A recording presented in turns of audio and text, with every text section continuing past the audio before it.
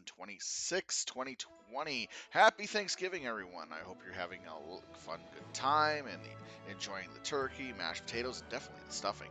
How could you never forget the stuffing?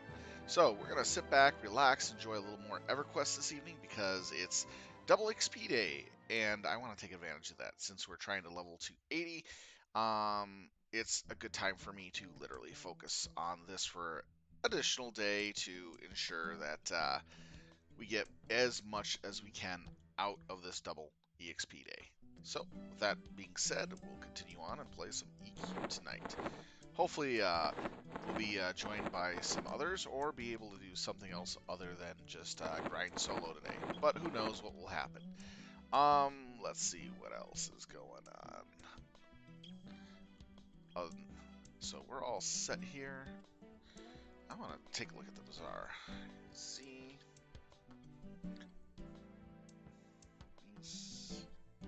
Not race, class. Beastlord. By slot. I know I have the arms. I have the arms. Chest. Nope, face, feet. Just seeing if there's any scratch hide for sale. Kind of get an idea what we got.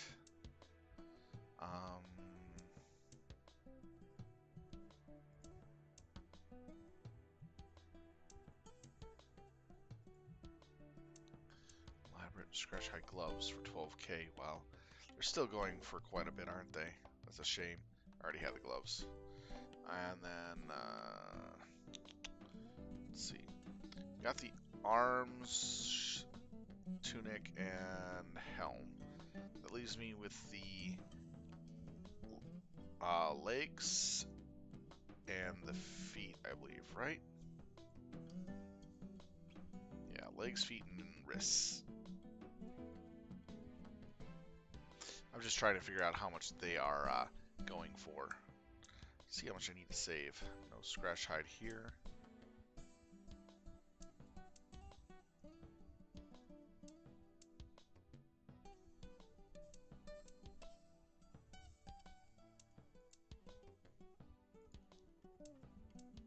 No scratch hide here.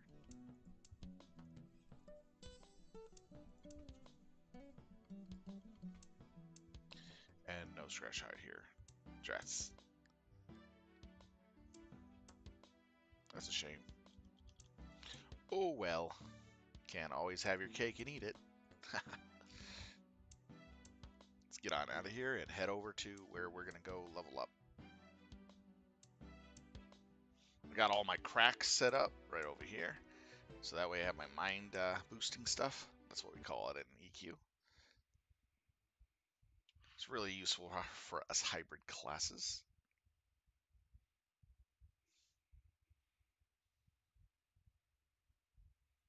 Yesterday I went up pretty good in XP, like 30-something%, I believe. Yeah, 32% for yesterday. So that was not bad. So,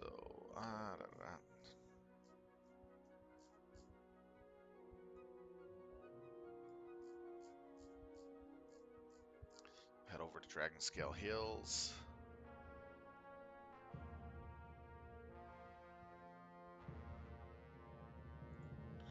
Alright, and auto activate.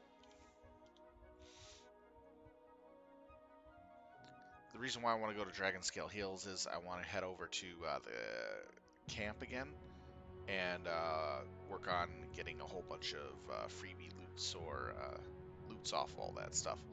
That way I can sit there and make a lot of more money. I made, what was it, 4,000, how much money do I have? 4,022 platinum off of yesterday, just for gathering the stuff that people left on the corpses, and as well as what I hunted. So it wasn't half bad. It's actually pretty good. Made out like a bandit for sure.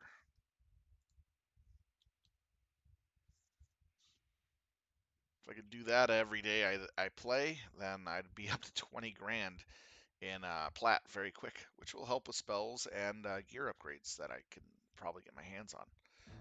Currently, my friend who plays the other Beastlord and dual boxes the Druid, he is on his other server for Dragons Dungeons North, which just came out on his server, and he's trying to get faction and other stuff done, so that way he can get advantage of certain augs and other items that he can get from that expansion for his characters.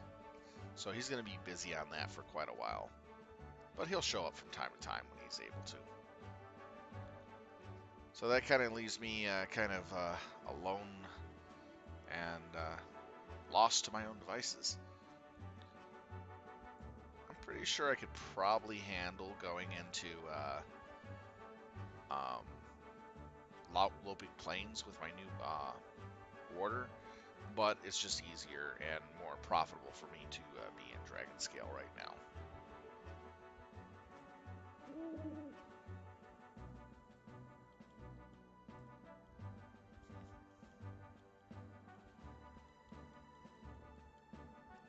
Kind of seeing what's out there.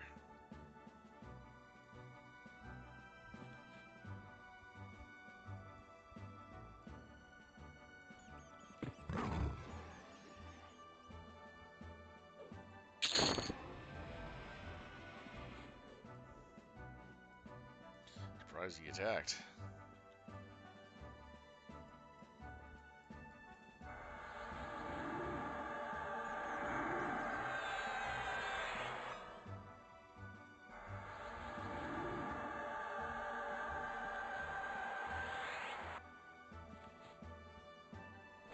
Don't need those in my bag.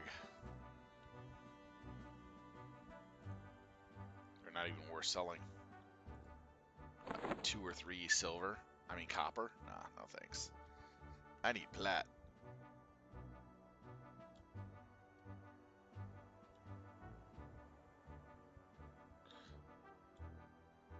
Let's see. Apollo.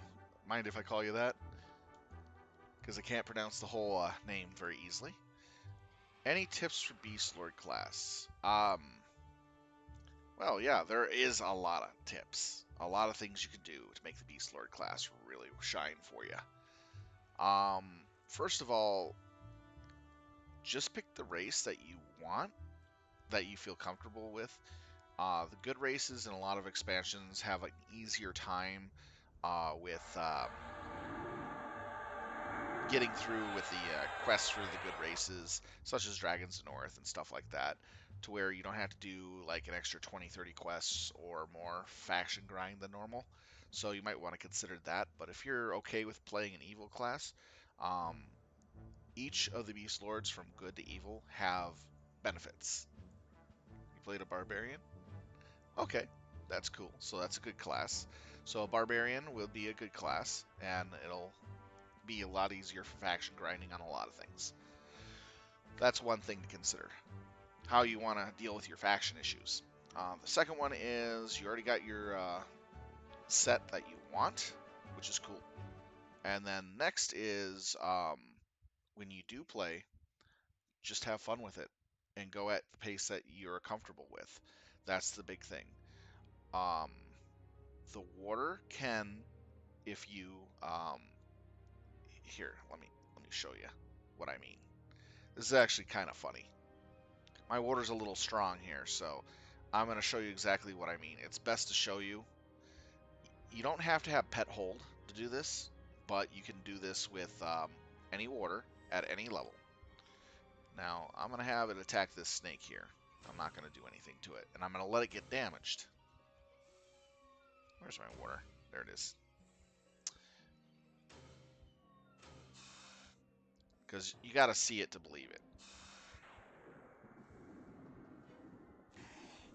Come on, damage the water. There we go. So this is going to take a little bit to damage the water. Not a very strong mob. Here's where my damage is, right here.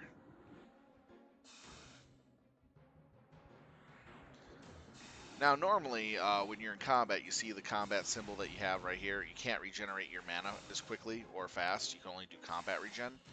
But with warders, if you hit the stop button here and have them sit, it'll take about 6 to 8 seconds. then watch what happens here. Goes right back up in health because your water is now regenerating the damage it's taking, literally, or more. It'll keep regenerating as if it was sitting down and doing nothing, like you would be if you weren't in combat. What this does is it allows you to actually have your water in combat regenerate health when your water's low back to full, and then have it fight still. So this way you don't have to use your pet heal. So that's mana you could be saving. That's one really nice little trick there that you gotta use.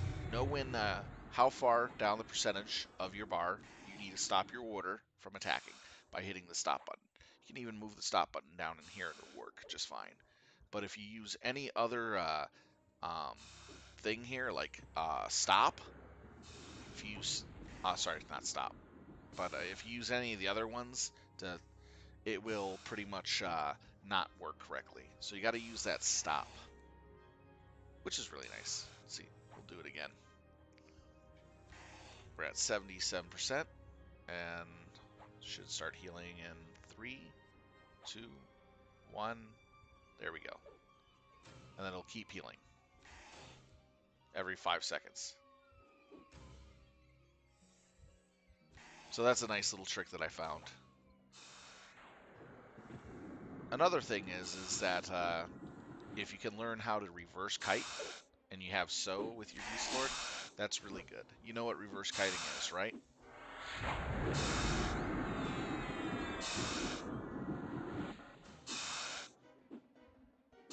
Reverse kiting is basically if you have so available for your Beastlord, or you can get it cast on you, you dot up the creature that you're going to attack and let it go about 10 to 15% into damage, and then stick your water on it without taunt. And then you have your water as a living dot. And then you just throw on a dot every now and then, which is actually pretty cool. That way you can kill harder stuff that way. But having your pet sit down and stop in a spot and regenerate is a big help without having to get any heals off on it. And that's what I like about that the most. But as you play through the game for your Beastlord, you'll pick up different skills and different tactics along the way. It's just dependent on what works for you the best, because there's so many things you can do with Beastlords.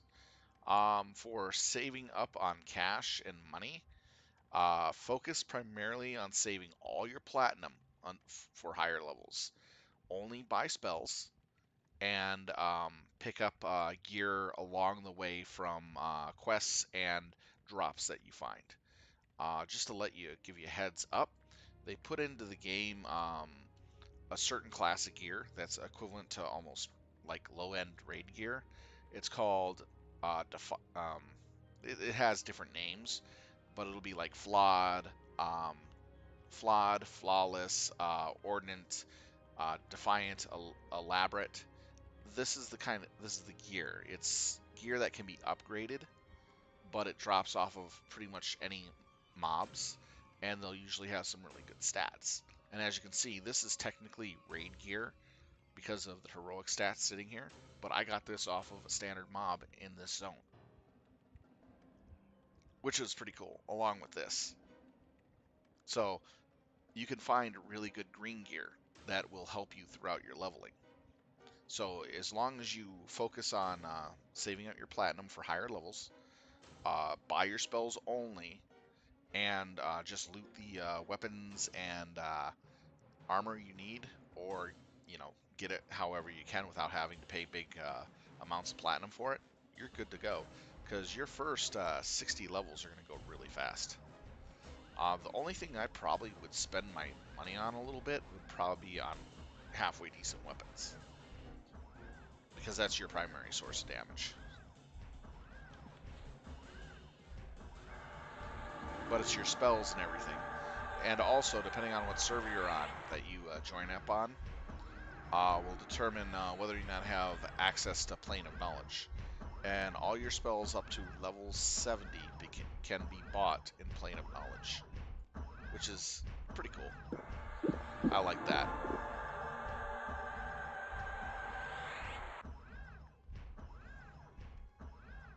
Have any other questions?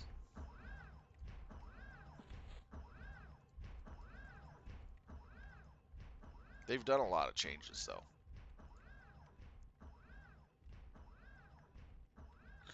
Actually, when you start off on a new, when you start new on on a lot of servers, people will see that you're a new player, and they'll usually give you some platinum or even some weapons. So you might get some really nice kindness coming around your way for starting out, because people in the EQ community are really nice and they like to have people stick around. So you never know what could happen.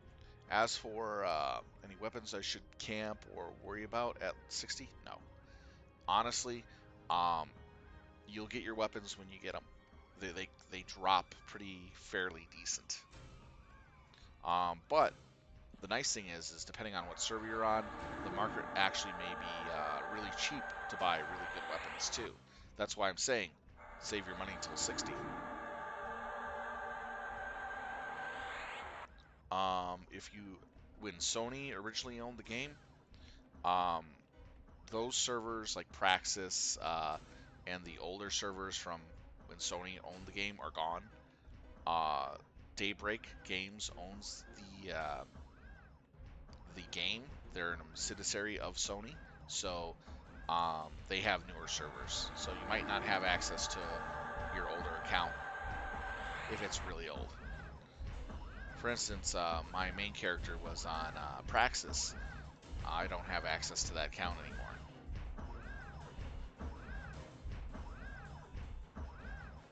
And that was my Beastlord character from when it originally launched with Shadows of Lucan.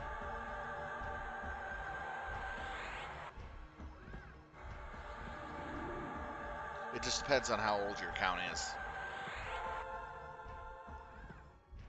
I just don't remember the password for my old account.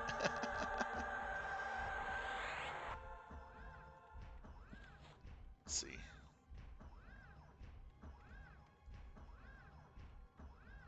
That looks to be it.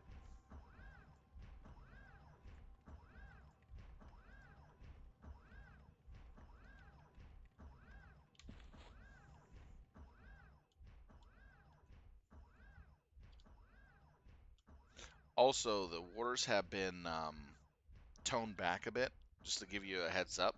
So if you remember them being incredibly strong at certain levels, you'll be slightly disappointed. They balance them somewhat. So they're not going to be as strong as you remember them, but they're still going to be strong. Hopefully that gives you a heads up on that.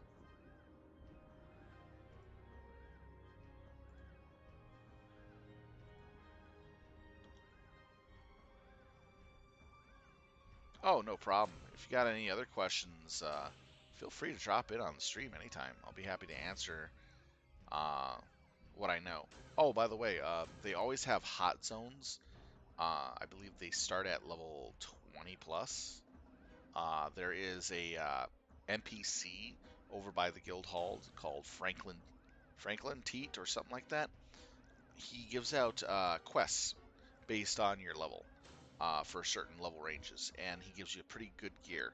The gear that you normally get would be a cloak, a belt, and shoulders, and it's actually pretty fairly effectively really nice gear at any level that he gives it to you at. So you might want to see what he's offering, get those items for free, literally for doing these decent quest, and then stay in those zones to gain money and stuff. Oh shoot, I got the named here.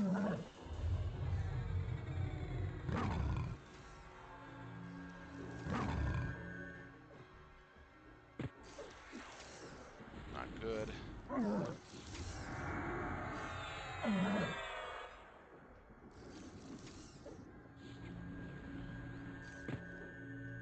I'm spending a 3.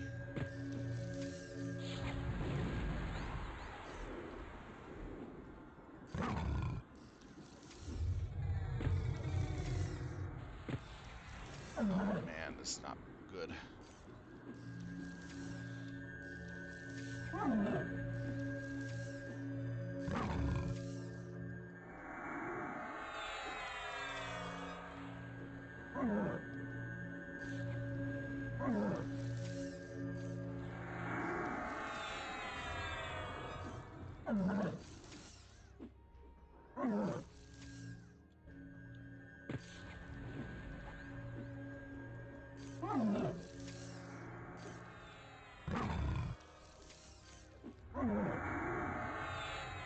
Yeah, that kind of sucked.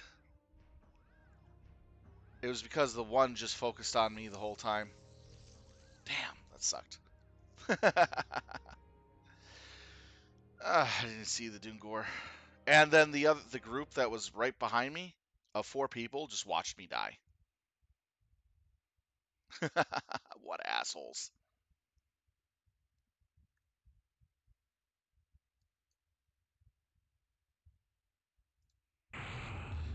Also, at certain levels, you get access to dragon abilities, which are free, which are like Lessons Devoted, Fusion of the Faithful, Chaotic Jester, and stuff like this. These are special things that give you special things that um, do things. For instance, this gives you 100% XP boost. This gives you a haste and stat boost. This gives you a random gesture that does stupid things. EXP recovery allows you to summon all your corpses and gain 100% of your XP back from your dead. Steadfast Servant is a healing servant. Staunch Recovery gives you mana and HP back. Resolve makes you resistant to things, and then this teleports you back to the guild hall.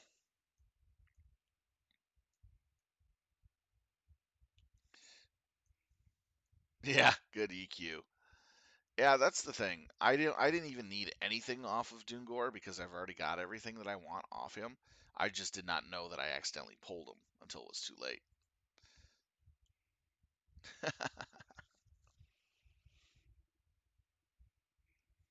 That's the thing about the farm. People are just, you know,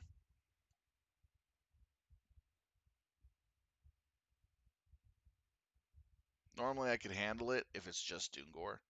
I could have beat Dungor by myself. It's not a problem. But it was the other one that was attacking me, which was forcing me to spend too much resources and take too much aggro pretty quick. There are also items in the game that will increase the power of your pet. You want to keep an eye out for them. This one, the sweeper, being like a 30-something% one, this is a really nice item. You might want to look for this, even though you can only use it at 65 and higher. Um, Sometimes people will sell it for really dirt cheap, and if you can find it on the auction house for really dirt cheap, save it until you can buy it and save it. It will help you out tremendously.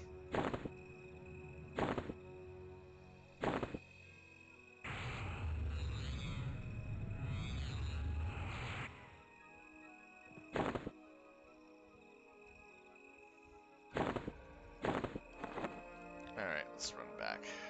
This is the guy I was talking about. And hot zones give you extra XP for being in there and doing the hot zone quest, by the way.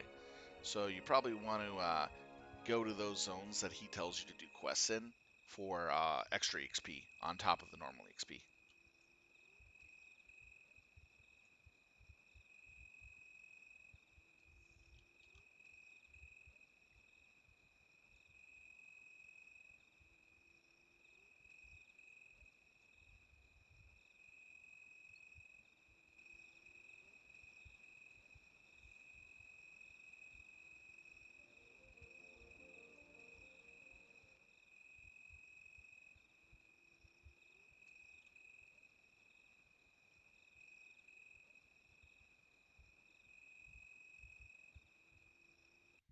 Anything else I can answer by any chance?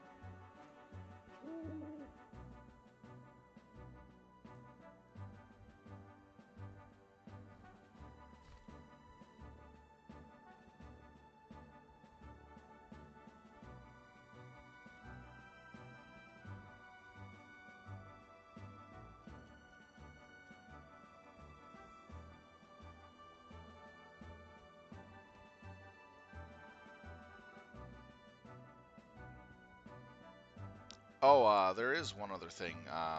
When you start getting AAs available to you, there's an auto grant system that gives you a ton of AAs per level, but it automatically assigns where those points are going to. So if you want to get your AAs for free, just make sure you have that auto AA grant selected. It helps you level up, get your stuff up faster by far versus having to grind out AAs. But you have no control on where it goes up to.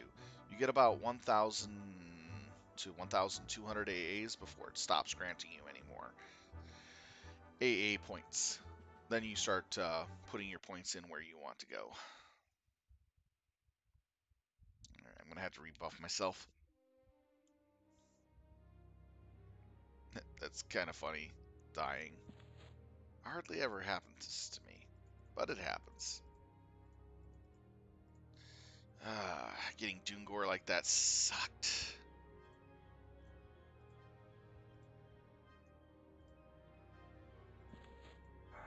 I didn't even know I pulled it. I just was pulling a mob to kill. Oh well.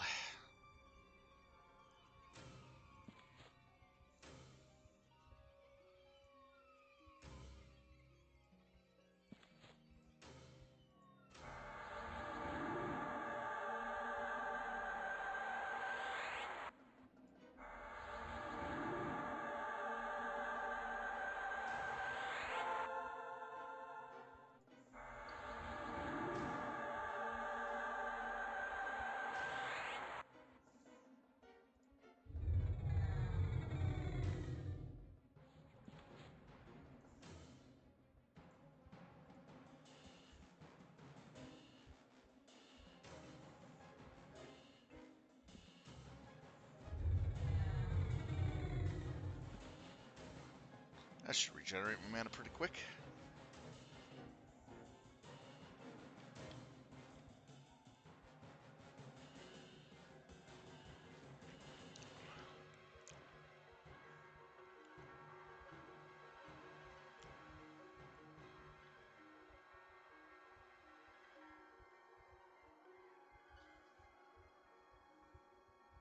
About 30 more seconds for the ability.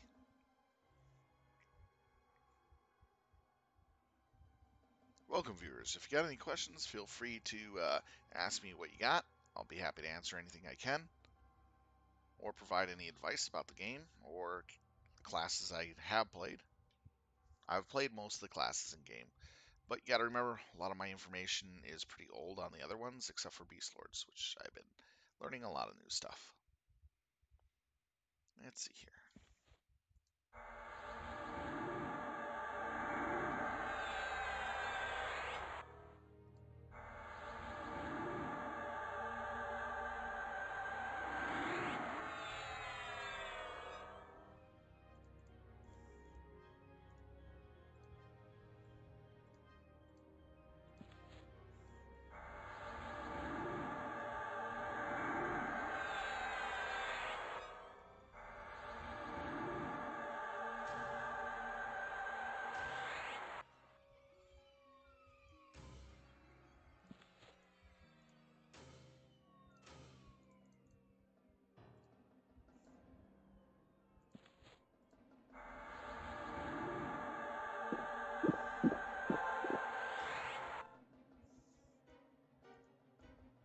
There we go. Should be fine now.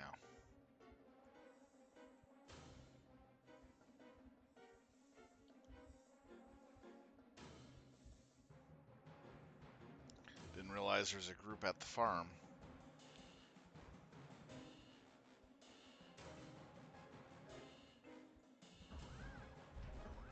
Yeah, and I don't want to run into that.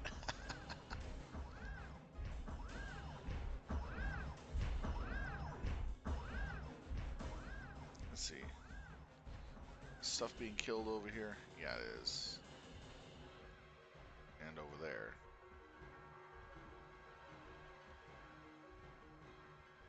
Oh, so not a lot here being killed. Doomgore's there. Damn. I know I can beat Doomgore. I'll just leave him alone for right now. Well, technically I can beat Dungor. I'm going to give it a try. Actually, do a full try. So I know he's here. I'm going to give it a full try to kill him, take him out, make it easy. I'm going to pull out the stops on this guy. These guys just keep jumping back and forth, don't they?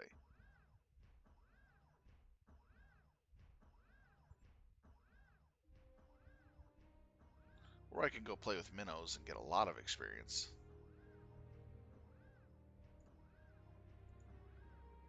They're level 80, aren't they? Oh yeah, he's level 80. And they're level 80.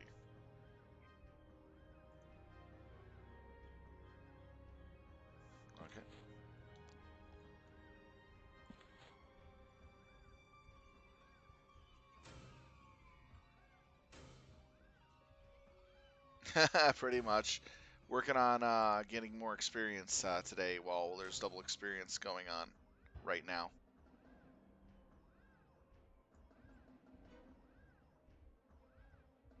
Okay, pull out my steadfast servant.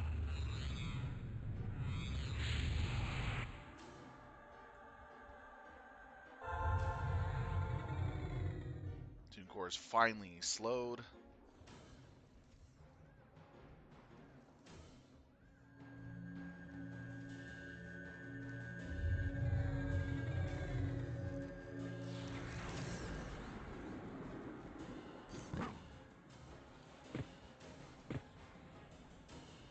I'm gonna kill this guy fast. Come on. There we go. Spirit Frenzy.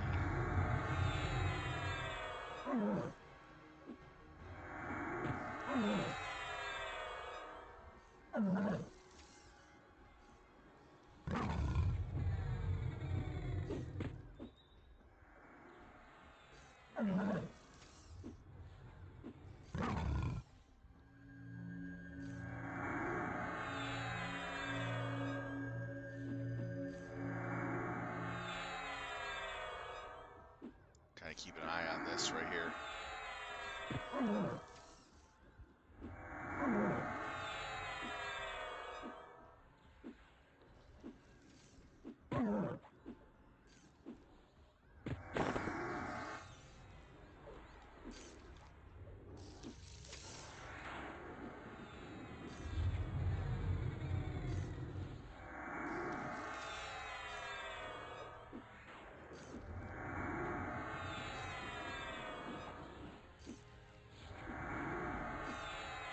Now the level 73 pet is able to tank anything in the farm, including the names that spawn. Anything lower can't handle it too well.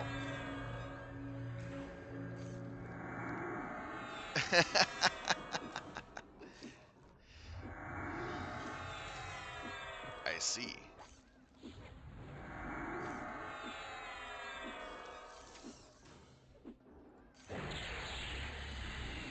And what I'm using to heal is primarily Promise Amending, which does a full 100% heal for the warder, which is really dang nice. But it takes 18 seconds to trigger. There we go. Don't need that.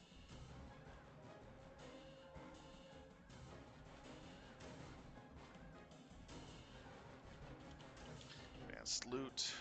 Drop that off.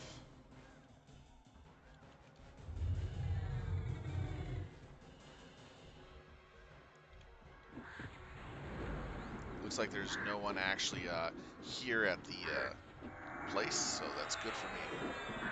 Careful, my lances might drop close to you and your furry kindred. How's it going, Mech Warrior? Did you have a good day? Did you load up the turkeys in the LRM launchers and fire it off at the Separatists?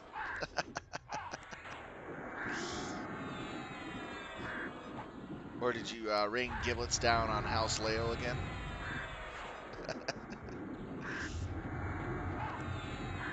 And by the way, some of the chat I'm talking about with Mech Warrior is BattleTech stuff.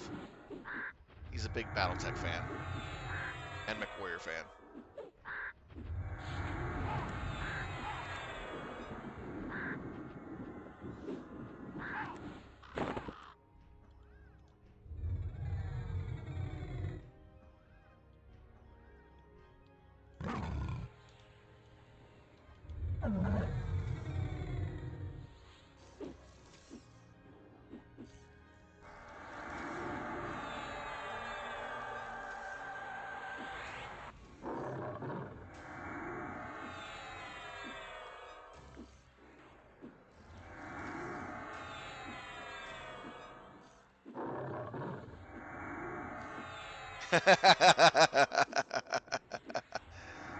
Sounds like another episode of Party of Wedding Crashers.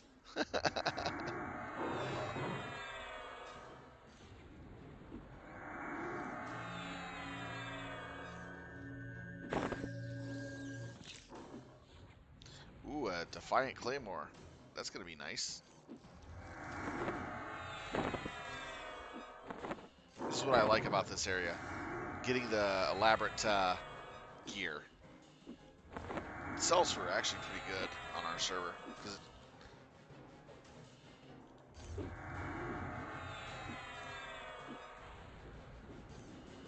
Oh, nice. Over at your game store? Treated them to more treats and stuff? You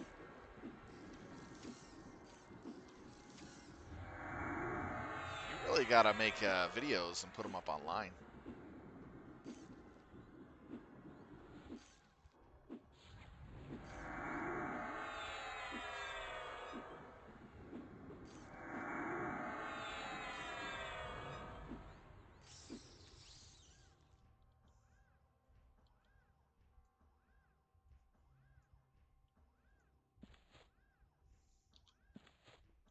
Already got one of those.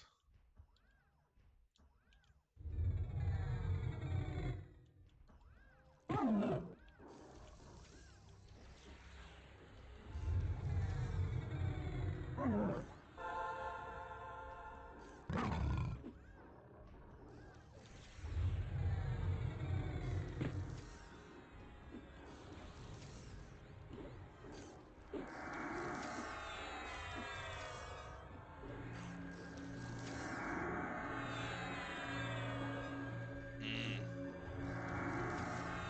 Oh, I look forward to your first episode. Be quite interesting. Gotta work on video editing too. So it'll be interesting to see what you can do.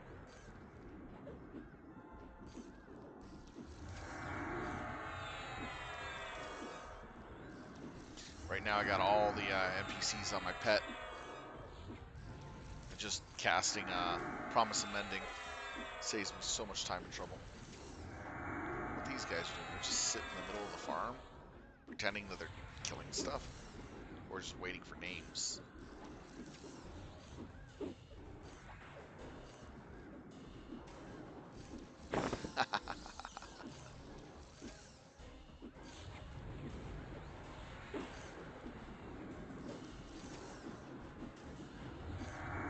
Now, the reason why I'm at the farm here is because of the fact that it actually drops a lot of loot items off of all these little monsters here. And that means a lot of cash items pretty quick.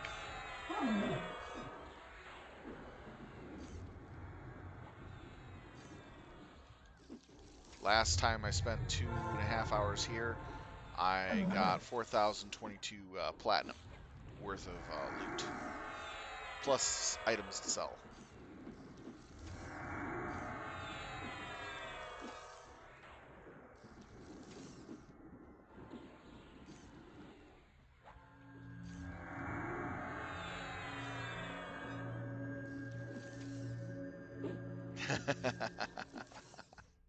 Sounded like you had a lot of fun. That's good to see.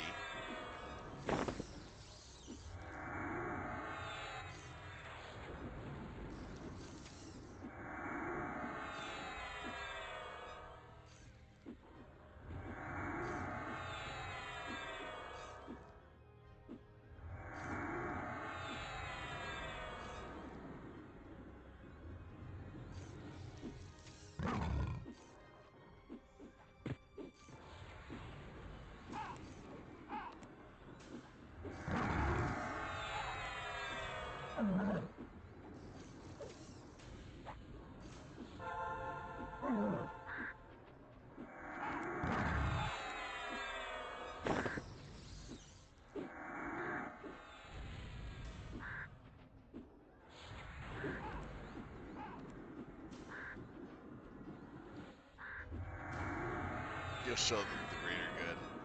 Your greater good. Almost sound like a towel there. For the greater good.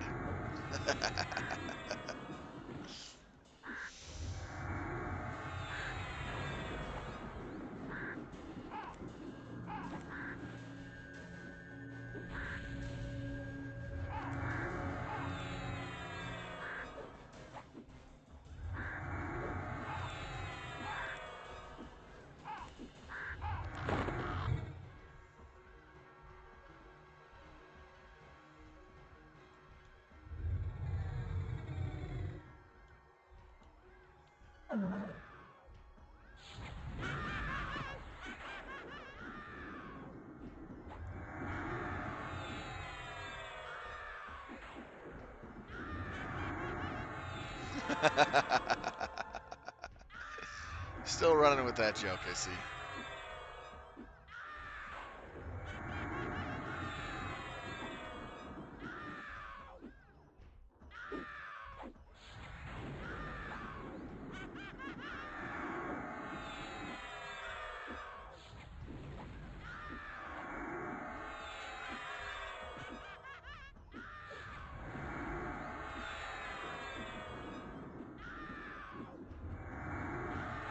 I know it's funny. As long as people know what you're referring to.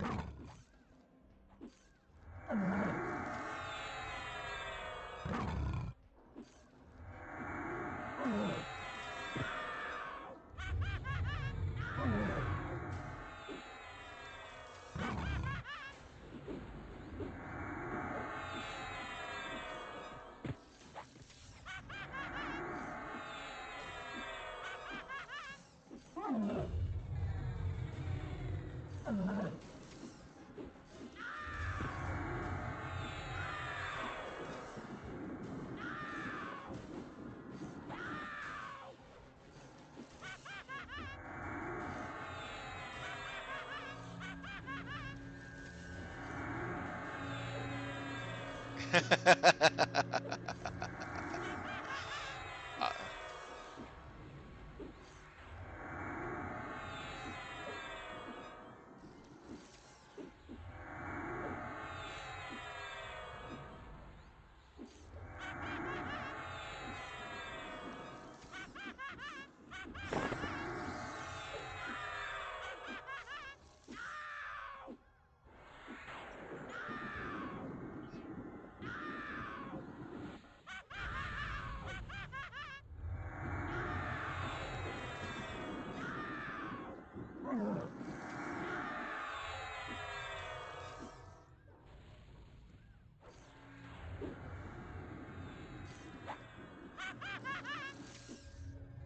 oh, who knows?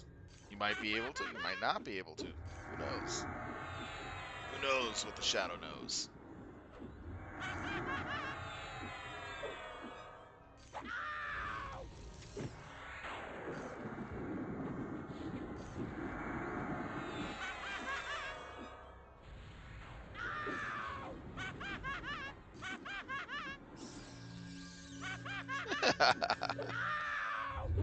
Who knows?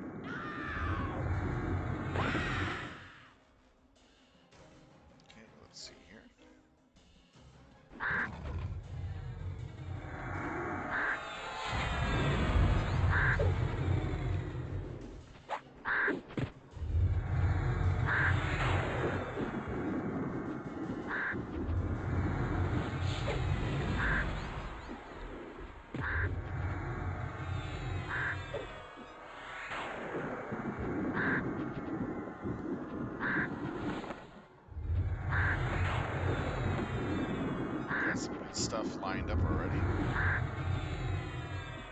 Nice.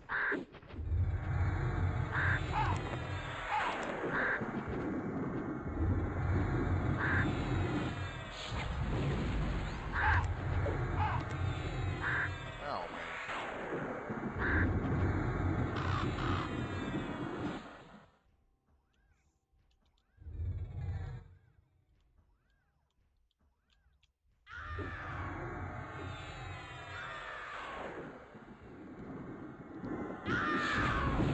What do I do for Turkey Day? I actually slept most of the day. I was up till like 7 in the morning today. Then had some cheese quesadillas before playing EverQuest. Plan on cooking a little after this game once we're done for the stream tonight. Other than that, talked with parents and stuff like that. Just the usual T-Day stuff. Somewhat.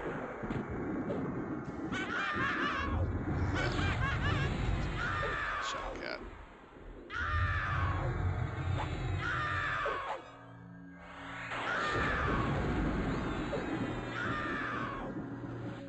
Just pretty much taking it easy and being lazy mostly.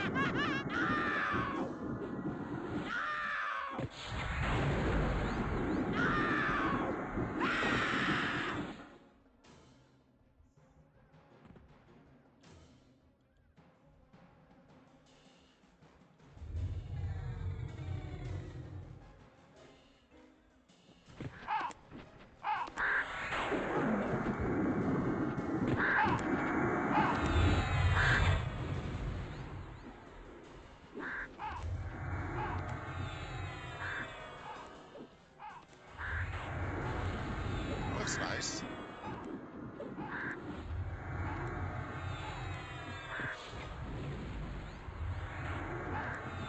Had fun doing some of your cooking stuff again? What did you make this time?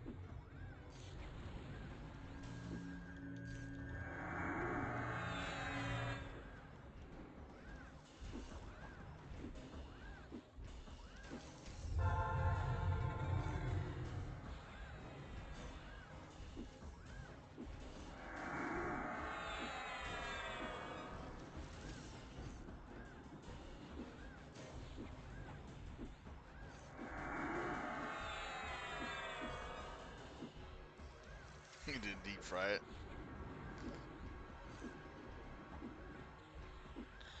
Oh, interesting. So you slow cooked your turkey?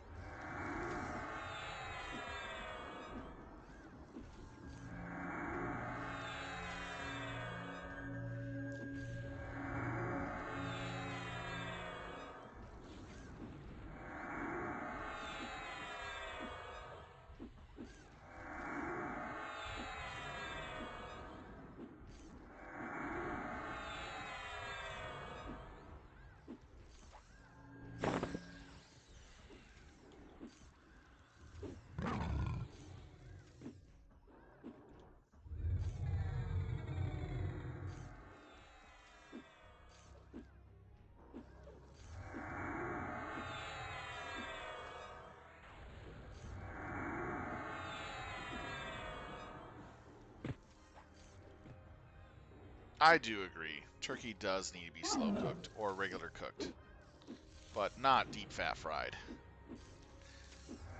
Deep fat frying a turkey really takes away a lot of its flavoring, in my opinion. It just really ruins the turkey.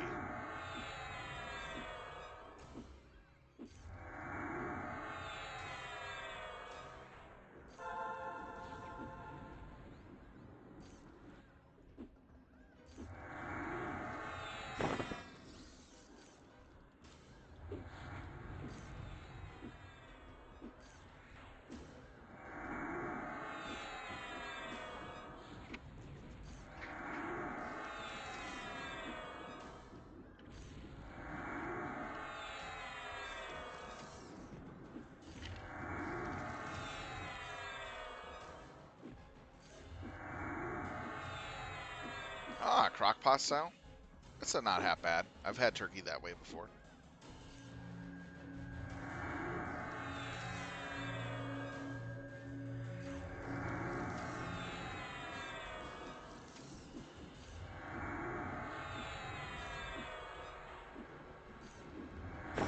Let's get my mana up. There's going to definitely be a name soon.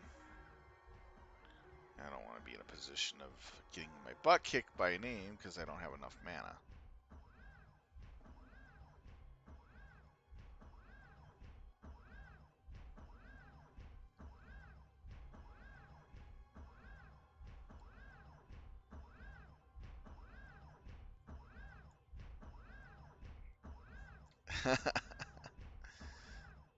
Fair enough.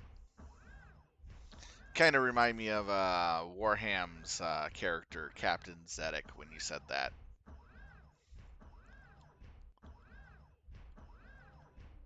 He has his own book called Zedekit. Warham's is a role-playing game being played in the Warhammer 40k universe. So they have it up on YouTube to watch. They have 11 episodes. So it's basically people role-playing in the Warhammer universe, 40k universe. Captain Zedek is uh, a rogue trader, and then they have a sanctioned psyker, um, a Sakari, and a let's see last one. Initiate of the Orderus, the Inquisition, basically. It's actually quite entertaining to watch them play because they go full in character and everything.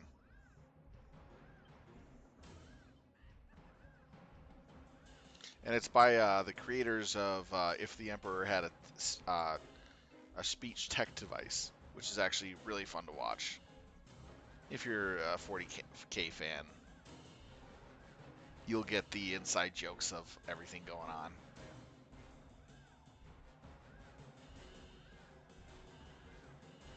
Mm-hmm. So the people who do the If the Emperor Had a text-to-speech device are doing the Warham's role-playing game for Warhammer 40k. That's why you haven't seen too many Emperor text-to-speech devices out. Usually they put one out each month, but they've been a little slow lately. It's because they're doing that project. Hey, I don't mind. It's very entertaining.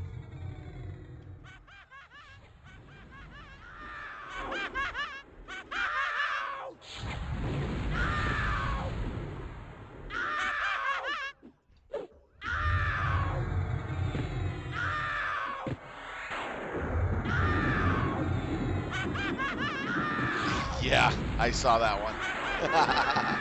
It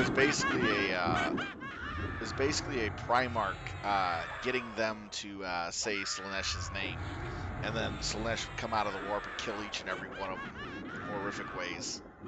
Yeah, I saw that. And it was basically the Primarch of the Space Wolves that was doing it.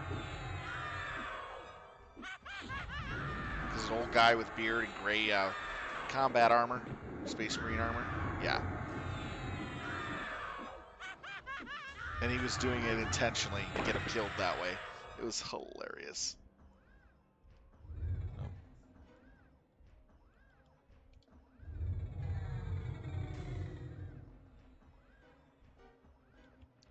Did you see the one where Sly Marlboro attacks the Dark Eldar?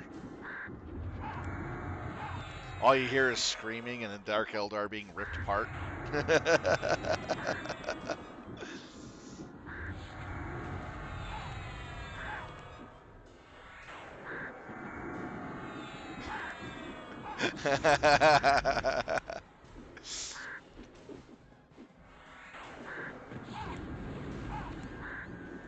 Yeah, they got some good episodes up there. Oh, did you see the day in the life of the Voxcaster? You know that little kid that's the Voxcaster kid that's in the Emperor text speech device that asks questions and is there to Voxcast for the Emperor? Well, he has his own little side run where he has to explain to his superiors what he's been doing on his daily routines and where he's been going.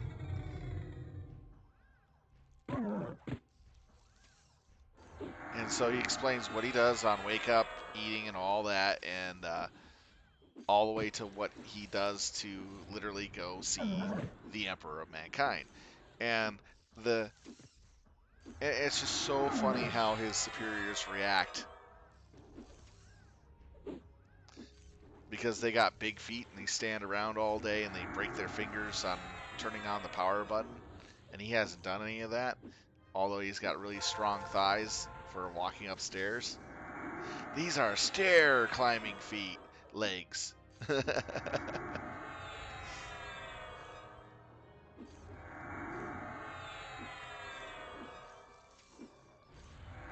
Oh yeah, that too. That was funny. Oh, and the one I was previously speaking about, they also mentioned the rats of the Imperium. Uh, so they're kind of making fun of Skaven in the 41st millennia.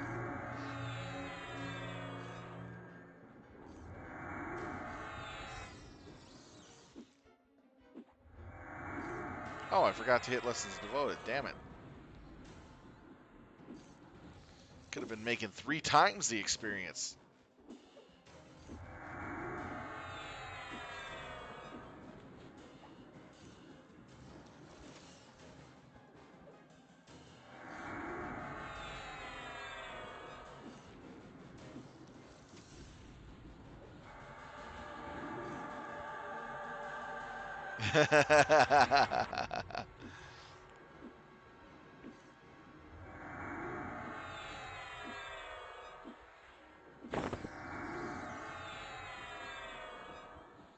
Now, any of these items I'm picking up that you see here can anywhere be from 9 platinum to 250 platinum per item, depending on what it is.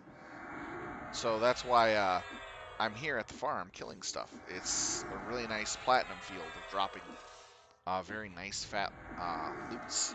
Not fat loots, but lots of small loots that you can turn in for good stuff. This is like 200. This is 230 platinum here. This is 70 platinum a piece. There's certain things here that are really worth the money.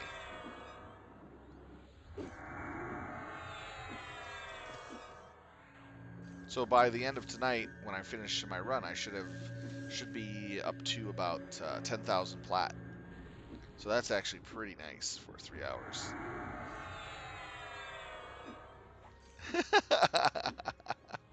No, it does not drop large coil lasers. Maybe one of the bosses do.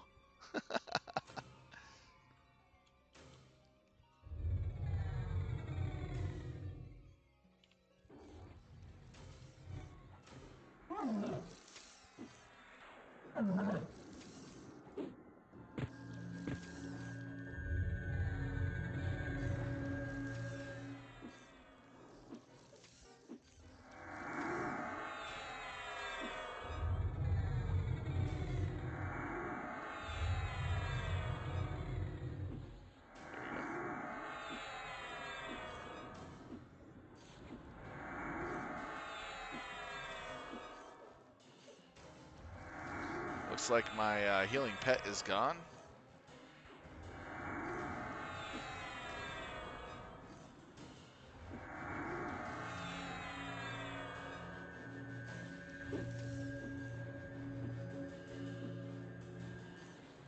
Actually, the random AAs go up to like 1,000 or 1,200.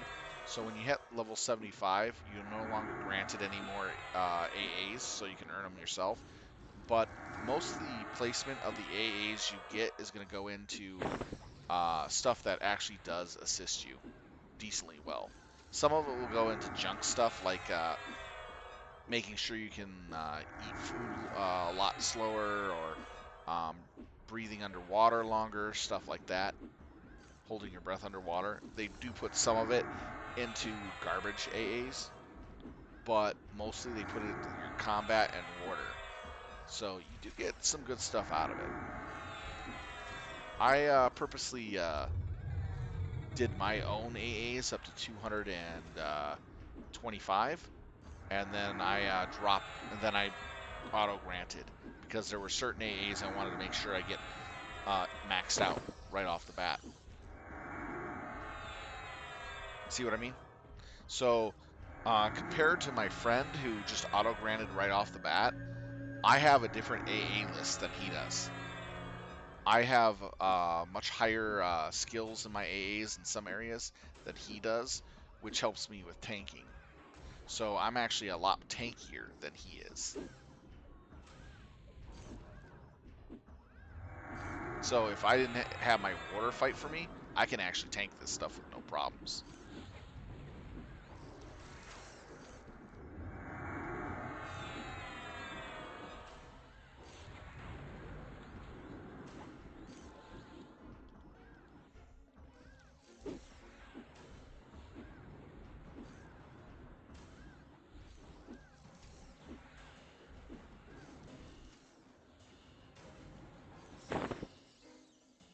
Ooh, a blue diamond, nice.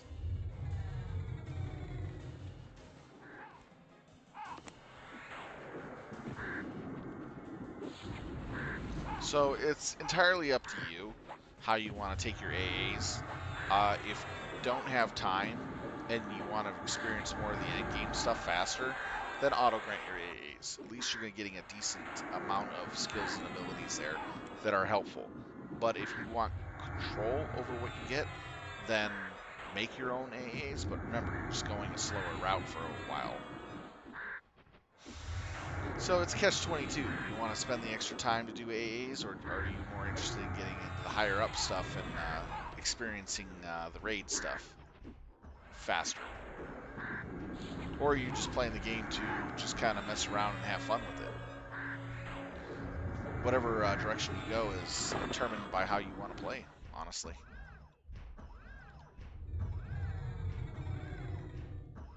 For me, I just took my time and had fun with it.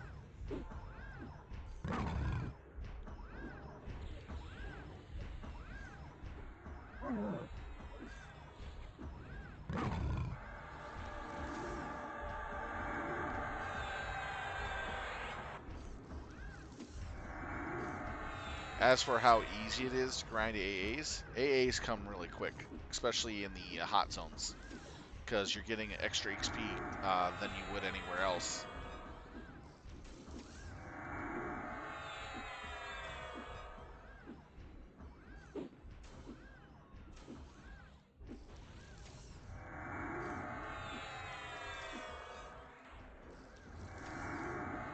Per hour in a hot zone, you could generate about three AAs per hour at the quickest by yourself if you have no like healer assistance.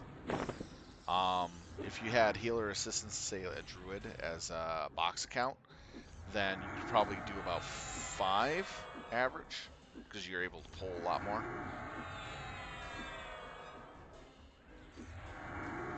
Oh, how that works? Yeah, you can either get auto grant, which you can turn it on when you start getting AAs, and then you can get it automatically put into skills and abilities whenever you earn during levels, or you can put into percentage wise. I have 10% going into what I'm doing right now, and have it set so that way you can earn some AA experience while you get regular experience. So 90% of my experience is going into level, and 10% is going to AA.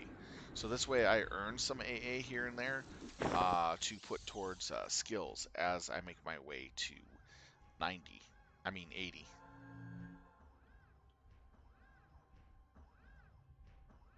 I hope that makes sense to you. You can only put it in increments of 10 for AA gain.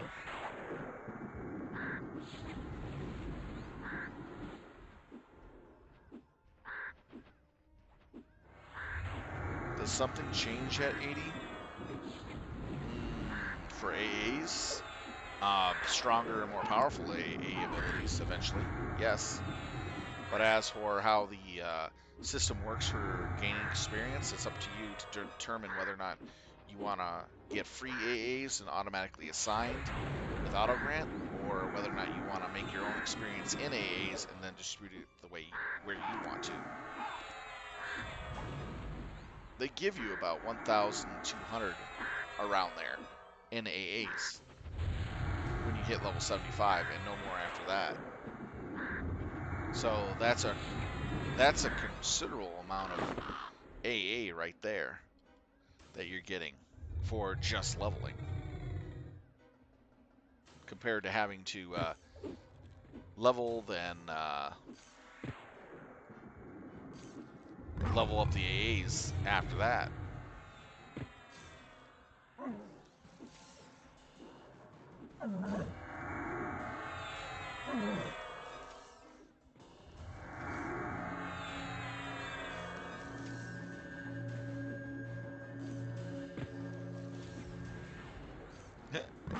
That's funny.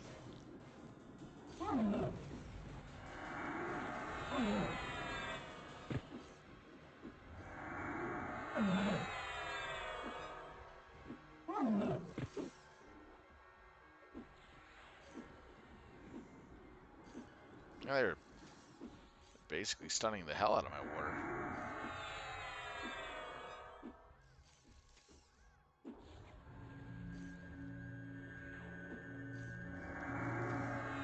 Well, for every level with auto grant, you get a certain amount of AAs per level.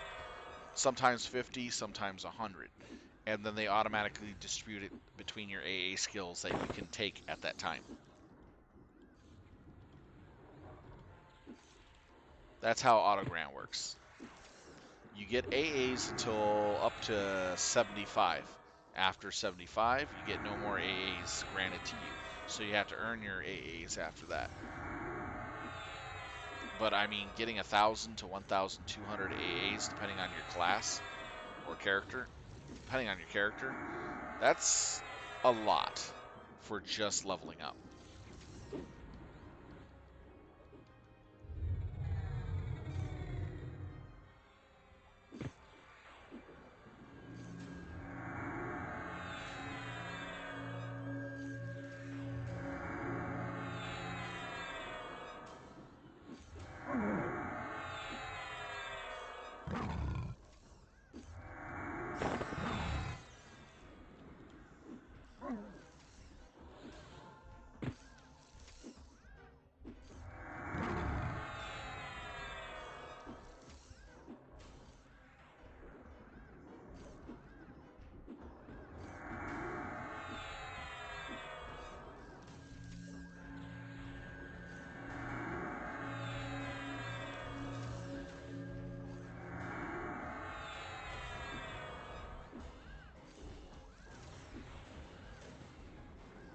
And as for earning your AAs, you just pick the percentage you want to put towards AAs, and whenever you want to spend them, you can spend them whatever skills you're able to spend based on level. Certain stuff unlock at certain levels than others.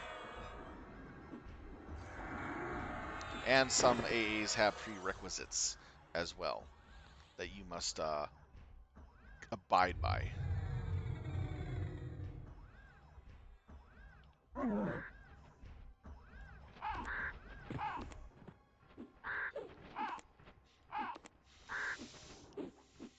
It's all explained when you hit the V key and then go through the AAs and look at them. Tells you what they do, what level you can use it. For instance, level 75, I can use Animate Man Will.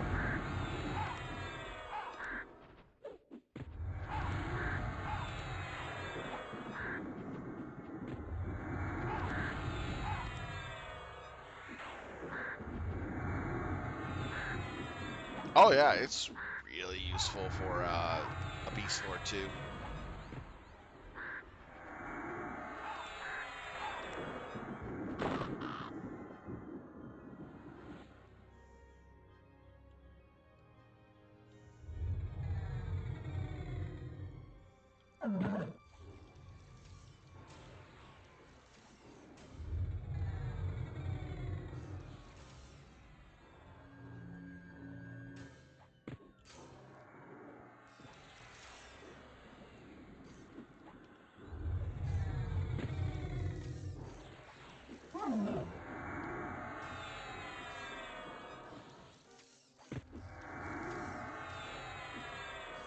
So we got just a little bit before that.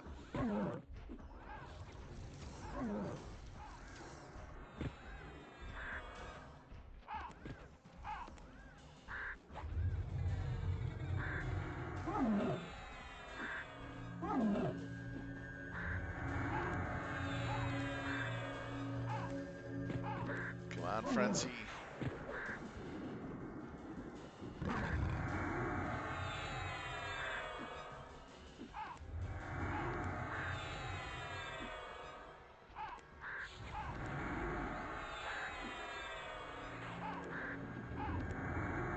There we go.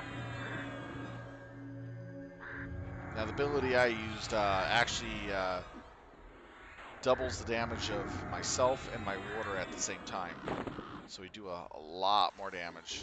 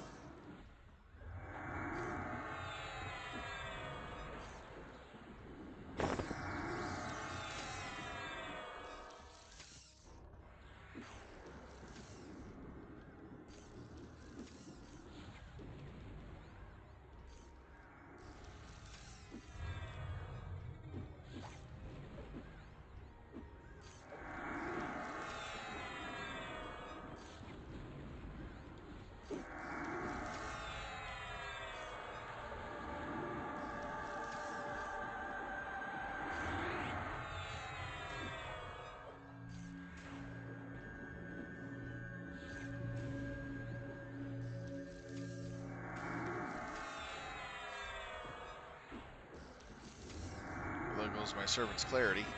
I love that one. It's actually a little stronger than this. High-level potions make a good amount of money.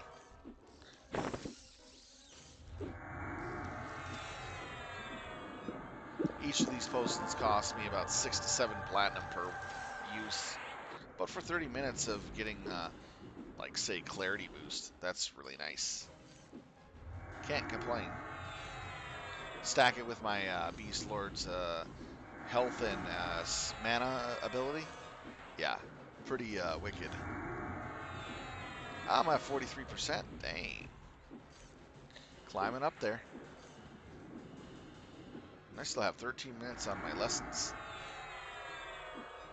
Oh, to find your lessons, it's going to be under special for these special dragon ones.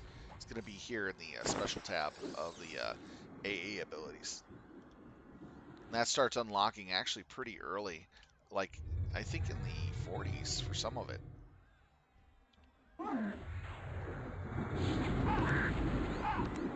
You get a free return to your primary city that you started off as. Gate ability, which is really nice. It's called Origins. I've used it a number of times, even though the run back to, say, POK or something might take a little longer. But it's a lot better than dying somewhere if you can get out in time.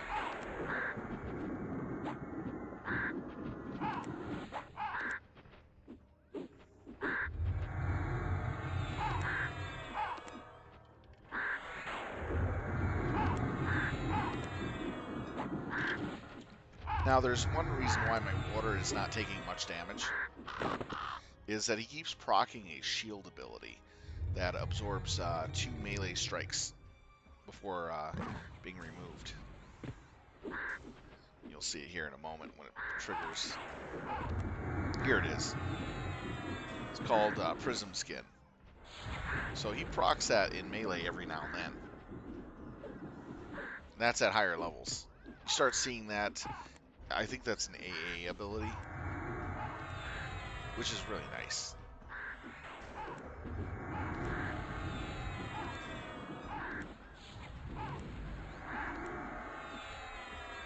They give the water a lot of abilities that you can do that make it really tanky.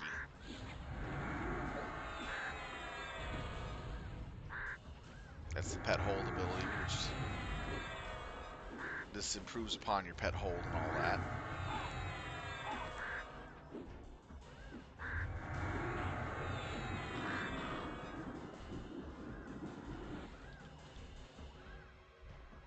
I haven't really read into it, but I got to eventually. Oh, here's the named.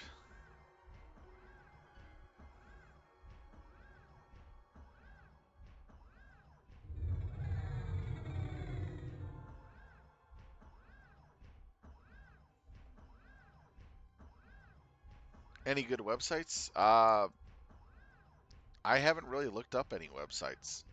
Never really needed to. Most of this is still the same as it were originally. It's just that they updated a few things here and there. It's not much, so you should be fine.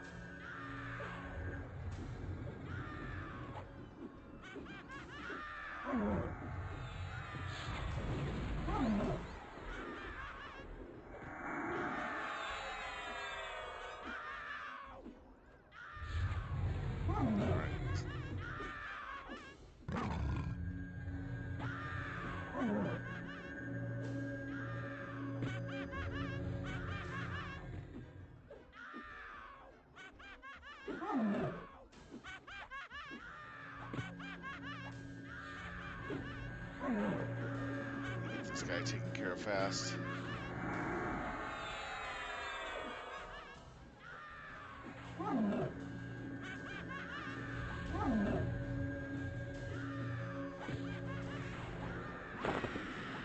we go. I can focus on Shawshanks. Oof.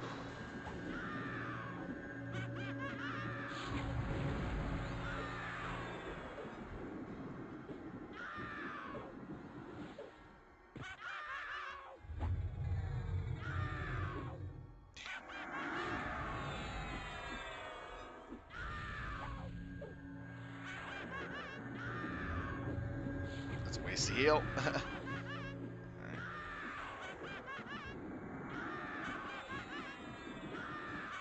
There we go. Got him. It's under control.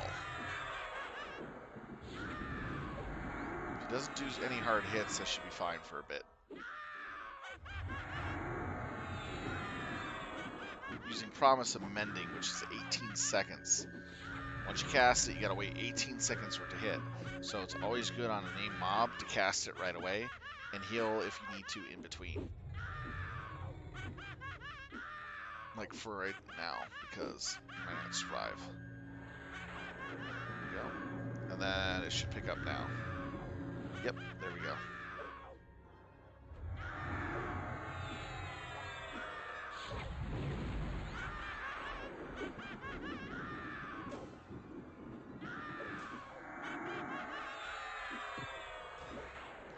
No more healing, and she got it.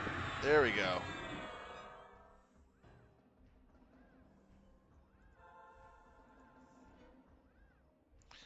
got one. Time to met up now. Got drained off that.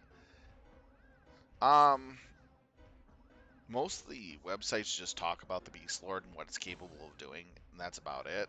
Not very many really good ones that tell you step by step. It comes down to how you play, and how you play the Beastlord, and what you pick up on your own will determine your play style.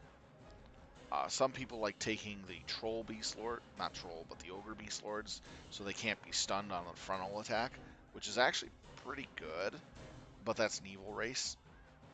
Um, some others take um, the what is it? The Lizardmen. What are they? Ishkar for the extra AC.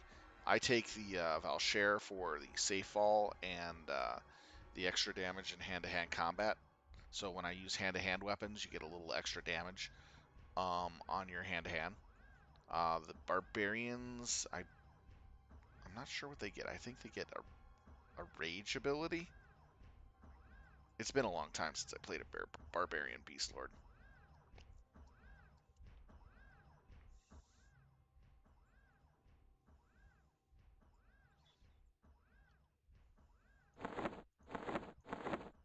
Oh, a spell drop. Bolt of Molten Distress. It's not bad. Another farm item to sell.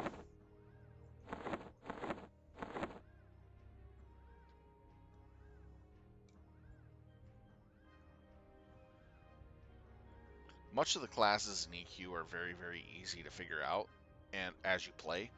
So, unlike, say, World of Warcraft, where it's high octane, high fast gameplay, you got to know where to stand, where to go, what to do, and you got to be really quick about it.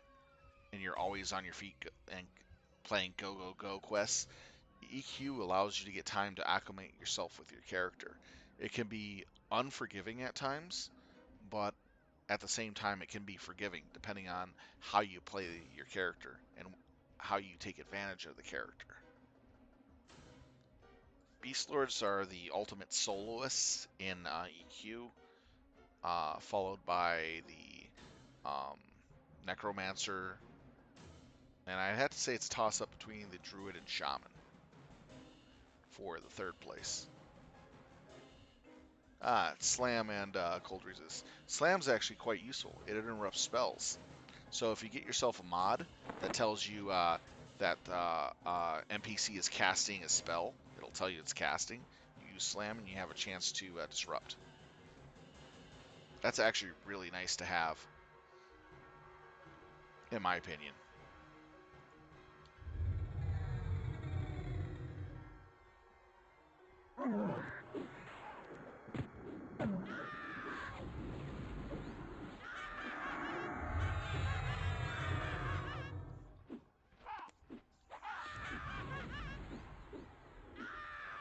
As for Cold Resist, that's iffy.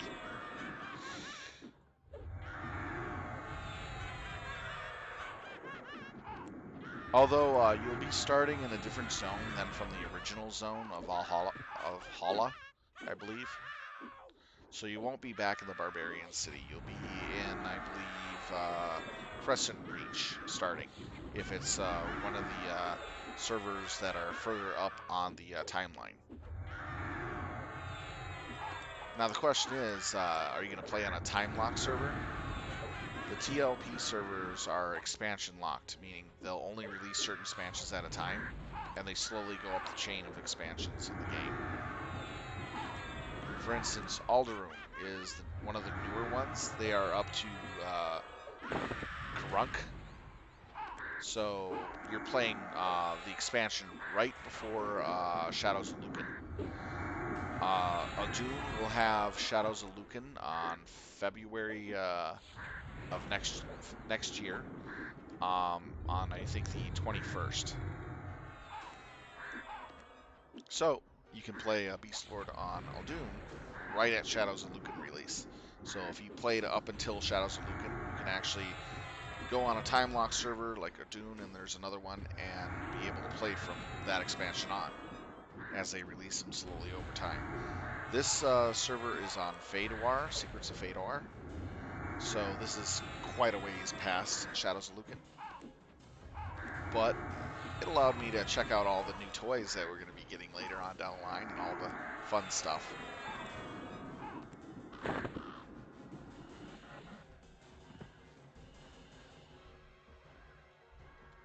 don't really need Doom Bugs, so I'm going to ignore the Doom Bugs. Because I need... Oh, it looks like I'll need Scarecrows now. Nice.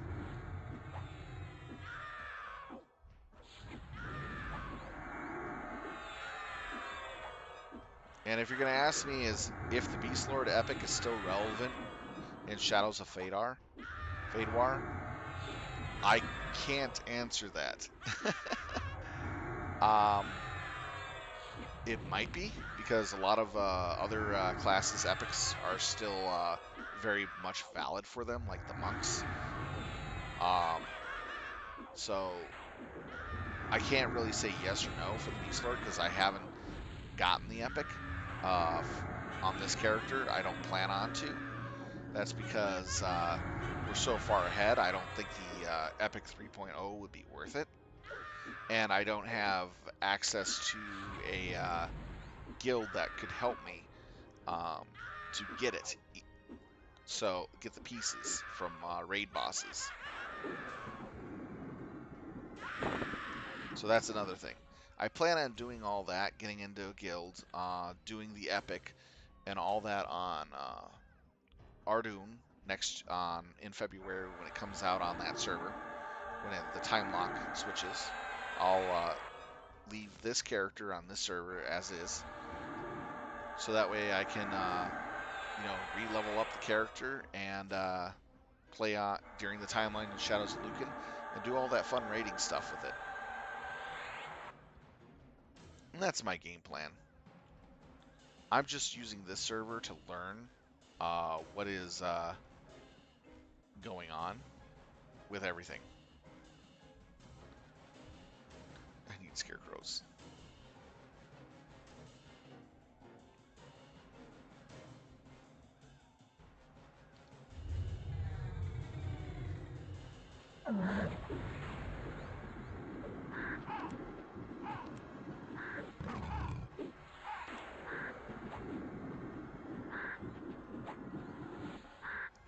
But I met some really nice people on this server that I kind of wish I didn't want to leave, but I just want to pick up where I left off from when I originally played the game and then when I was stopped playing.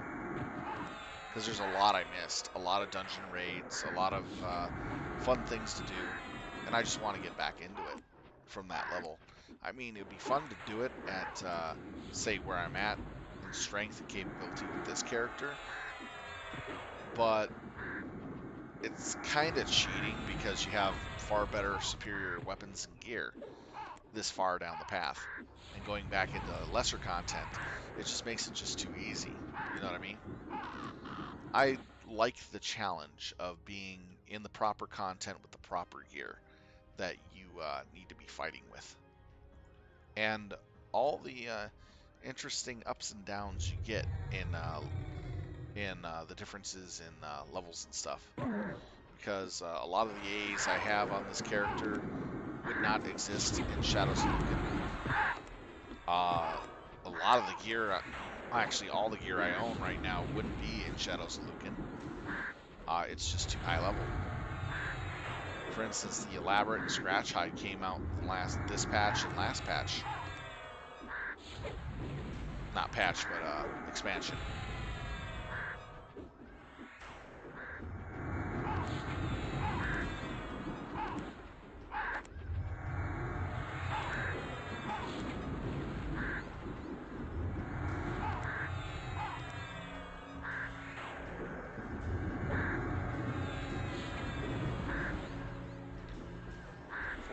%, not bad.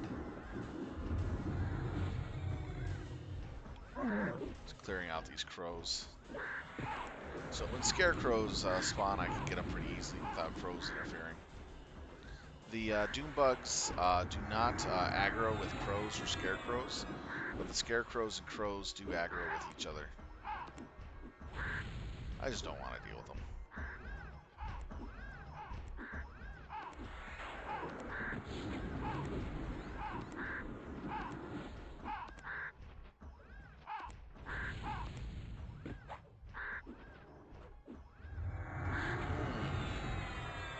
That would work.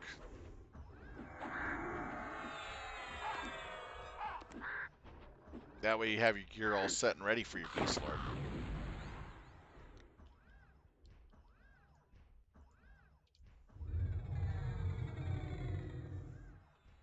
But I do plan on playing on a Doom when Shadows of Lucan becomes accessible for it. 100%.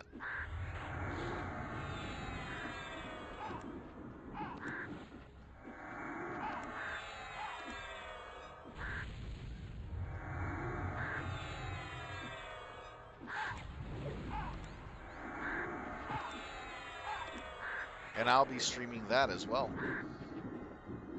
because it'll actually start a whole new stream box for this. Because I'm up to 70 episodes of just playing this character, leveling up, just running around, being a nuisance, and having fun, just playing. That one will start off with its own little episode for its own server. And if I come back to this one, then I'll just continue with the episodes that I have. But I'll probably be too busy working on the Adunes Beastlord. So that I probably won't see this character once I start that one for quite a while.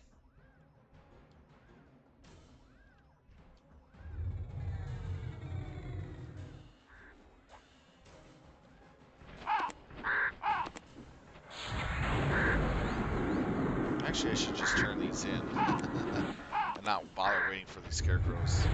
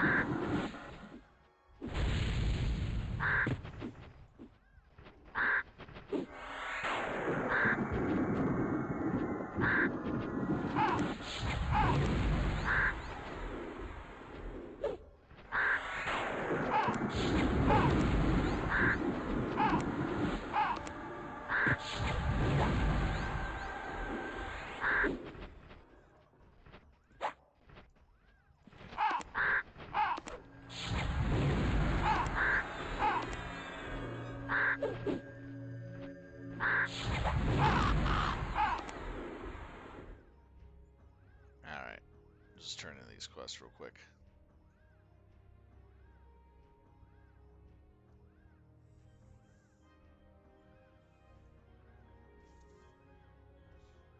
I stopped playing around Plains of Power, so I don't mind starting in Shadows of Lucan, because that's when they first came out.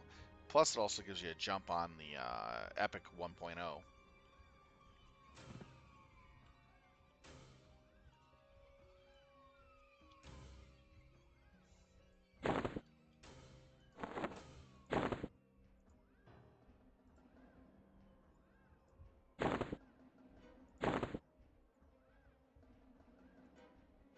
50%, not bad.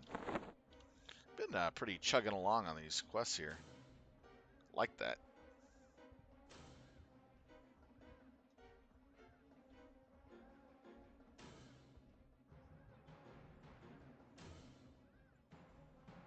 Alright, and get this quest again. And where I'm at currently is actually really quick and easy to level off of. You just pick those 3 quests from this character, this NPC, which is killing crows, scarecrows, and doom bugs. Rinse, repeat. It's about 1.2% per quest turn-in, plus the kills. Do fairly quick. Even at level 78, I'm not doing half bad on how fast I'm grinding the levels. Plus, with the bonus XP for the day, because of Thanksgiving. Making out like a bandit, honestly.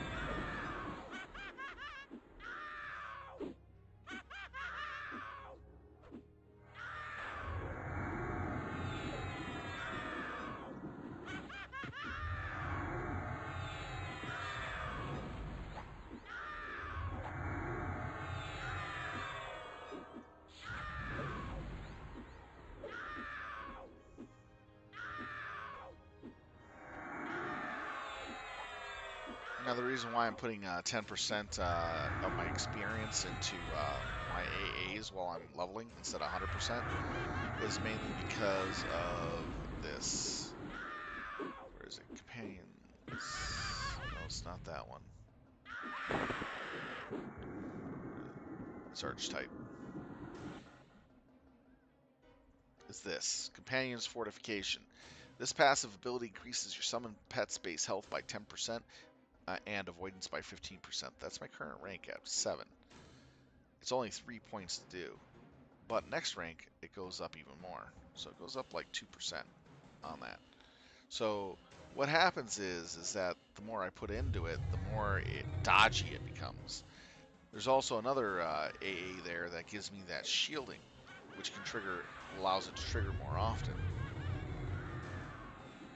Wow, this one does not want to be slowed. There we go.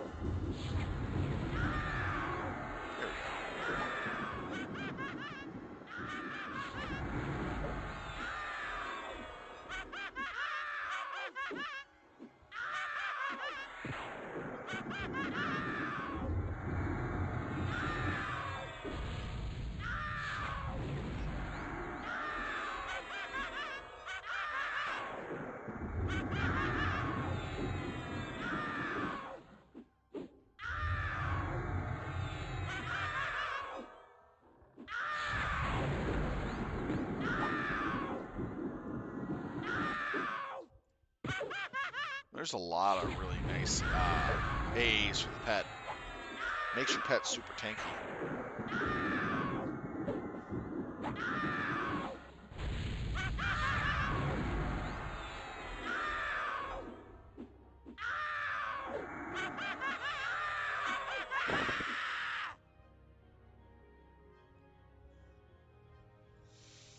Alright, there we go.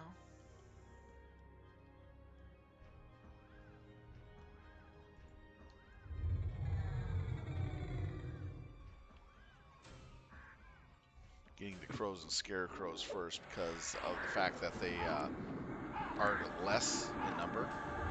They take a while to spawn.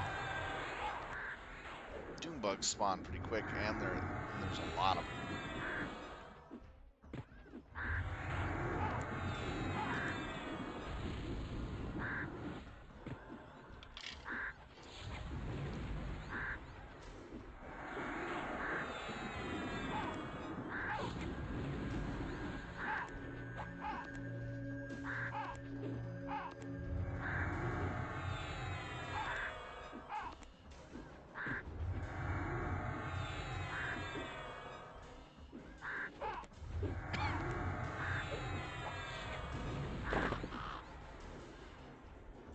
Alright, there we go.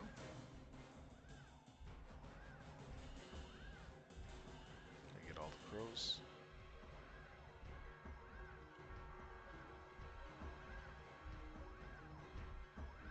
Alright, let's start with the doom bugs now.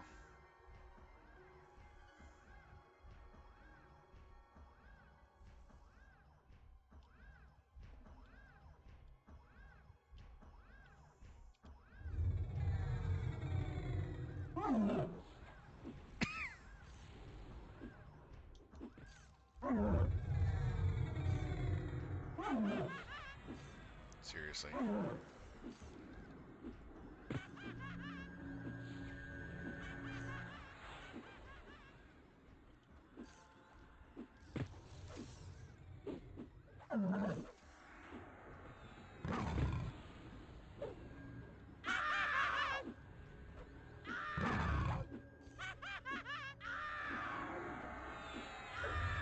Alright, let's go nuts. Love that ability.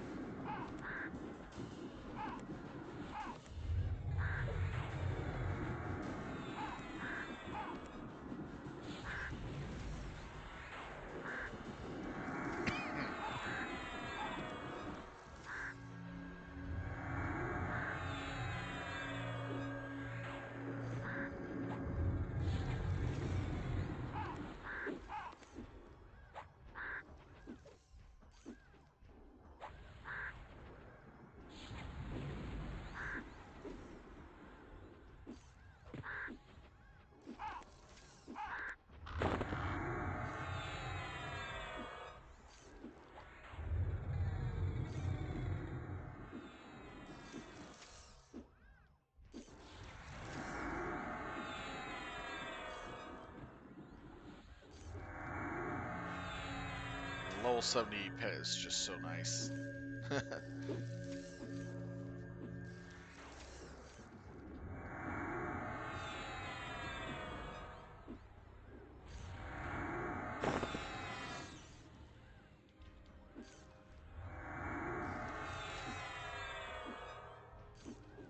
Alright, MechWarrior, take care and have a lot of fun. Enjoy your Thanksgiving, and happy Thanksgiving, man. Later, man. And keep in touch.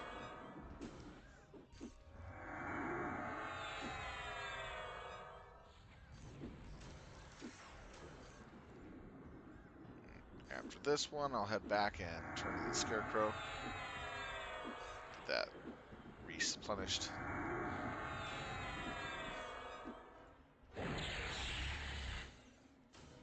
we go. Alright, we're sitting at 52%. Nice. I'm actually doing really, really well on the experience. For the hour and 46 minutes I've spent, I've gained a crap ton of experience.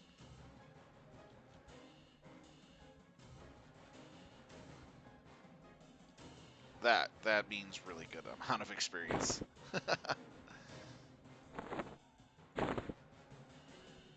Normally it'd be far less. It's a couple reasons. Because it's double XP day, which is really nice.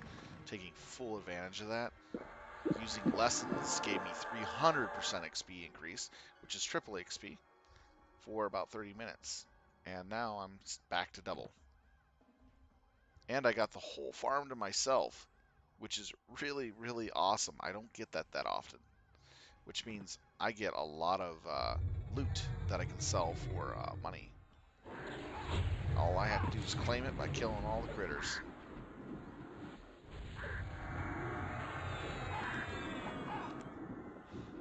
And my buffs are about to drop.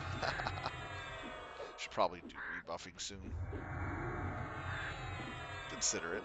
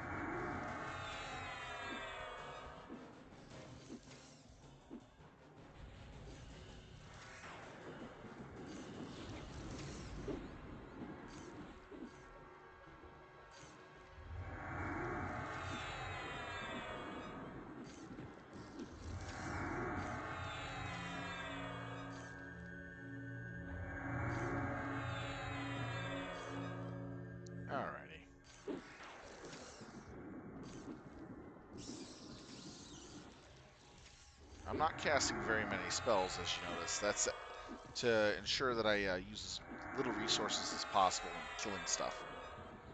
So that way I can keep going with the fight without having to regenerate and rest for too long.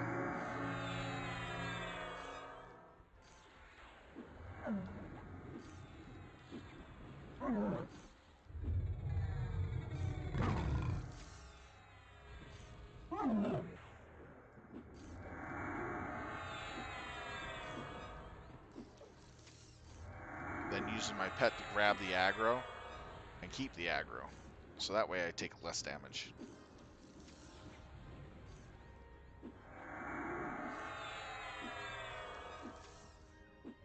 Because it's easier for me to heal the pet than it is to heal myself.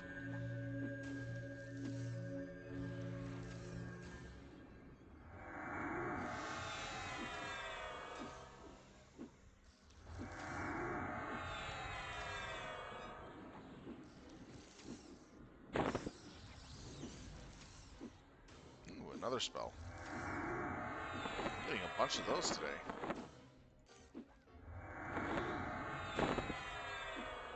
So enchanter spell.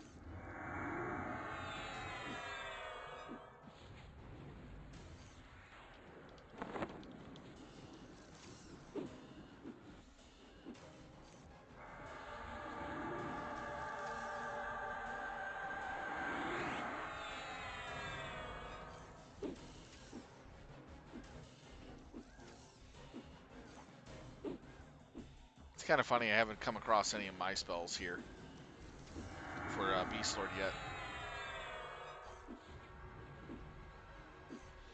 There's 3 different ranks of the spells. You can buy the first rank off vendors, which is the lowest level of the spells. Then you can buy second rank, that comes off of mobs in the wild. But you can't, but they're not vendor loot.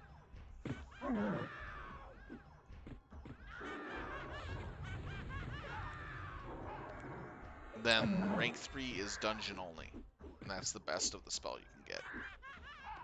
Each rank gives just like an extra of 10-15% boost to whatever it's supposed to be doing. So it's actually an improved version of a lesser rank spell. Rank 3s are actually pretty nice. You get discounts on mana or increased power or damage, whatever the spell is supposed to be doing. So having a higher rank of something is actually pretty good.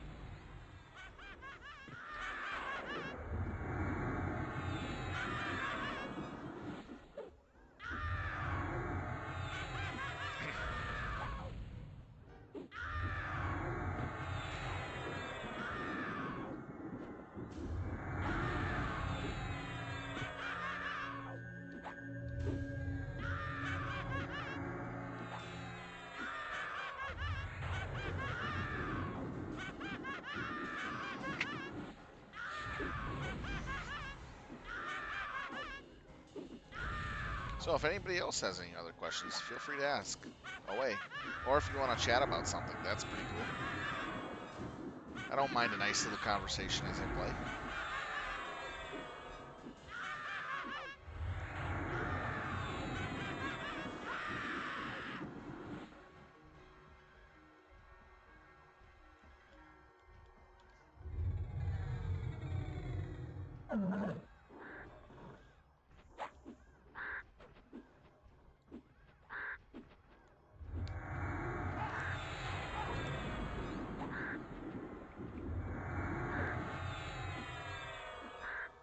Eyes are getting a little teary. 1 second.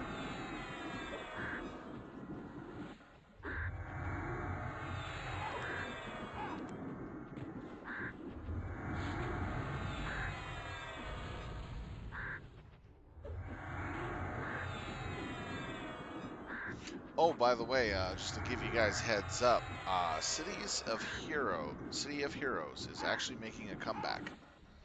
It'll be free to play, from what I'm hearing, and it'll be hosted by the original creators and another group.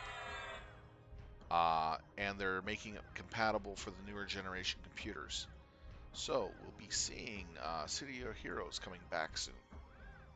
And once that happens and they allow people to stream City of Heroes, I will be playing that game too. That's one of my favorite games.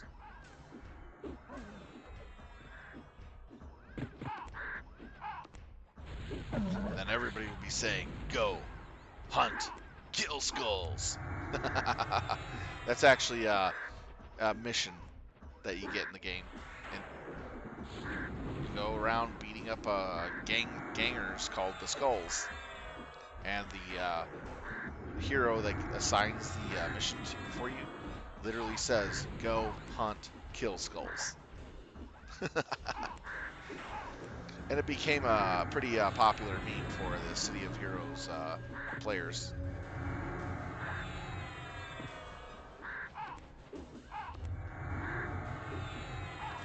It's City of Heroes Reunion if you're interested in looking it up.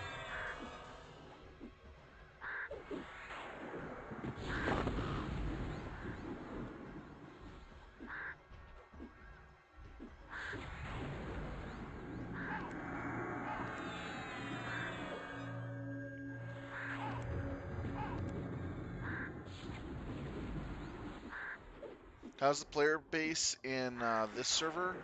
It is a low pop server, but there are enough people that you can get into a guild and do stuff with.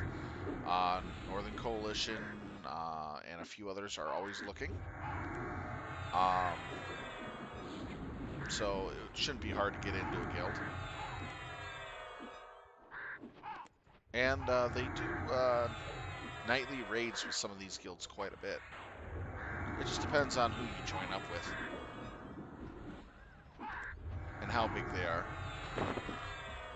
I see people go by this area quite often as I play, so that's them coming here to hunt or to just do normal stuff.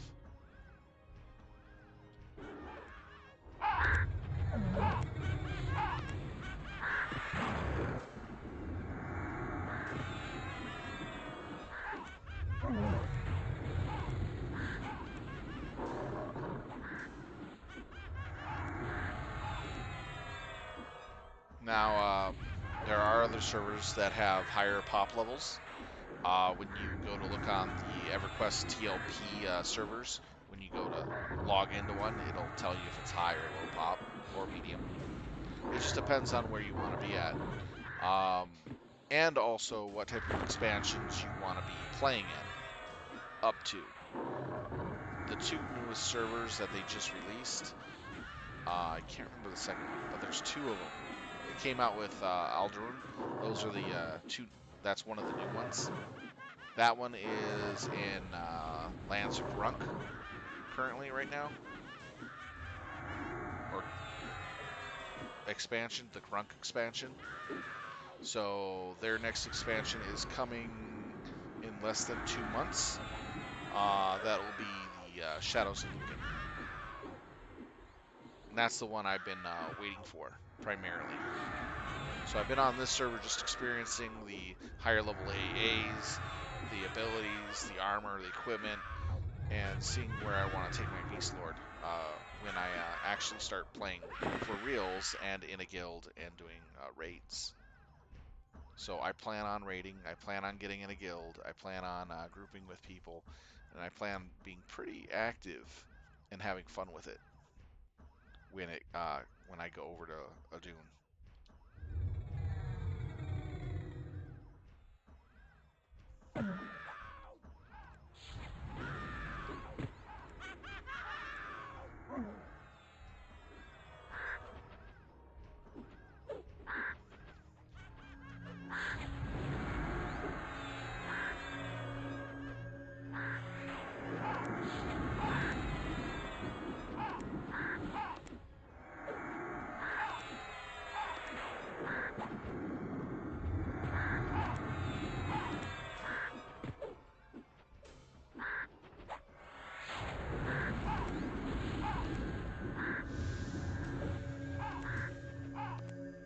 I don't even know what these guys are doing. I know he's definitely double boxing because this guy's just following him at the same length.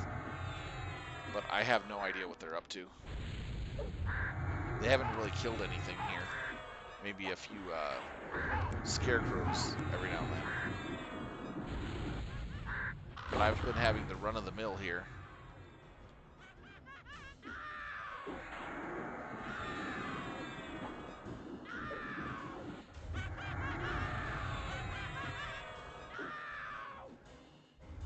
Got crow and dune bugs.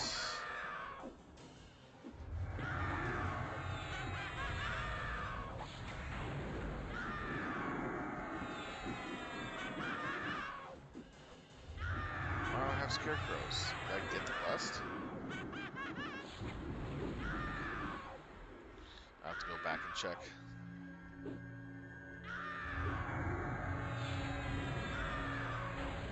Probably didn't get it. Darn it.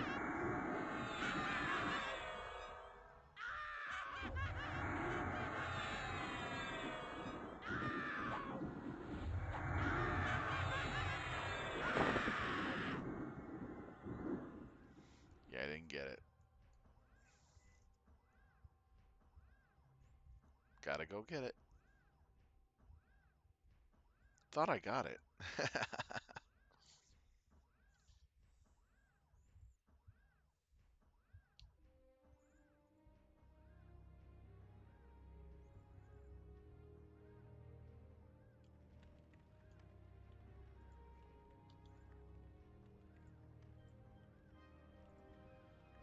Oh, I didn't get it. Damn.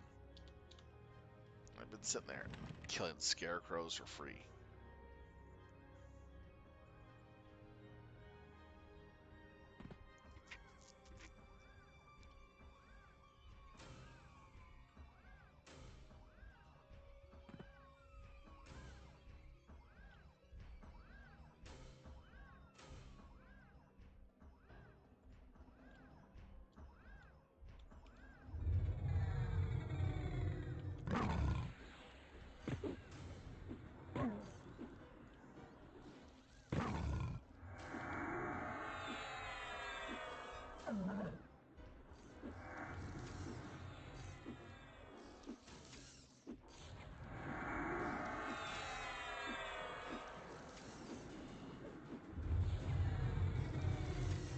Got any other questions, Coffee?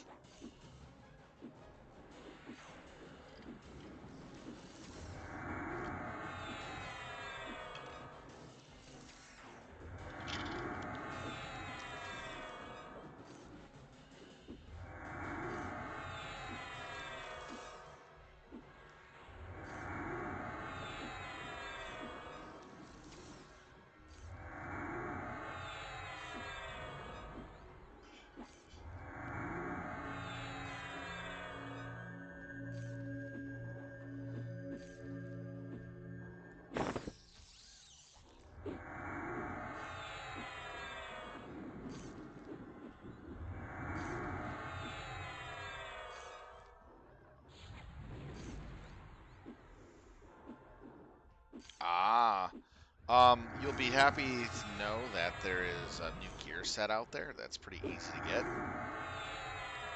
It is sorry, not that one. The elaborate, so you can actually go up to better stats than the other version that was out. So you can start wearing this actually at level 60 practically, 59 and up, which is really nice.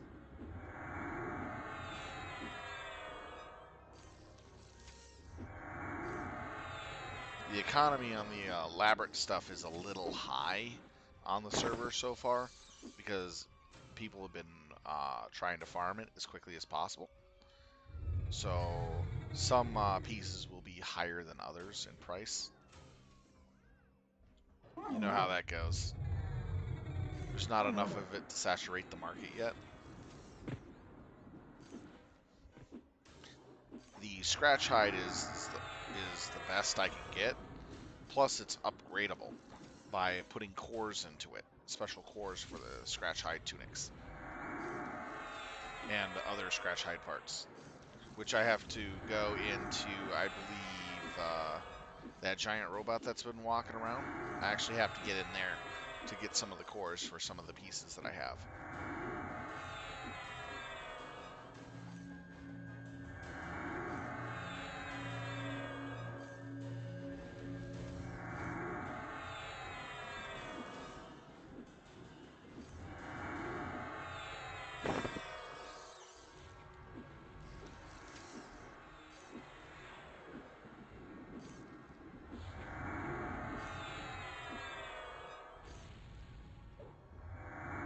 Yeah, I stopped around the same time of POP as well, so I know how you feel. That's why I'm planning on going to Dune for Ardaroon, is that how it's pronounced? For starting up at Shadows of Lucan, where I kind of left off at, but it was technically POP when I did. So I can get back into the game again, somewhere familiar. But I also played on here primarily to understand the higher level mechanics of stuff. I have to admit, a lot of changes were made, and they're pretty nice.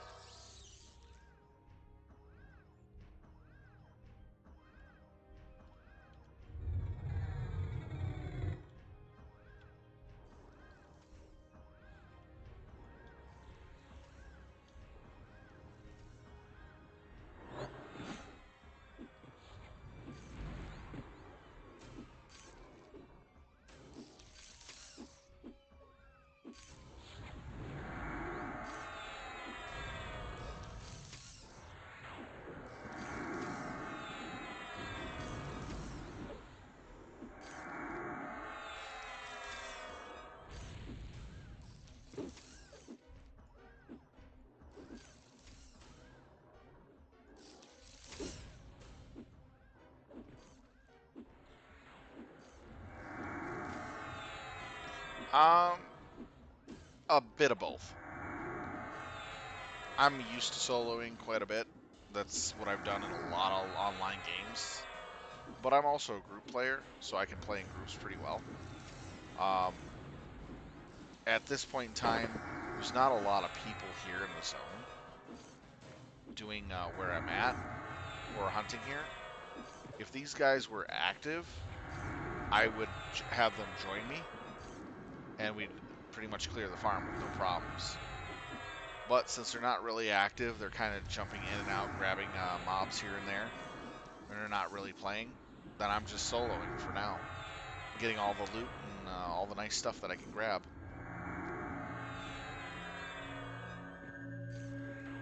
What level am I? I am level 78. I just got my pet today. I just got my pet. So I've only been 2 streams into level. So yesterday and today, sorry, not yesterday. Yeah, yesterday and today I've been leveling into 78, literally.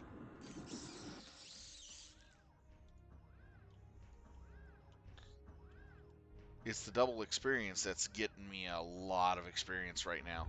That's why I'm kind of at the farm. I decided to do EverQuest tonight again instead of doing Iron Harvest 1920 because hey, double experience in EverQuest, you don't get that too often. They only give you like here's 25% more experience or 50 experience usually. But getting 200% experience on kills and double faction, why the hell not? And then if you got a ability that boosts it even further, like Lessons in Devoted, for 30 minutes you're getting 300% experience. You gotta be crazy not to take advantage of that.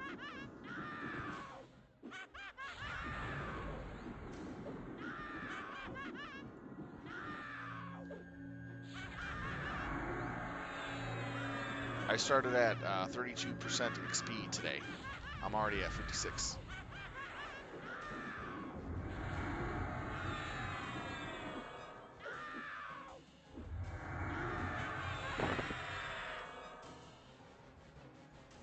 And I've already got some items for sale.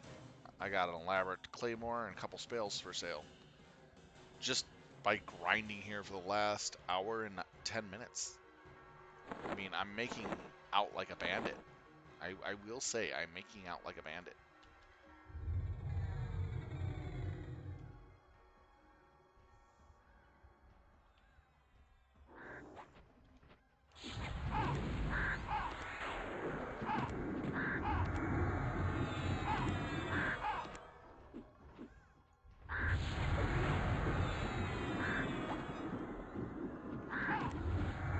So I'll be 79 soon, though, which is going to be really nice. And when I hit 80, I'm just going to get enough experience in to get like maybe 10% in, and then put 100% into AA experience gain. So that way I can really ramp up my AAs. And I've done AA gain at the farm here, and it's freaking fast. Because there's so many mobs here that you can just back-to-back kill. And if you're level 78 or higher as a Beastlord, this is a really easy area for experience and loot. Practically anything I pick up here is worth anywhere from 9 platinum to as much as 238 platinum. So, I mean, this is a really good platinum farm area.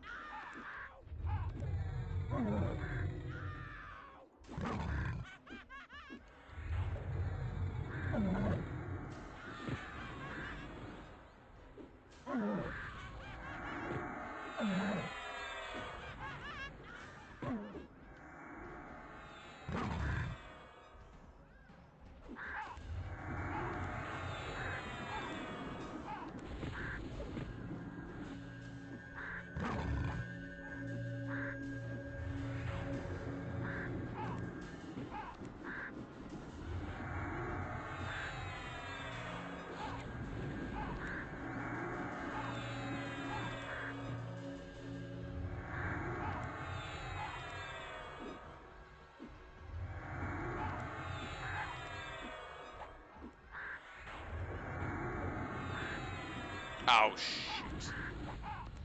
The boss is here.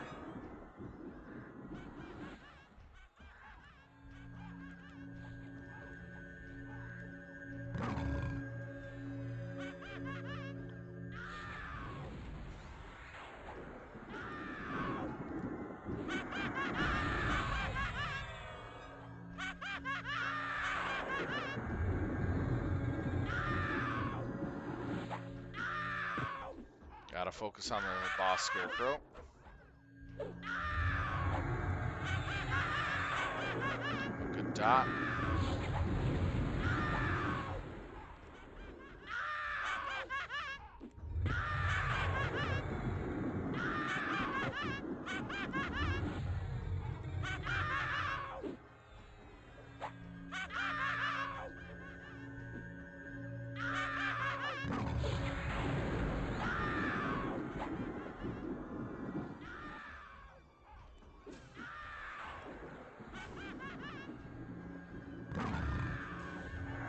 Come on, keep focused on the boss, please.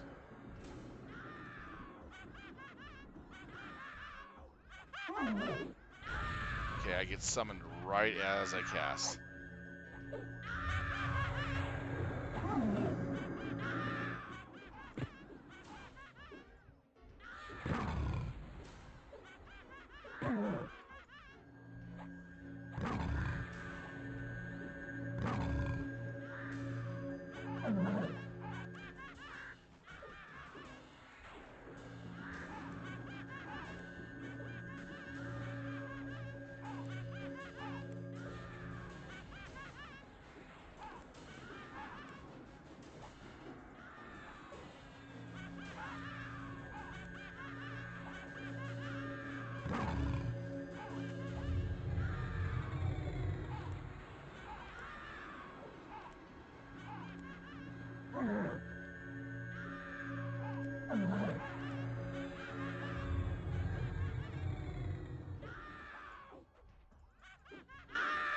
Damn it. Let's try to make that run. Damn, I got screwed over.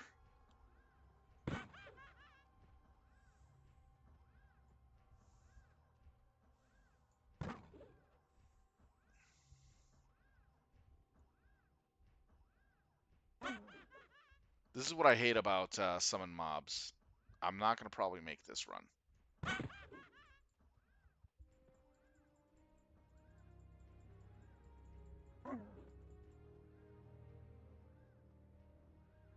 I'm not going to make it.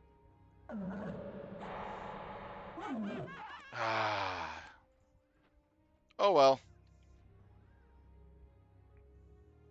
Having surprise boss mob on your butt. If my water didn't die, I would have been able to hold it. I had Shawshanks almost dead. Damn, that sucks. Now the waste of time is trying to get someone to resurrect my corpse.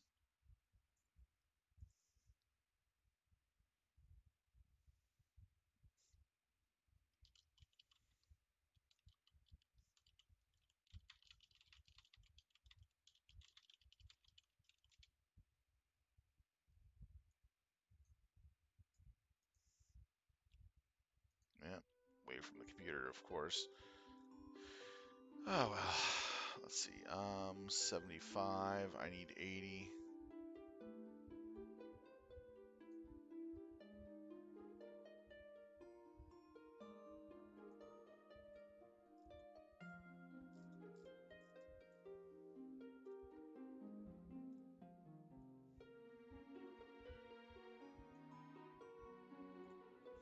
Wow, that's expensive.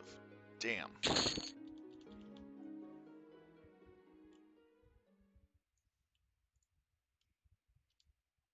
That's an expensive death. Hmm?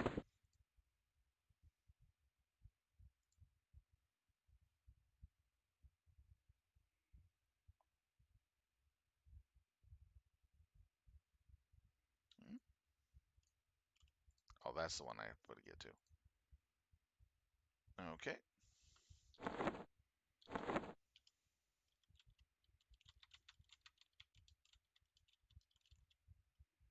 Where am I at? Guild Hall, I believe. Yeah. Left side. Is that right?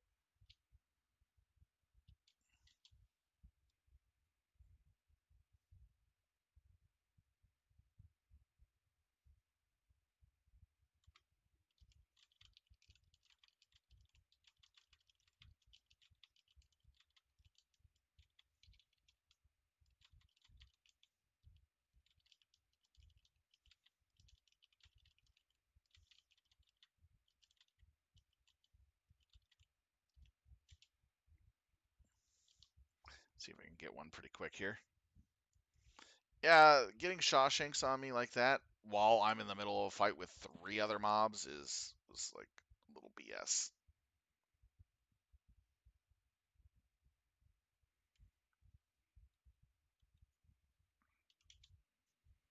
So,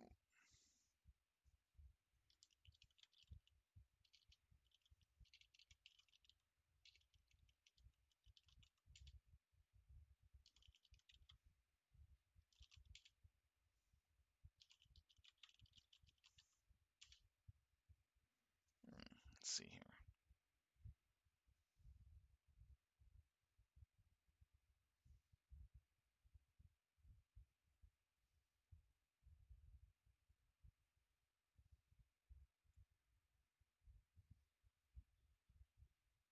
It's not often I need a res. It was about 500 platinum for the summon with this guy here. 400 and some odd. Then I'll probably donate about 500 to 1,000 for the res. It's not a big deal. I make about 4,000 or more a night easily by just killing stuff over there. I mean, here, let's take a look at how much I'm going to get if I sell this stuff right now.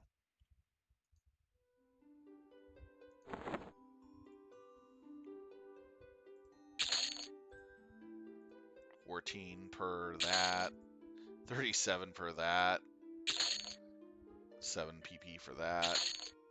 285 for that. See how fast I'm going up? That's why I farm there. Really good experience and really good loot.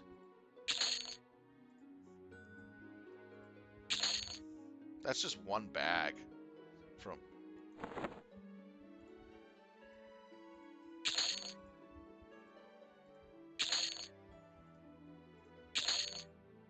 Some of it may be a little garbage, but I still collect it. Every bit counts.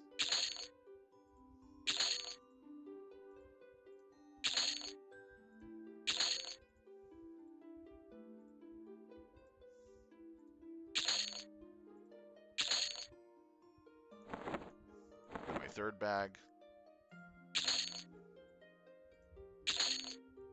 Look at that. Almost went up 4K in platinum just by being there.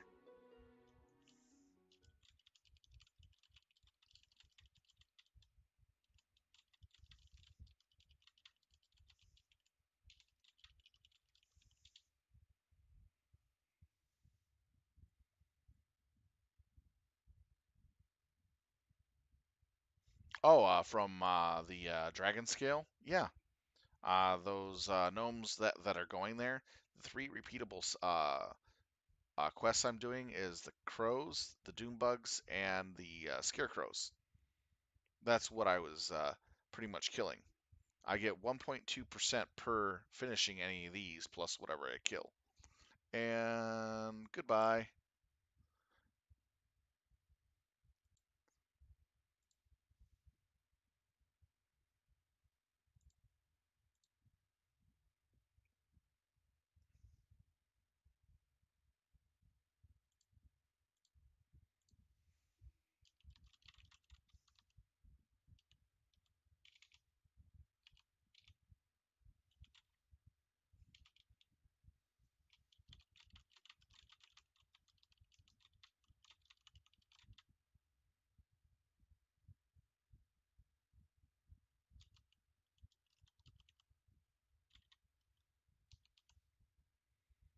Yeah, I don't want people advertising that on my channel, please.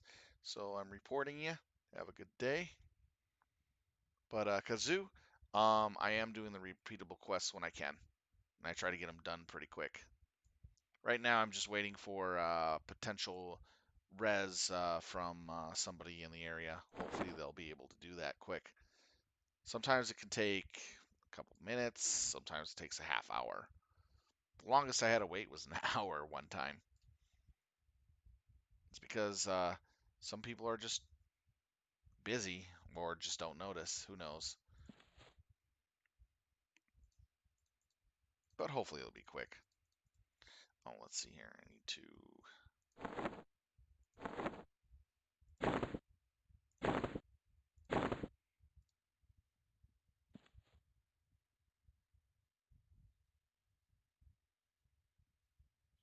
Yeah, we're in Secrets of Fadewar right now. That dropped like 2 weeks ago, I believe. I already got him. I already got the bot.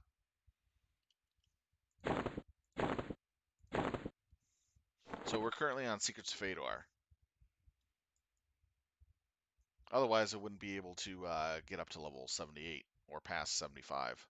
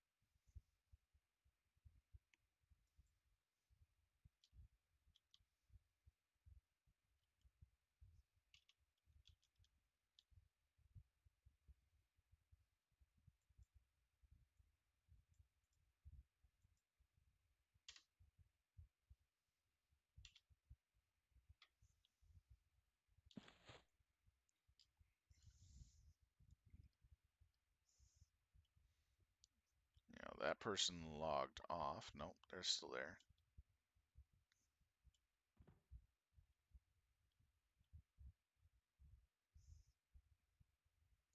See any cleric around?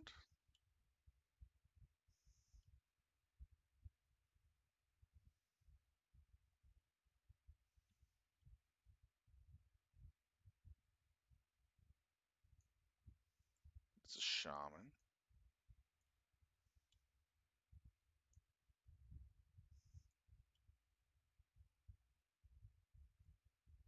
Usually after a bit, somebody will take notice. God, I hate waiting for reses.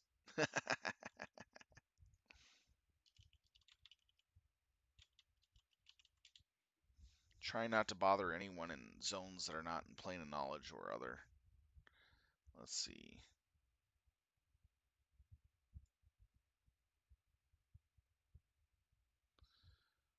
So we got probably have to directly tell Jayland. Make sure it's not this one. Nope. Okay.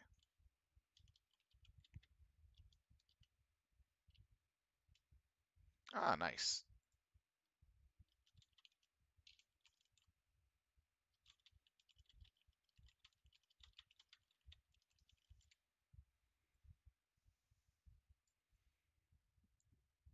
And the funny thing is that the amount I donate usually is about 1,000 platinum for a res for high level because I want as much of my experience back as possible. So usually because I donate so much, people when they see me asking for it usually jump on it real quick.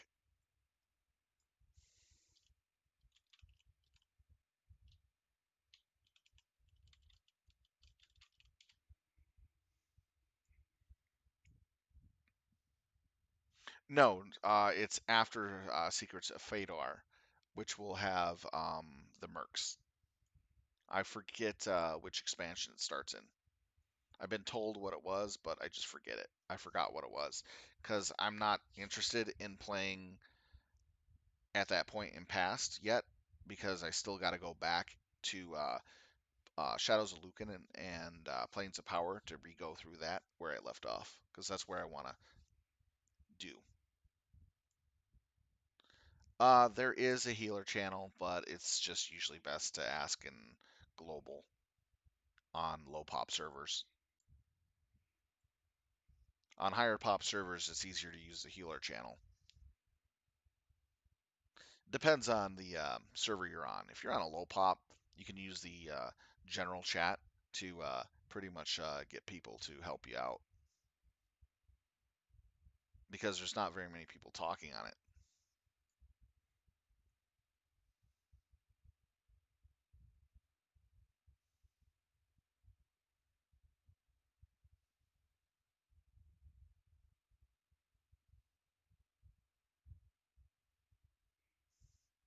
Ah, here it is.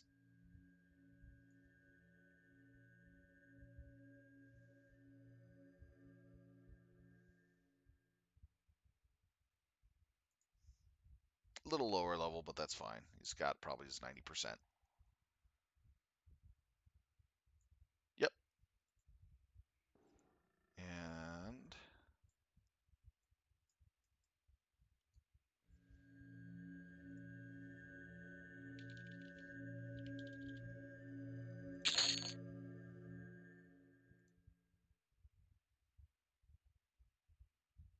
it's kind of funny. I'm actually overpaying for the res by quite a bit, but I don't care. I just like to have people give me a res when I need it pretty quick. So the amount I give is an incentive and a big thank you.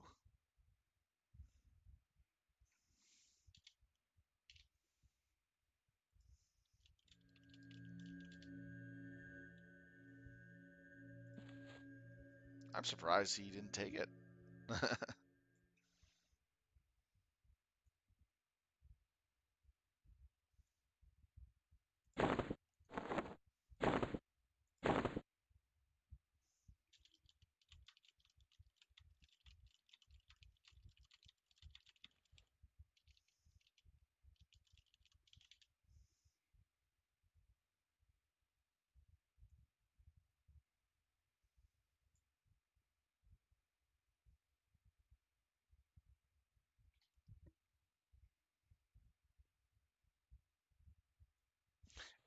And Exiles and Angar is also one of the other large groups here. They're pretty good people too.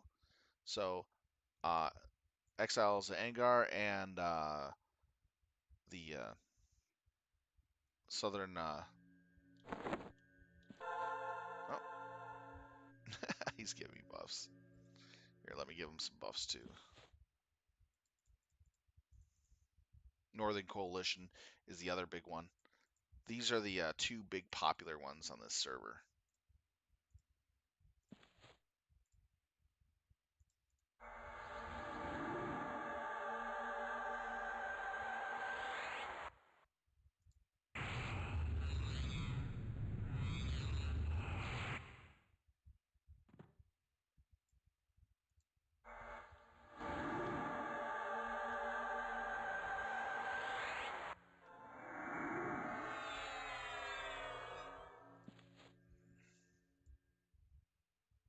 Guess he doesn't want it. That's actually pretty nice.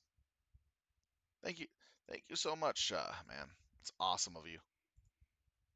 If you happen to be watching in the stream, some of the people from those guilds on this server do watch my streams, and I'm very appreciative of all that. All right, let's see.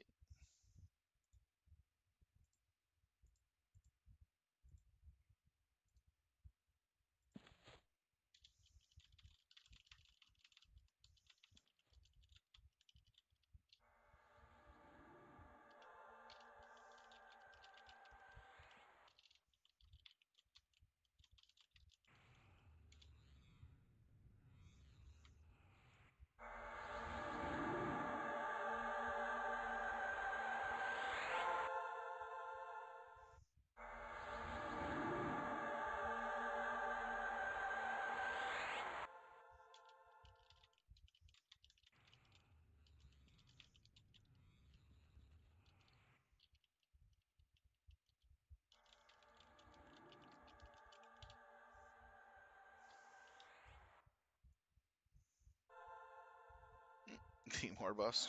Jeez. All right, give him some beast buffs too.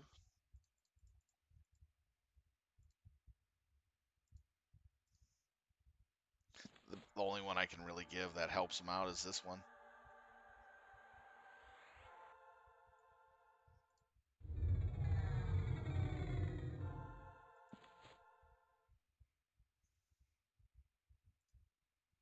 It's real nice of him.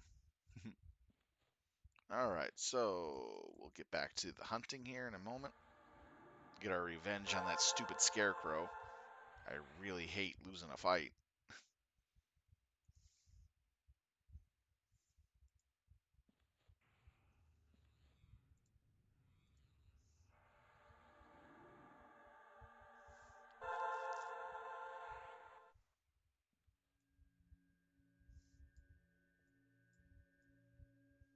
Oh, he left already? All right.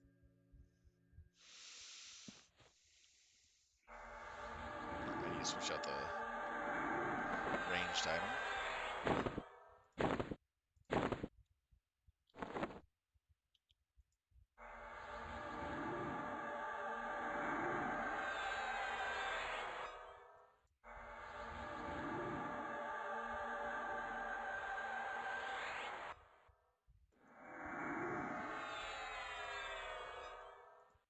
Alrighty.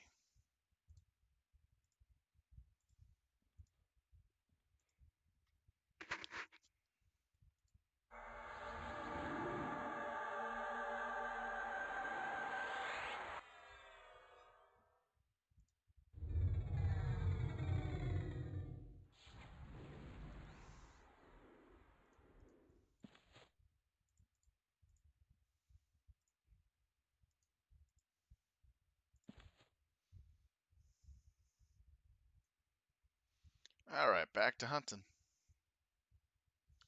If I keep making this much platinum every time I play, between 4 to 6,000, yeah, I'm definitely be able to get more of my scratch hide pieces for sure.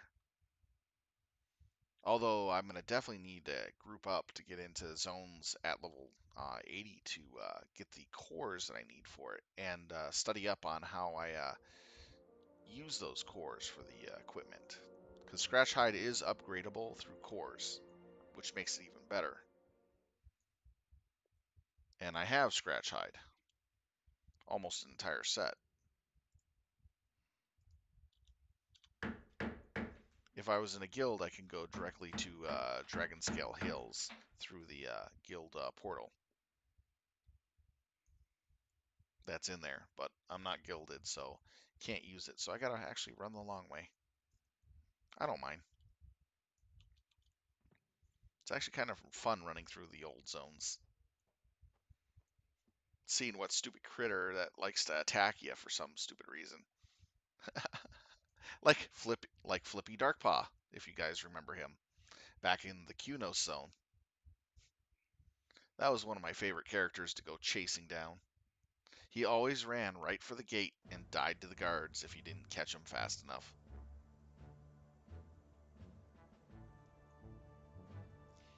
And then the old Black Burrow design, I thought that was the best. I mean, what a kill trap that place was.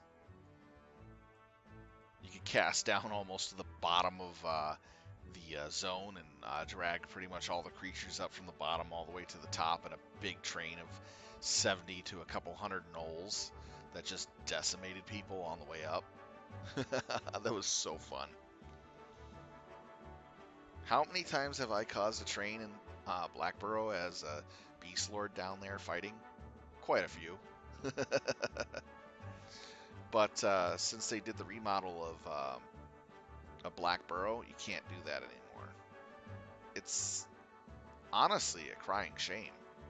That's what made Blackburrow so infamous. Was you do one wrong thing and you get punished for it, and it's not a slap on the wrist; it's an actual beating of a punishment if you're not careful. That's what made that zone fun at lower levels. Then Candor Castle was another really good zone for that too. You screw up and you're targeting, or you hit something you're not supposed to, and the mobs just come trolling right in to beat your butt.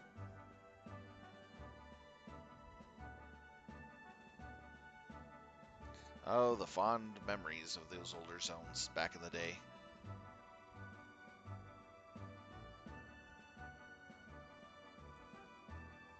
I remember when Sony had the game, they used to throw, for the first, was it 5 years, really big events for the holidays. And on the last time they did a really big event for the holiday was Thanksgiving that I was in. And actually, there were two of them on the same year. It was the Thanksgiving and the Christmas. But Thanksgiving one is in Dreadlands. There was a turkey running around in Dreadlands, a small little turkey. Then when you interacted with it, it did nothing. But then when it came time for the event, the turkey grew into a dragon turkey, in which you fought it off. I'm not joking. So you had a lot of people in that zone fighting this dragon turkey for the Thanksgiving. What it dropped was like 8 complete raid suits for the group, the raid party that fought it, and it gave out 30, not 30, it was 20 chunks of everlasting turkey meat. It was actually pretty funny. So it was basically a food item that never expired.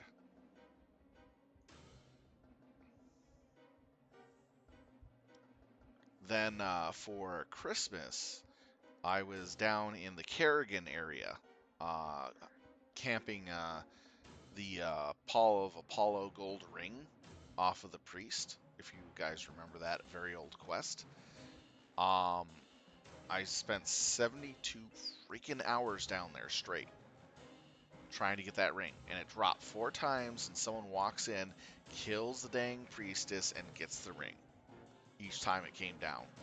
It drove me nuts. So, that being said, I finally got it, but during that time I was down there, a GM was actually in a Kerrigan model NPC. Was actually looked like a Kerrigan and had Christmas attire on it. And I was in there and I was just kind of having fun and just camping the Apollo. And the GM came up to me and said "Merry Christmas" from Sandy Claus, as in SandyClaws, and gave me a present, and it was actually pretty cool. It was just a nice little gift of edible foods that I got in a little box. And later on, I found out that GM went to what was it, South Rue, in front of um, Freeport, in the Freeport zone, South Rue, North Rue, and was running around in the Common Lands finally, kind of giving out presents, saying Merry Christmas to people, dressed up as the Kerrigan in a Santa Claus outfit. Then, when the event started for that, the Kerrigan grew in size, had vicious-looking claws, and looked like a monstrous cat creature. And they had a huge battle with that going on for like a good while until it was defeated. So it was actually pretty cool.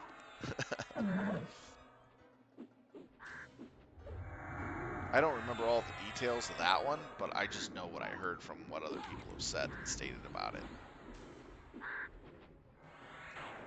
But I did get to meet the character model that the GM was running while I was down there doing the Paw of Apollo.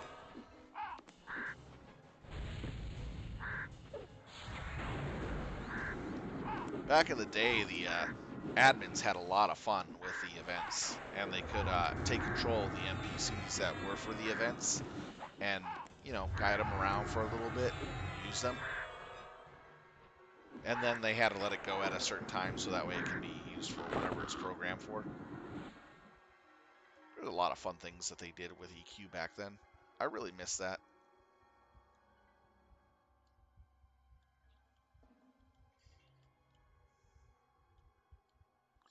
I got crows.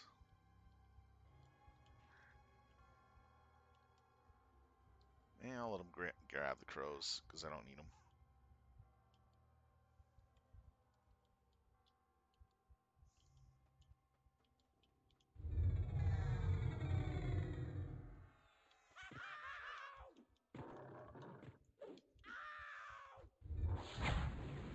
There's another team here doing the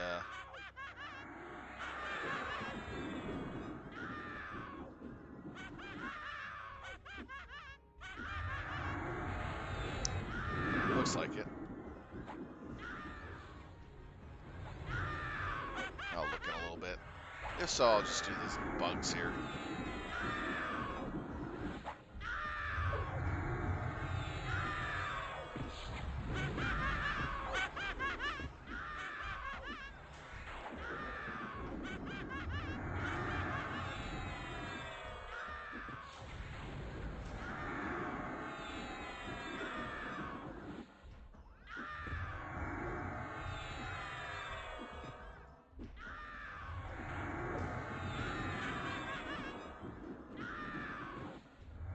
Yeah, it looks like there's another group here.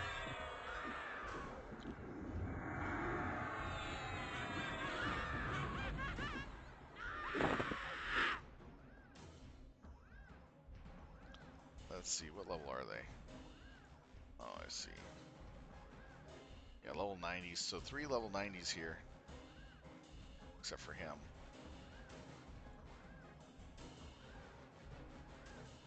Eh. I've been here for quite a while. Might as well give it to him. I'll take these guys instead. They're a little more challenging.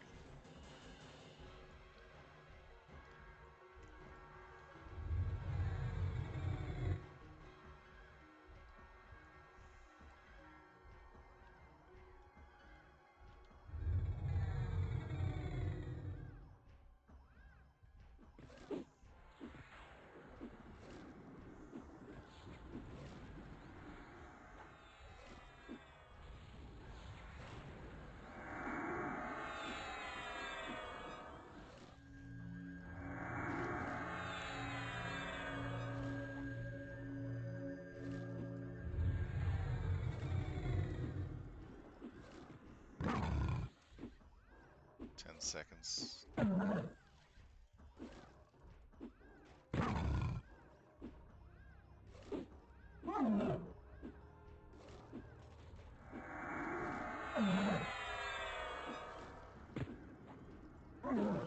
stop breaking off.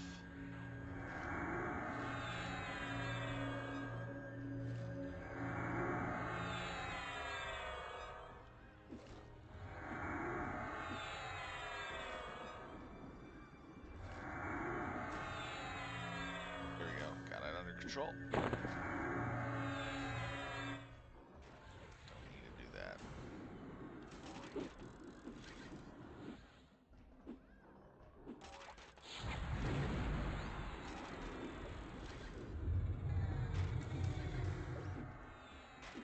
Should kick in any second.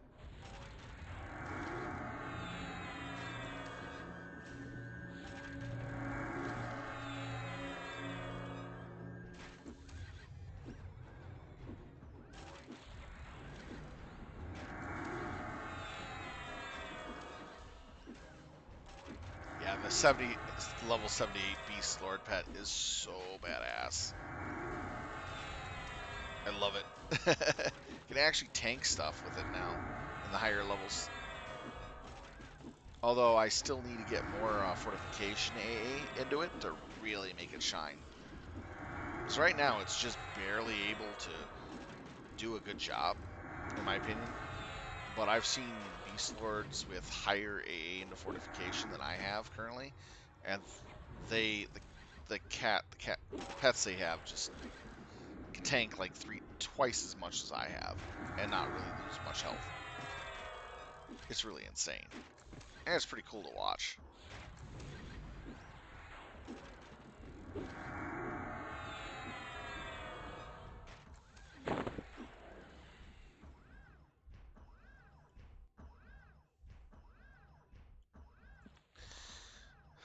Let's get our health up a bit. Let's see what we got here.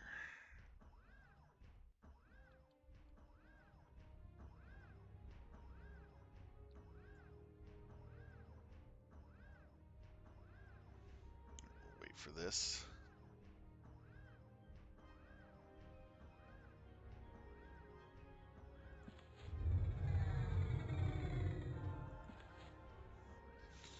If I ever use Paragon of Spirit, I try to use it as a battery while I'm resting to quickly boost up my ability to recover.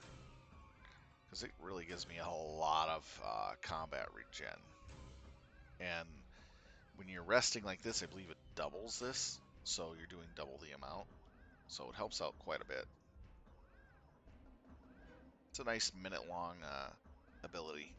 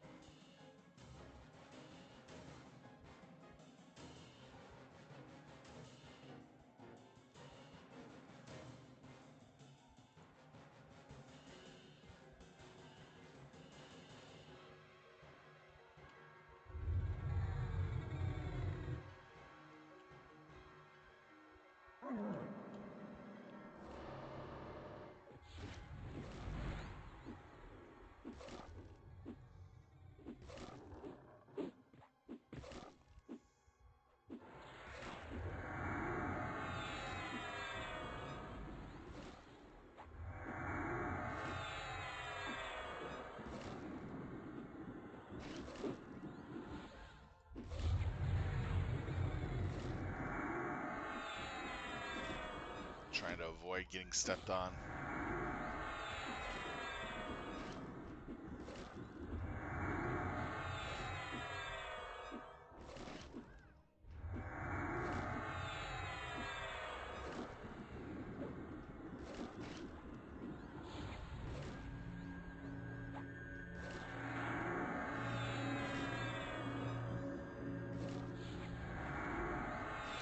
I've already collected enough off of these bugs and crows and scarecrows for tonight. Might as well actually focus on more EXP orientated stuff.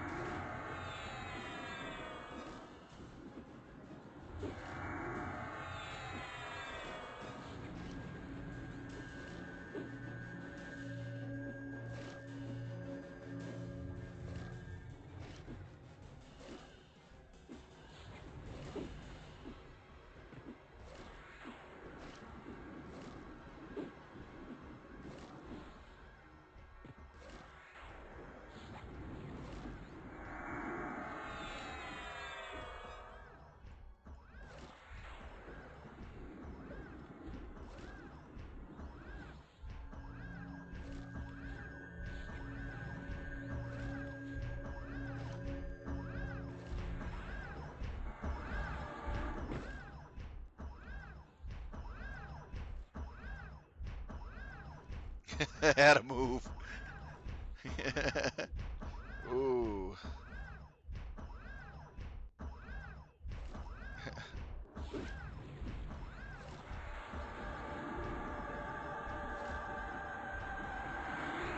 that's close.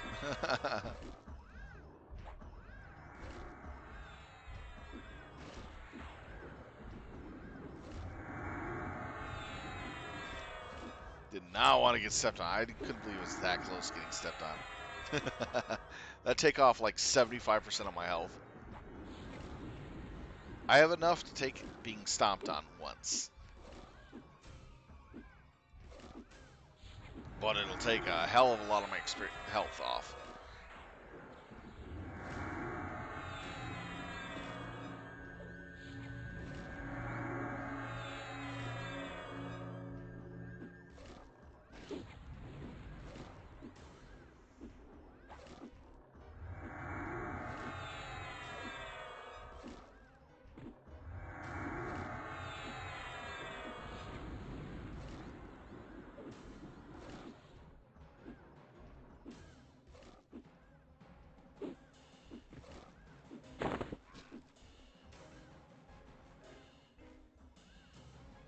Oh, nice. Another item worth selling. Let's see here. That's actually pretty nice. Gotta see if my friend needs that. Anytime I get any of the leather stuff, I always ask my friend if he needs it for either this druid or Beastlord.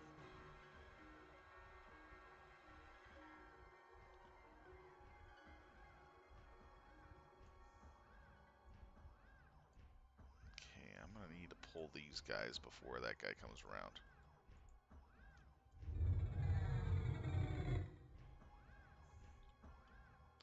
Bring him back a little bit. Throw that on. Have him go after that. Bring that. And have him come after this.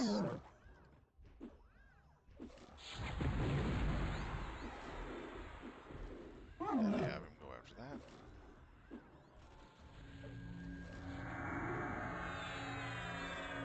Stay on the same target, please.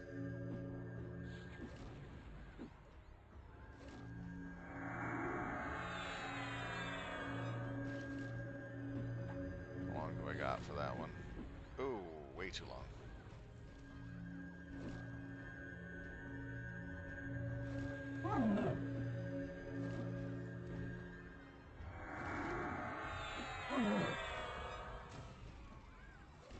Come on, stop breaking target.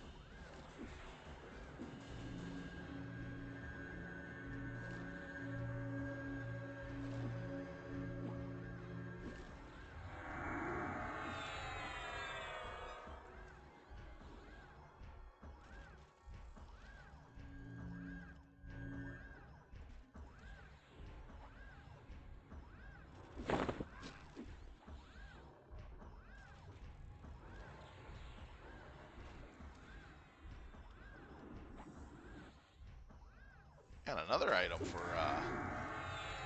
selling. Okay. Yeah, I should be able to withstand that.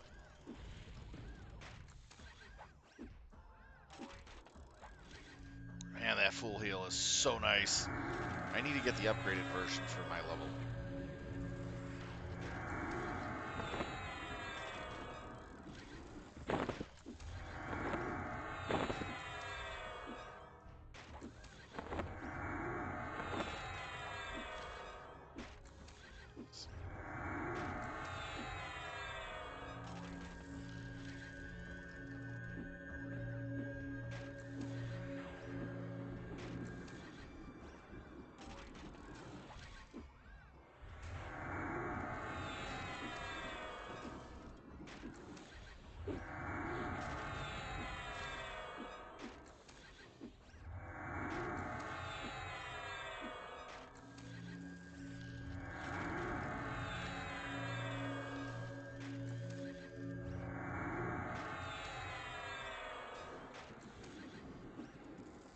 So low on mana. But I'll beat it.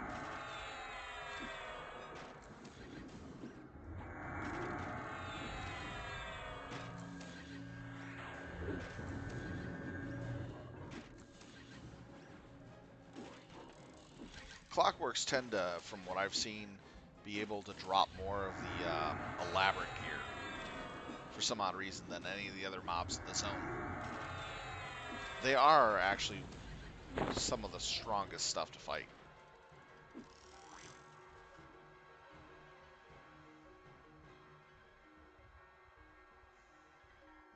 I do definitely need to rest. That took a lot out of me. And I am getting a lot more experience off them, too.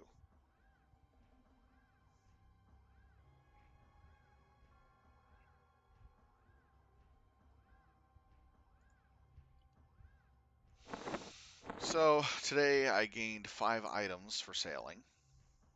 Selling, not sailing. Oh, another one? Well, they're coming out of the woodwork, aren't they? Alright, reporting it now.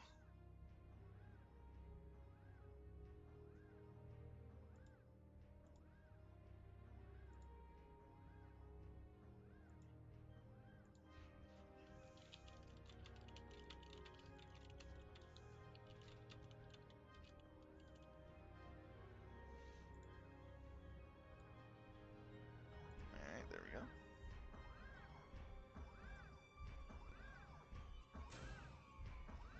Then, let's see. Got this one here.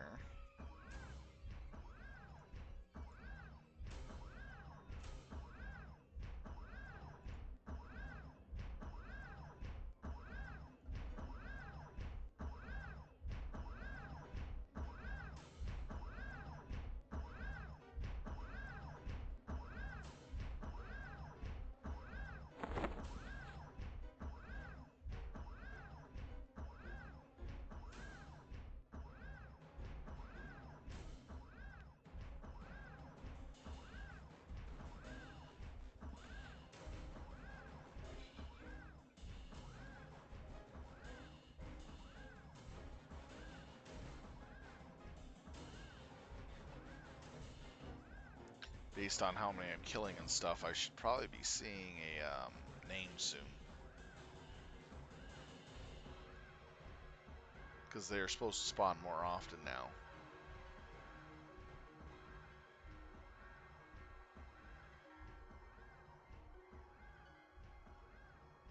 I like fighting the names. They're a challenge, but they also give them quite a bit of XP if you kill them, even if they're light blue. Alright. Just need to move a little forward more.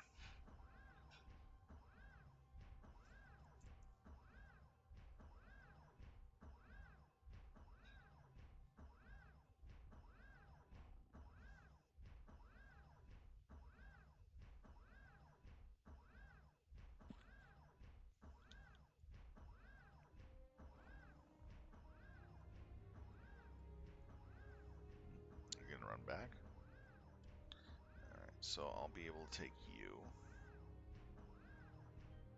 I should be out of range of the Pather. Well, not really. Alright. So there you go.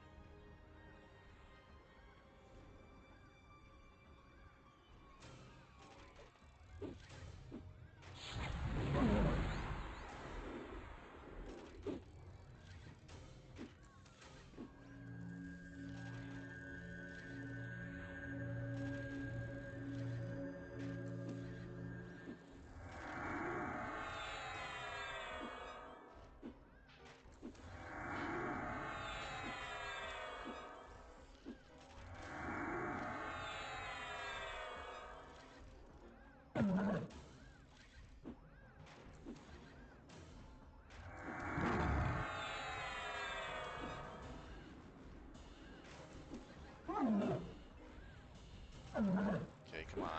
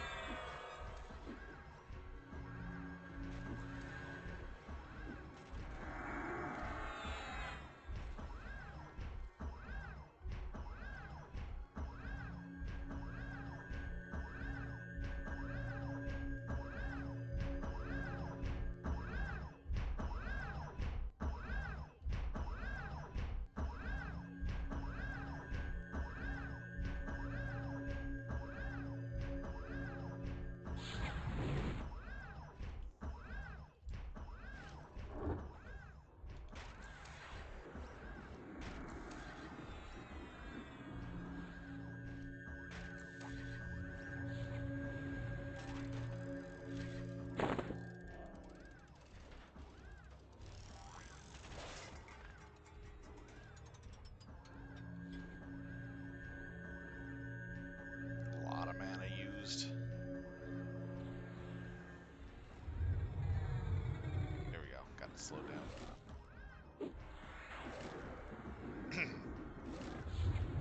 There we go. That should help it.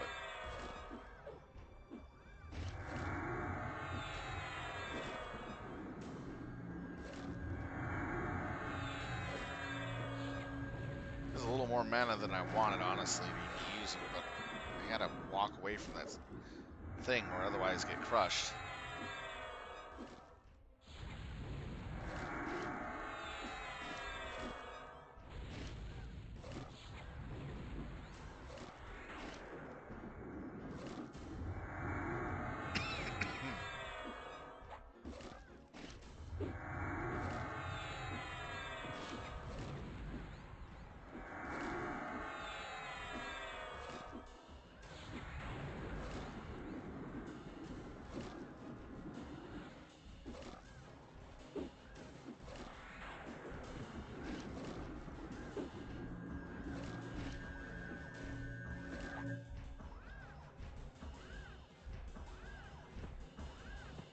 Such a bad spot.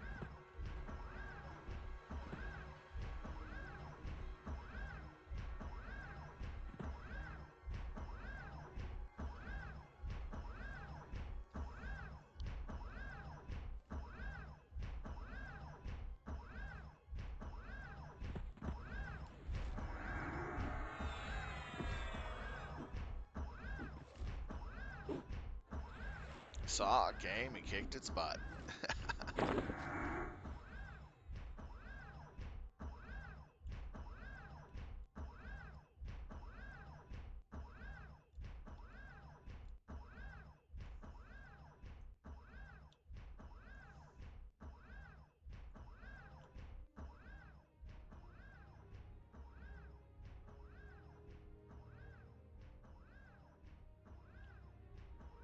There's the other group. I was wondering where they went to.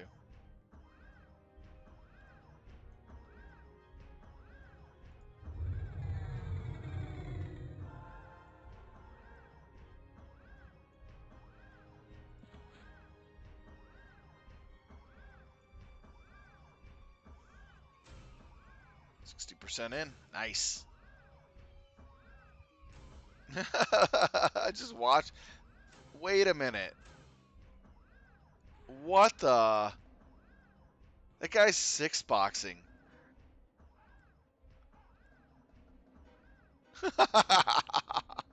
That's a power leveler. Someone's paying for characters to be power leveled. What the heck? Oh, you don't see that too often. But it is kind of funny. I hope they get all killed. That'd be funny. But highly doubtful with the level 90s, 290s they got there. That is hilarious. So, you normally don't see that often. That is funny. It has to be a power leveler. They're power leveling probably 2 or 3 accounts with that group. Good spot to do it in, though. Don't blame them.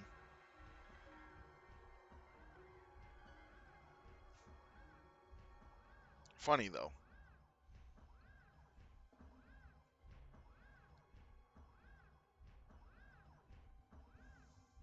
Yeah, believe it or not, people still pay money to have their characters in EverQuest power leveled up. There's always a market for that in any MMO, regardless of how old it is. It's just funny to see it, come across it and see it.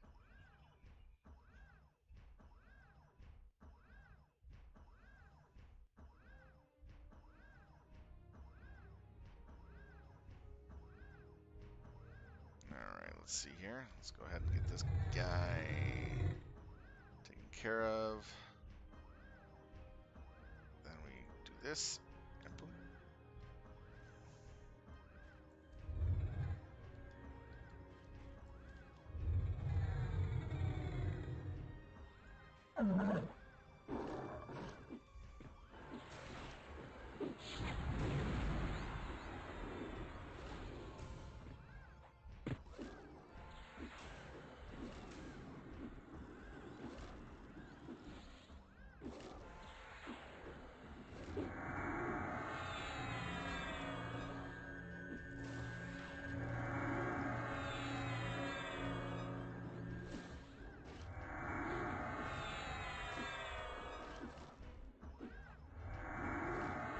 Should hold off.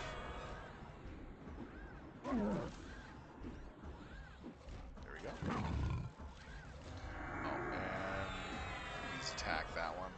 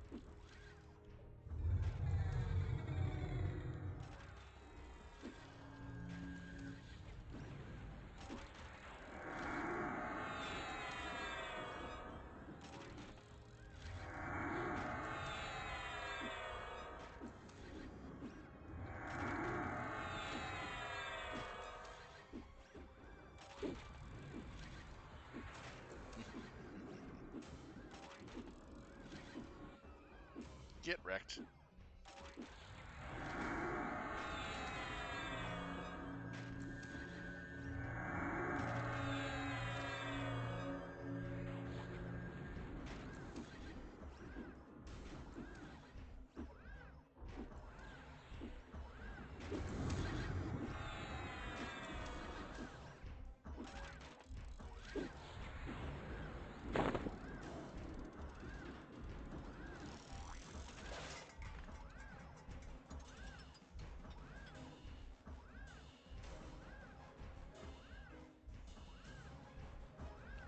Let's see here.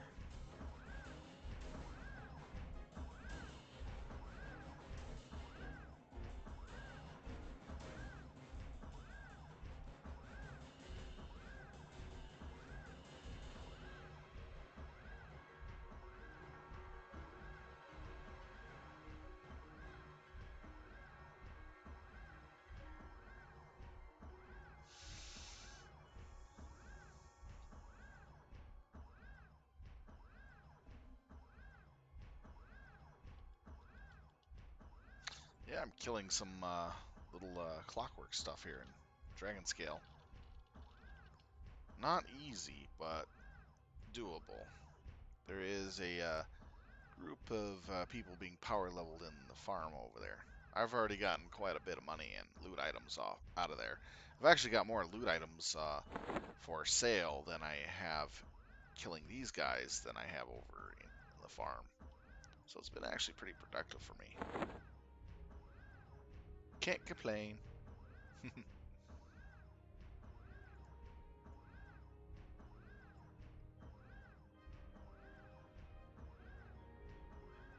But it does require me to meditate a little bit more.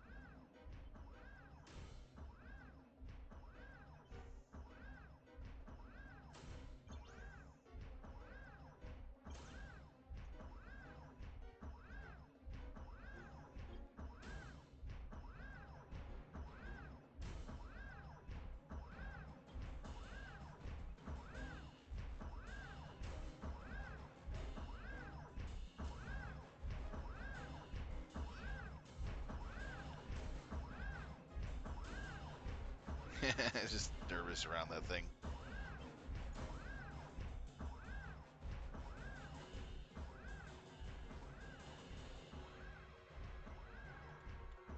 Better get this before his buddy spawns. Keeping this, if I keep these 4 spawns here broken up as much as possible, I should be able to get a single target pull on a named with no problems.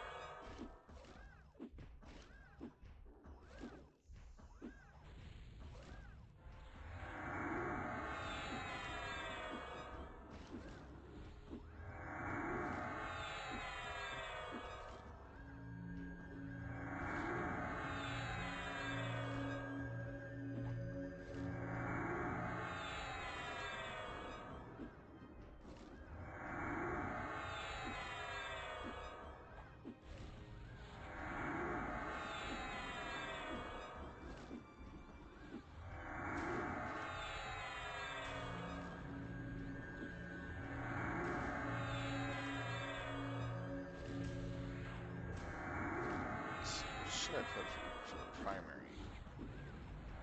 This is delay 2.0, 20. Delay 20. What hits harder? The same damage, actually base damage. So the fish should be in the primary hand. Got it.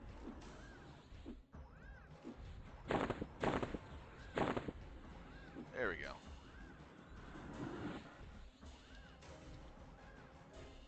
That should work.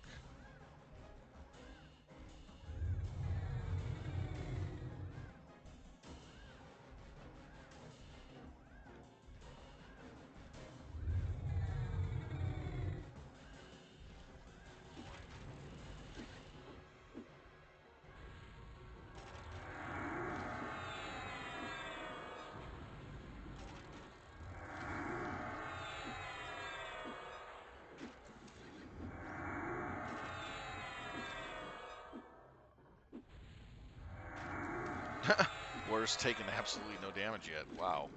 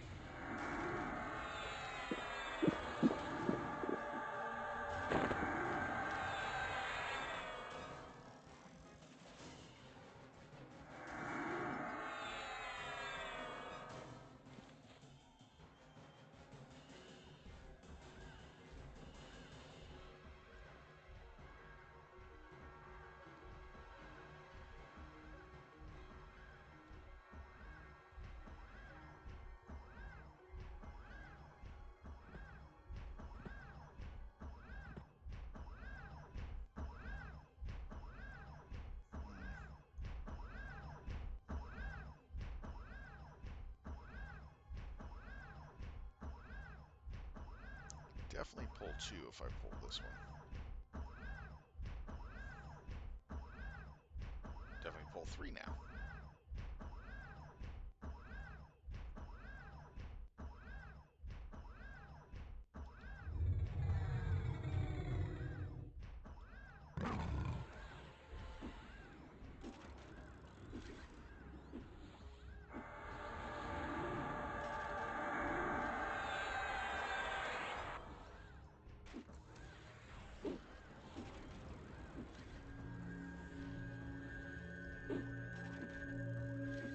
There we go. That makes that a little easier.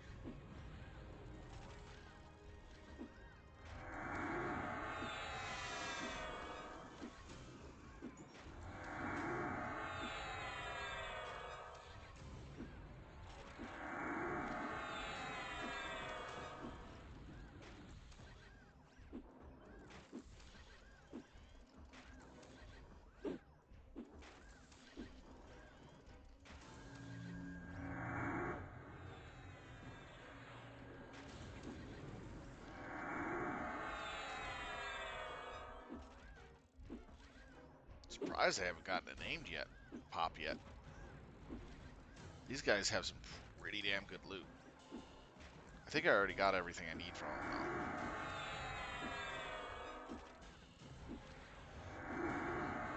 That second AA is almost done.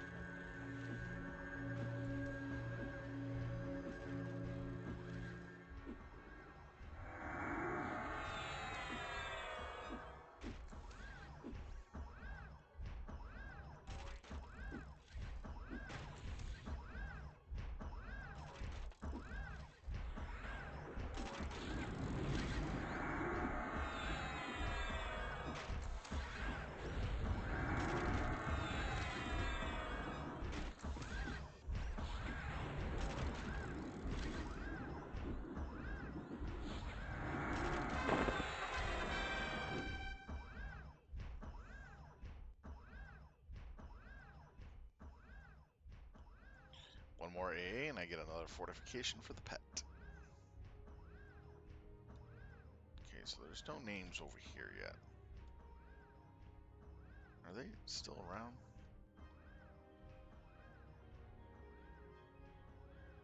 Only these guys. It looks like that other group that was leveling up is gone. Okay. I don't mind. I'll take stuff.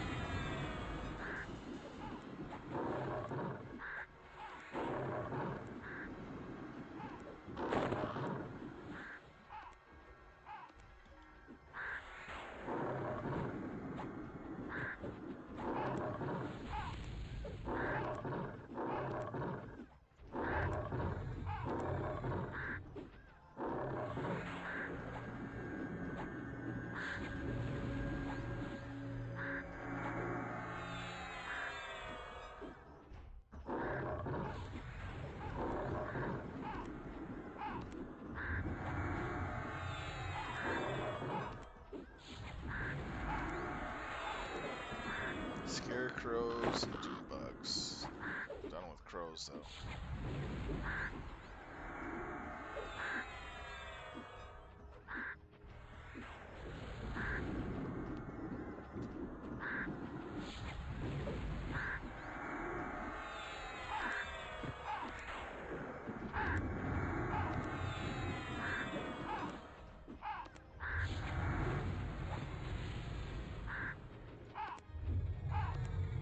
Oh, it's been a while since I've seen someone defeat a boss.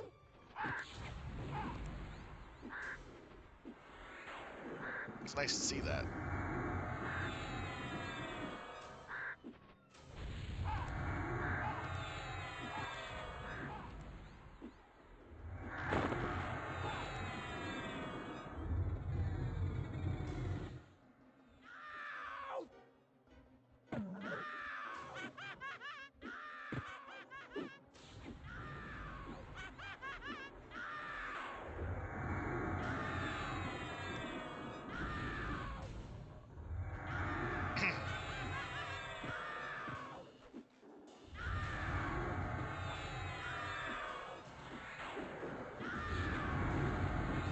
So far, earned 30% in the last 3 hours and 25 minutes.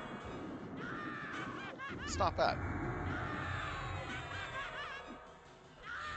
Would have gotten a little bit more if I didn't die a couple times.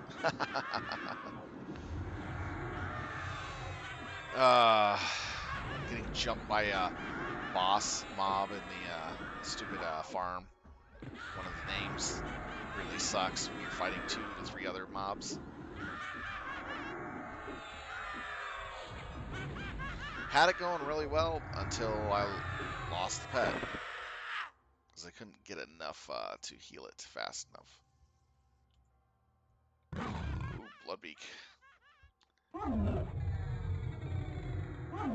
Let's pull him.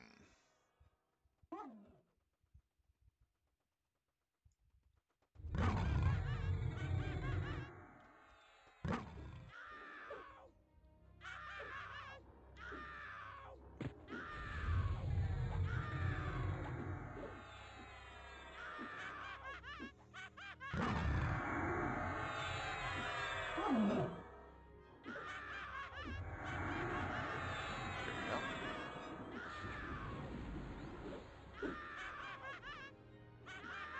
Oh, don't tell me Bloodbeak's gonna join in.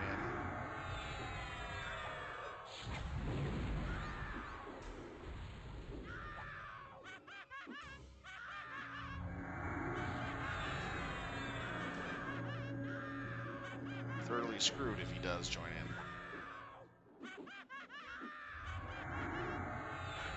Oh, poison does not work on these guys. Damn it.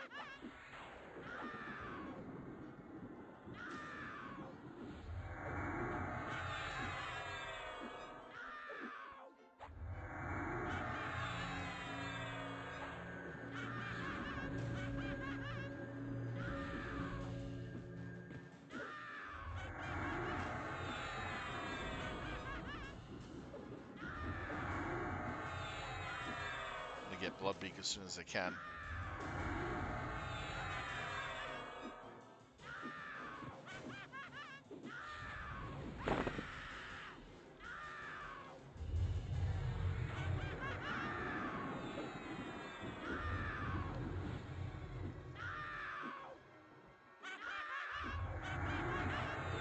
Just only a defensive discipline. Definitely have to make sure I have 100% mana for this fight. He does hit decently hard.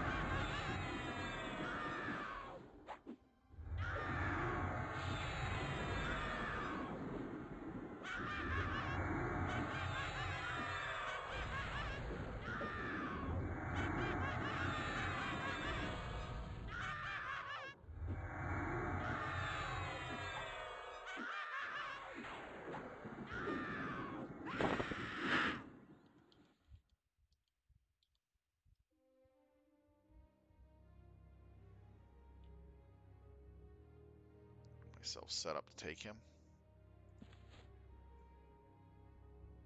Okay, 15 seconds, then I'll be able to regenerate health and mana quick. Then we'll be able to pull him.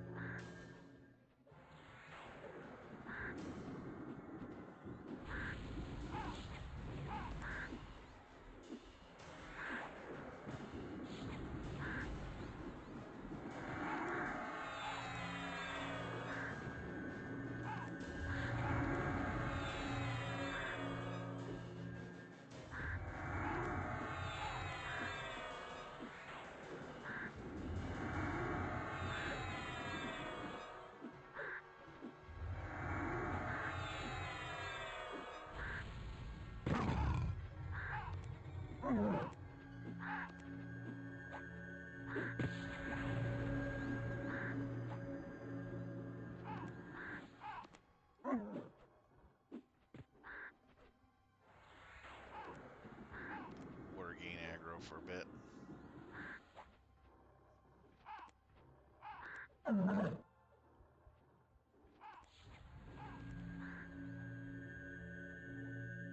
Yeah, my tot was really pissing it off.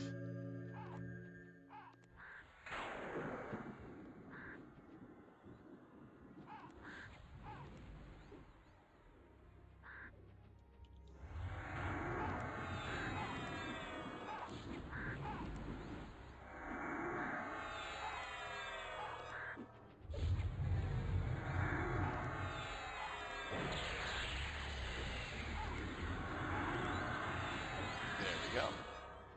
Down it goes. And what? I picked up everything? Oh, I did not have that item. I was like, wait a minute. What's going on here? What the heck? Ooh, ooh, ooh. Ooh, my friend is going to be so happy when he sees that. I did not believe I picked up a Labyrinth leather tunic. He's been wanting one for his druid for quite a while. It's an interesting thing. Man, I've been actually getting some good items today. Holy cow. No complaints at all on the loot today. Been pretty dang sweet.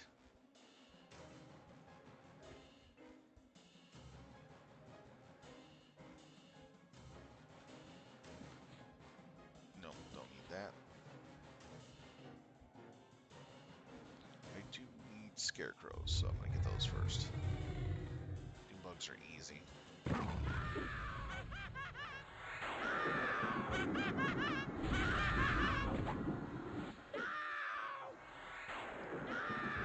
I gotta message him after the stream and let him know what I picked up, see if he needs anything. People that are playing on the server that I'm on that are leveling up their characters, I usually that watch my stream, I usually pass on gear to them, so that way it helps them out as they get up in higher levels. So a friend of mine has a druid and a beastlord. He's been leveling up side by side, and I've been helping him gear it out as we been leveling up. Now he's able to fight up here with me, but he's taking some time to work on Dragons North, so I'm just going to collect the gear and see if he needs anything. I think he'll be pretty happy to see some pieces. Yeah, what else? I could sell it off and make a little bit of plat, but honestly, I'd rather have people to play with in EverQuest. Oh, what did I get? I actually got a couple items that he actually might need. This one, which is a 15k platinum item to 20k on this server, and this is anywhere from 5 to 10. So anywhere up to like 30k worth of gear, just right here.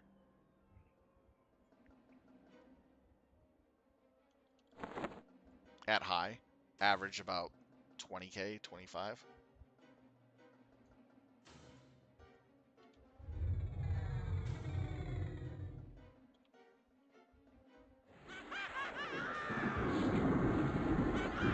Do you need to see it again?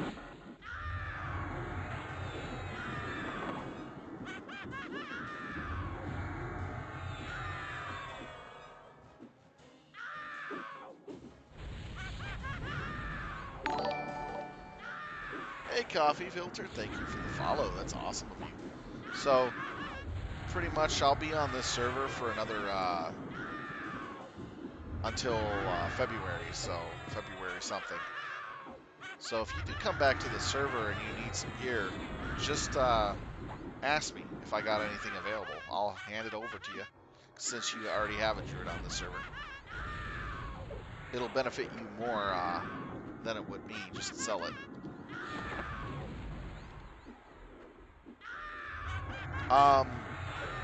Ajun, the TPL server, goes to Shadows of Lucan. They get their upgrade to Shadows of Lucan. So I will be making my new Beastlord over on Shadows of Lucan, getting into guild, raiding over there as well, and playing from there on up through the expansions. Yeah, I want to get back to where I last played. Know what I mean? Where I left off to pretty much enjoy the game.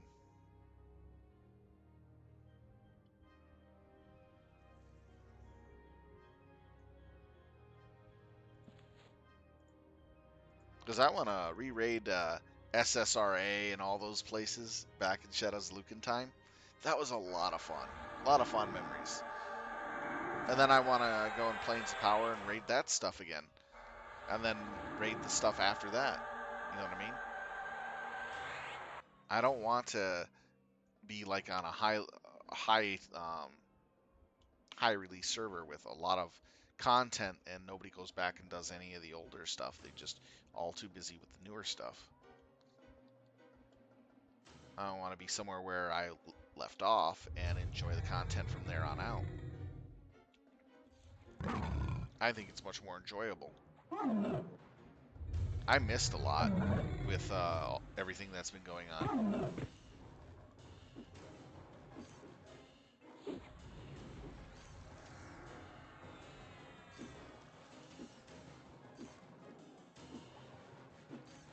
But since I'll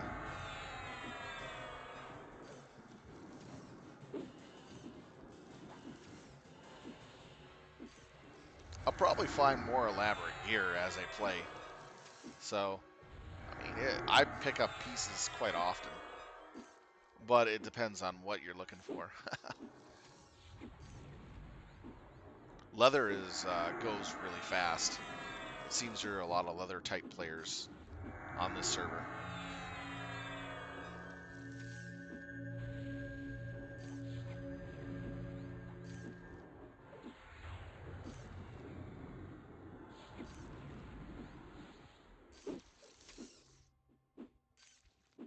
Which two characters did you say you had?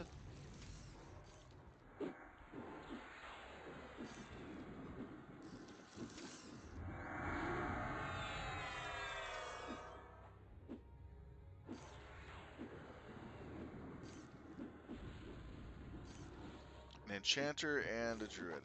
I have not seen any of these silk elaborate drop yet in this area. That's really rare. I have not seen it, but I've seen a lot of leather and chainmail. If my friend doesn't need it, if my friend doesn't need it, those two pieces, I'll toss them to you if you want them.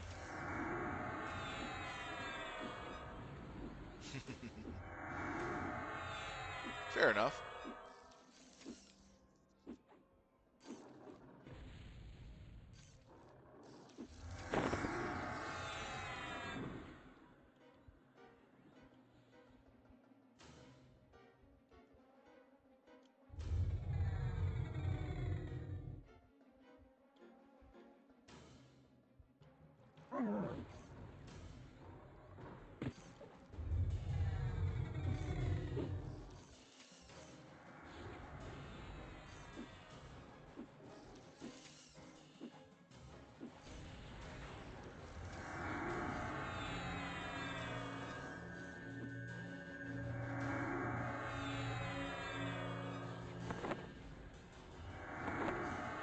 I do have a level 77 spell for 76 spell for enchanter.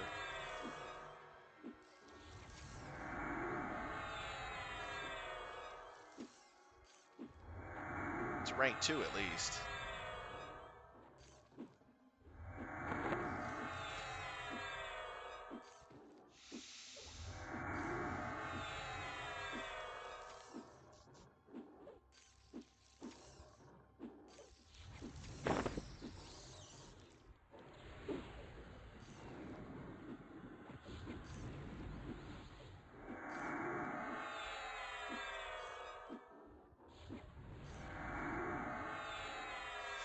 The level 90s are just standing in the middle of the field.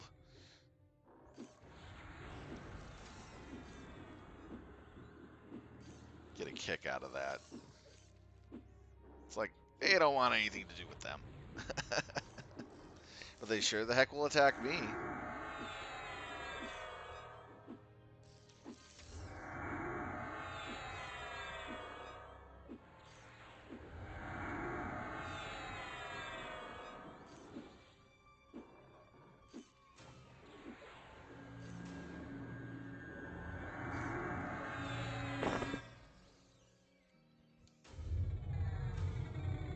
Get that scarecrow since I need that.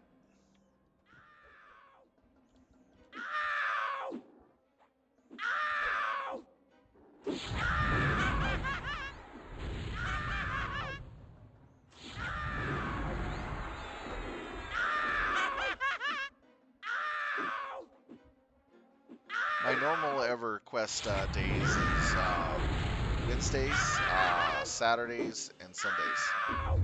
On Wednesday, it's from 7 to 10. Saturday and Sunday, it's from 12 at noon to 3 o'clock. I usually put about 3 hours a day in. Tonight, I'm putting a little extra time in since it's the holidays and it's Thanksgiving, and I have a lot of people watching. Thank you, everyone, for taking the time to watch. You're awesome. So when I see I have like 6 or more people watching at a time, I'll take the extra time and just play more for your guys' benefit and enjoyment.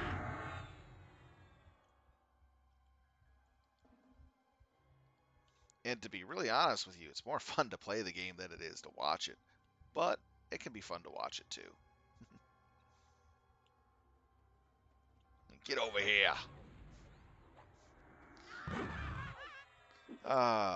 Kind of miss the commando from Star Wars Old Republic, where you get the grappling hook. You can pull the enemies directly to you. That's so much fun. I love pulling Jedi into the fire pits and killing them instantly. Pull them in, stun them, and they're dead. That was in the PvP battlegrounds. Those were a lot of fun.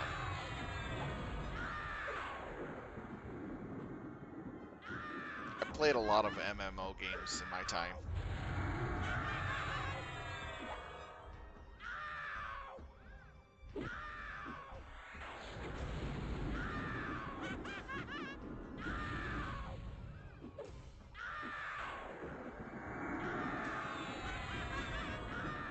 Hey, they're active again. Wow. They've been standing there for over an hour, and now they're active. Okay, now all I need is Doom bugs. Doom bugs. Doom, not Dune. We're not on Arrakis hunting worms and bugs. Yeah, and I'm also a fan of the movie Arrakis, or AKA Dune. D-U-N-E.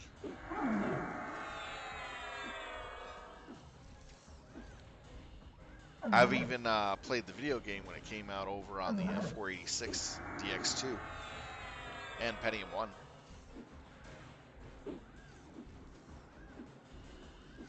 That's some old school stuff, though.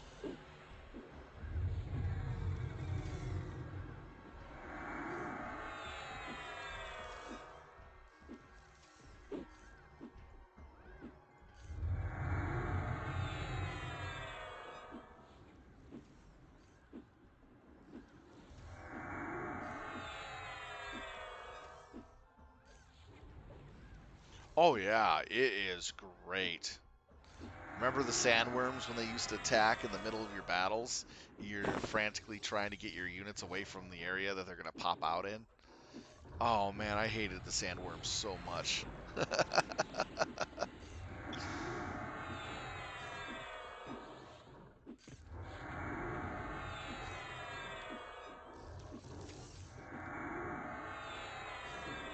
If you like RTS games, the Iron Harvest 1920 Plus, really good. I highly recommend it. It's a lot of fun to play. In addition, they're going to be adding 3 more factions to the game over time. They still have the Shogun Empire, which is the Japanese. They have it's called Shogunate, the Shogunate Empire, I believe, and they have oh man, 2 more that they need. They have the Americans and 1 more. What's the other one? I can't remember. But they're coming. But there's definitely going to be 3 more added eventually. Right now they got the Polish, the Poliand, I can't even pronounce them, but they're pretty much different. It's basically Polish, Russian, and German. That's how you translate it to our real world, but they're differently named.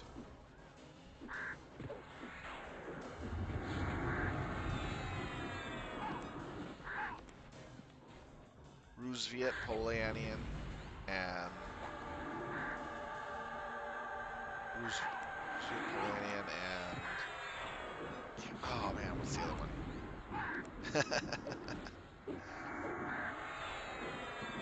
The nice thing about it is they mix like human infantry with mechanized combat. And it's kind of like a steampunk punk mechanized combat, which is pretty awesome.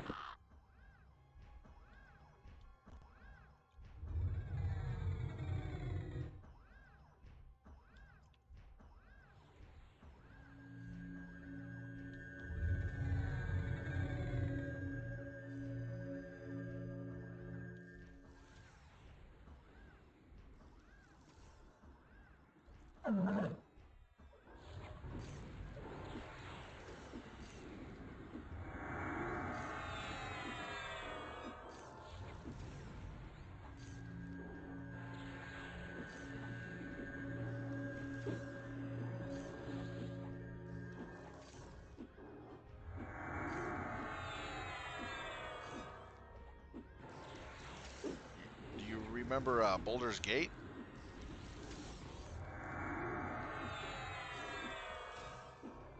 There's not a lot of people that actually remember the original Boulder's Gate on the PC.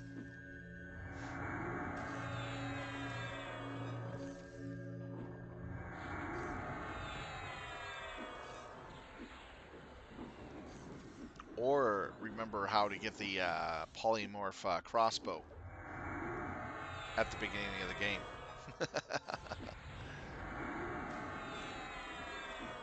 I still remember how to get it.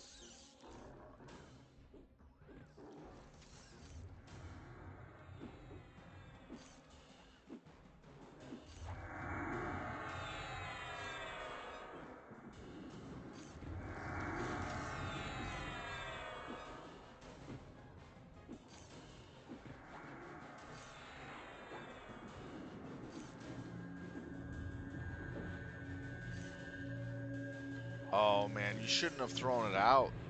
The actual game is worth money, believe it or not. Old games like that, the old CDs for those games, along with the manuals and everything that came with it, if you had everything that went with it, it's worth money to a collector. Old computer stuff is worth money, especially old games like that that have a huge following. For instance, if I would have kept my collector's edition of Star Wars Galaxies before Sony spat on it and changed it into this overly gross piece of garbage that they used to have,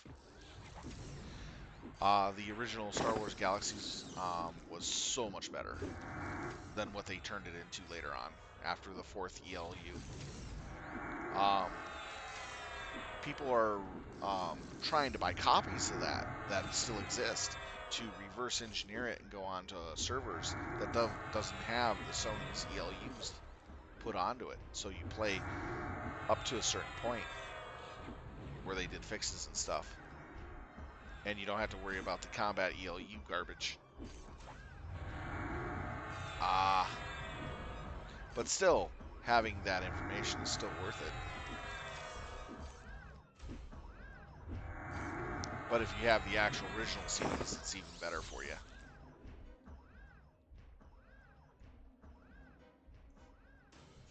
I had, what was it?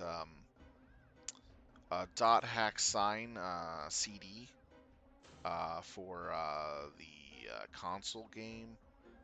Which one was it? PS1, if you remember dot hack sign. I had a one never been opened, mint condition, still in the plastic wrapper because I forgot I had it and it was in storage for so long. I sold it for $500 to a collector. That was for a PS1 game. And it wasn't worth that much, but because of its condition and rarity, he offered me $500 for it. I go, sure, why not? Should have kept it though. It was one of my favorite games. I would have probably wound up opening it up and playing it.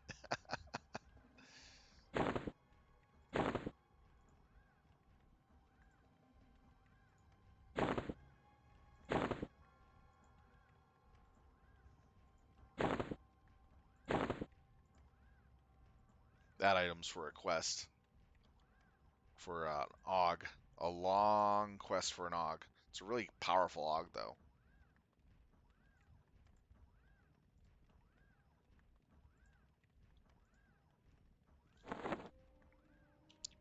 We're up to 69%. Yeah, you'd be surprised if you got old games that are like years and years old, and you still have the packaging manual and everything for it, especially on PC. It could be worth something. You never know. because the more years pass by, the less and less actual copies that exist of stuff. And if it was a popular program or game, 20, 30 years down the line or more, it could be worth a good chunk of money.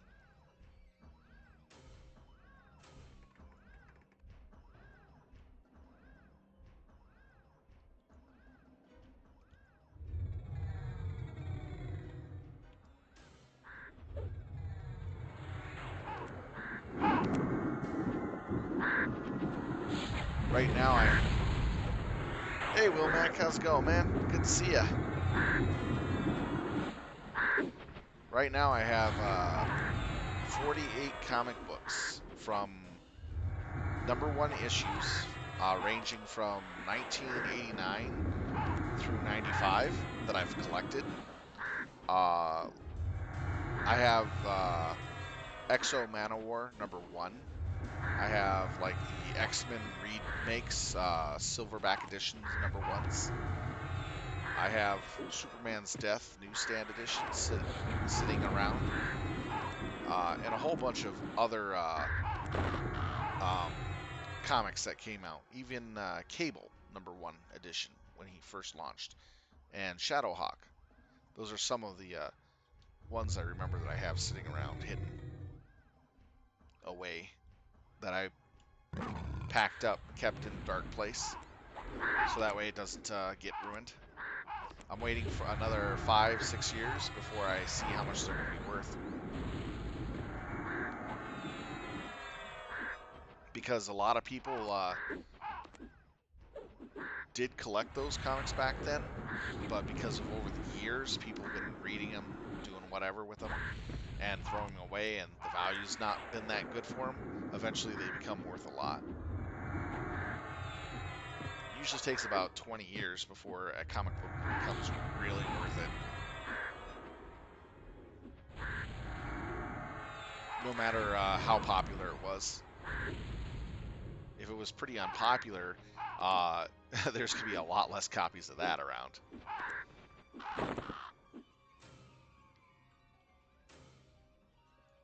That's good to see, Wilmac. What have you been up to? Are you having a good Thanksgiving?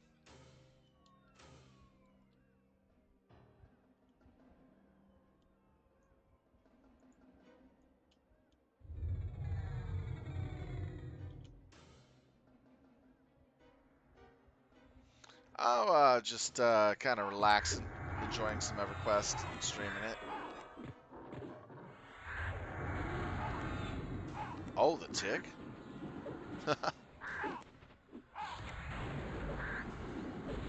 That's not bad. The tick is actually pretty popular, and some of his comic books are worth quite a bit.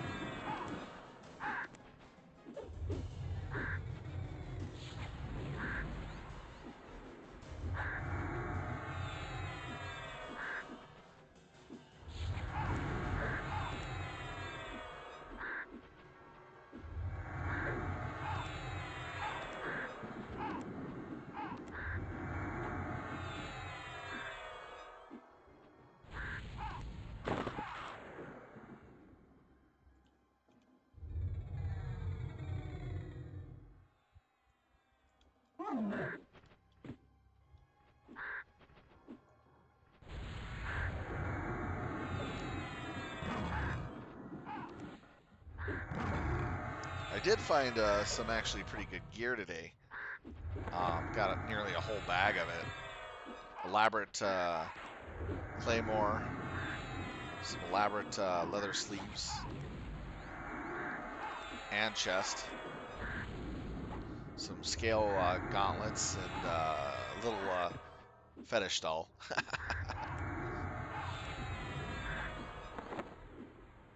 It's actually been pretty good hunting today.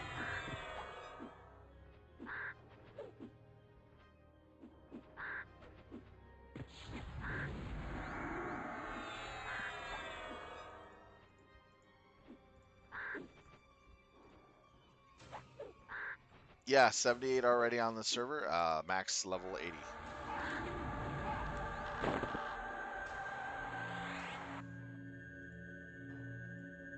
And and I've only been two streams into level, so I'm basically 70% in already.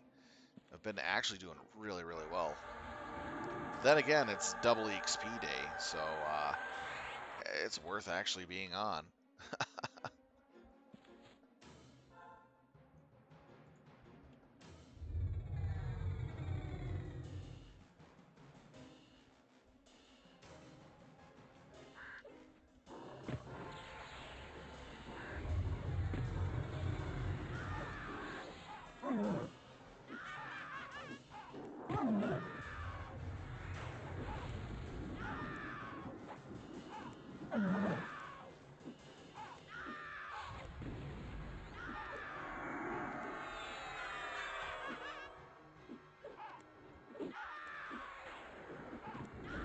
Not doing that bad either. I had started off with like 6,200 and some odd gold.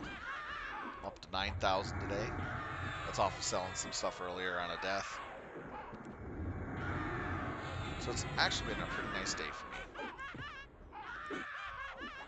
Most of the loot I was getting is from here, which is really good money making in the area.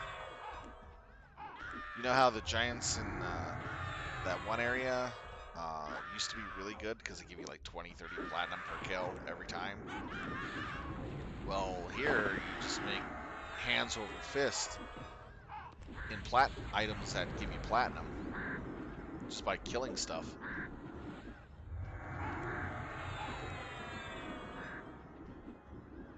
Alright, let's see. How many crows do I need to kill more of?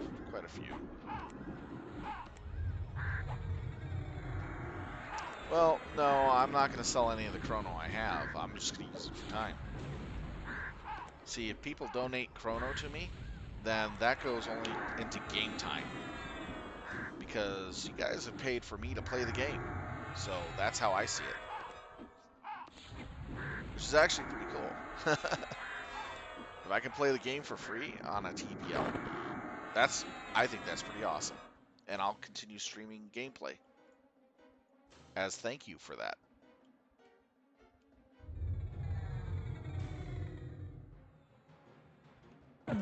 Oh no, I'm not going to sell it.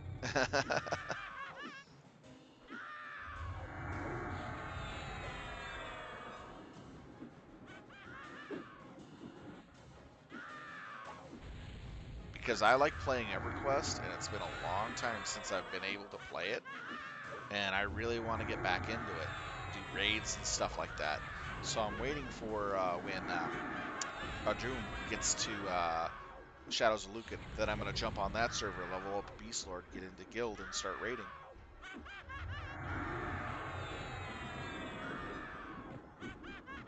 Maybe an old game, but it's an awesome old game. I really love it.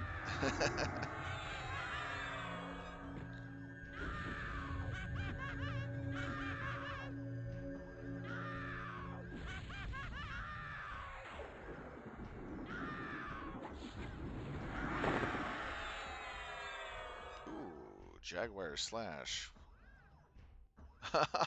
Rogue. I'm getting a lot of good loots today. No complaints here, man.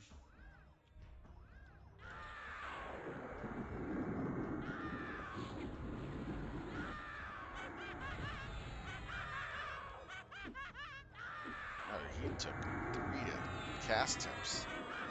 There we go.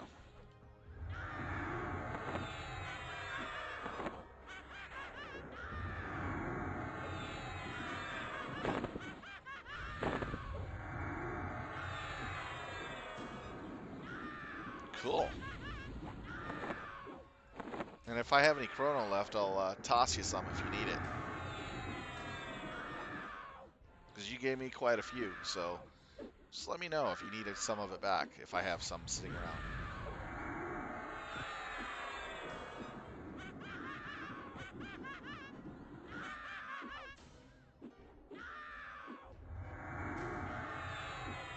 It'll be fun playing with you over there, too, if you do come back.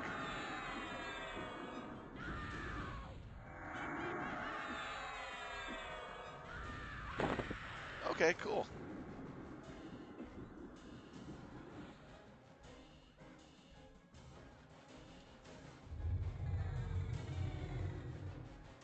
Reason why I'm going after these scarecrows and crows quickly is because they're harder to get and they don't spawn as fast as the doom bugs.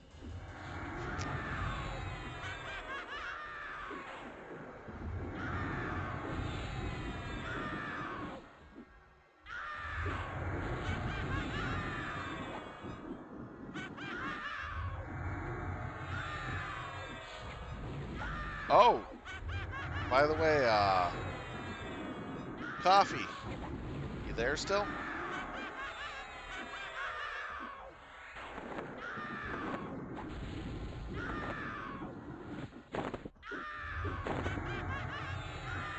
Hey, Coffee, Filter, you still on and watching? I just got you your pants, if you want them,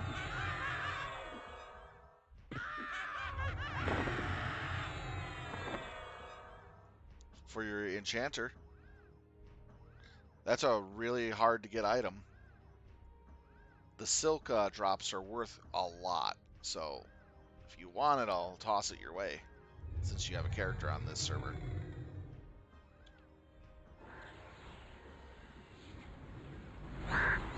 Alright, I'll save it in my bank until you log in, and then I'll give it to you, or parcel it to you.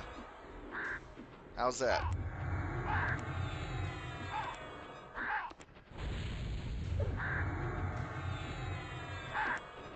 I don't mind helping out people who are on this server and watch my stream. I play Wednesdays, Saturdays, and Sundays. You can see my stream schedule down below in the chat area if you have if you're opened up through Twitch. No problem. I'll save any other silk stuff I find. You're the only caster I know who's on the server that uses silk, so I'll keep an eye out for anything he can use, weapon and armor wise.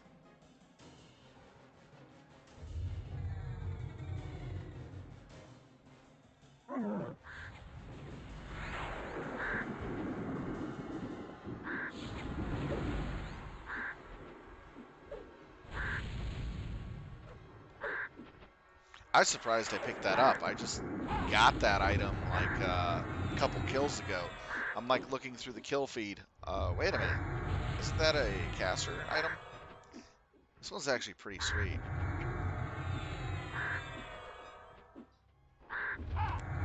Let's see here.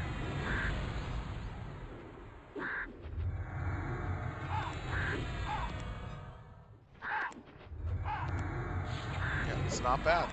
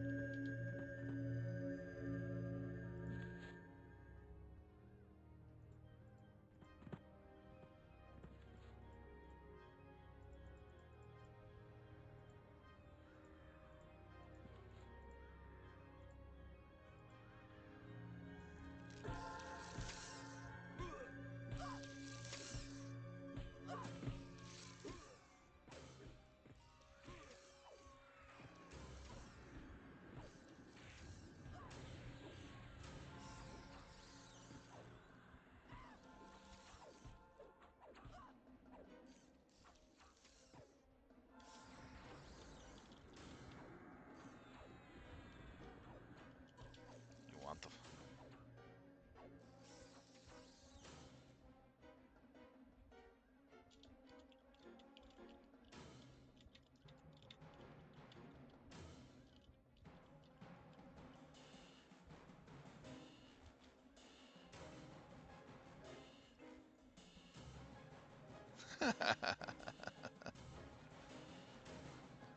I could kill these clockworks instead of there. It's not a big deal. Looks like they needed to level up some of their guys. Although asking me to leave like that was kind of little... you know. Rude.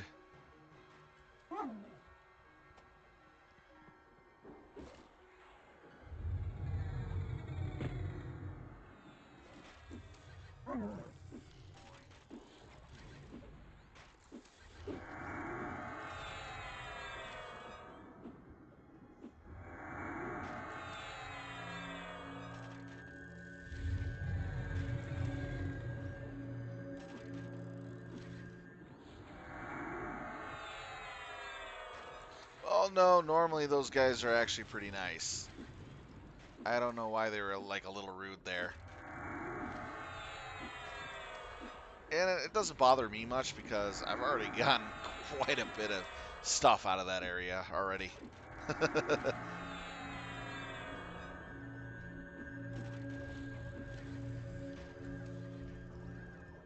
But I'll see if they'll come back or if they're staying.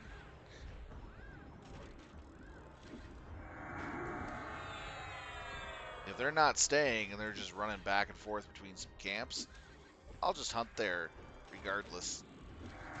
Because they're not camping it. And the only reason why I politely backed off was, you know, let them have their fun and level up there. They had lower level people there that needed to be leveled. I recognized it, and I can do these clockworks and level off them, which is not a big deal for me.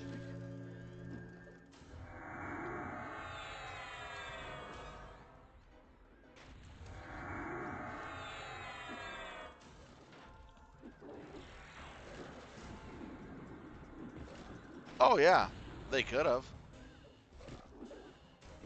But the people that I normally group with in Northern Coalition aren't on today. They're with their family and friends. And they're pretty nice people. That person I haven't seen before, so probably doesn't know me. Doesn't even know I'm probably streaming. Here, let me say something.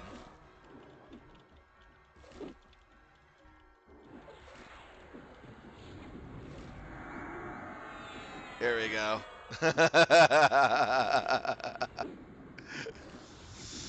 uh,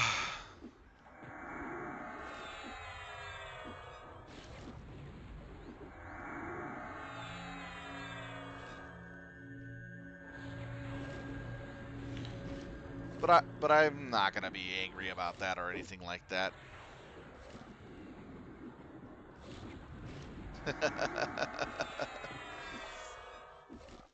They want me to kill minnows. Nah, I'm perfectly fine here.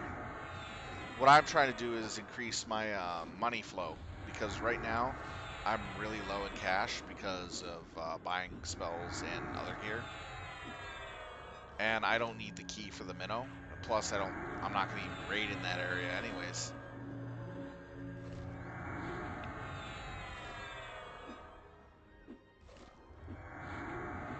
And the minnows are actually pretty easy to kill. Well, technically they hit really hard though. But I'm not designed to, you know, take a ton of them at a time. I'm gonna see who's here. They just come over here to the farm to tell me to leave, and they're not here killing stuff. Yeah, figured as much. That's funny. I'm gonna stay at the farm.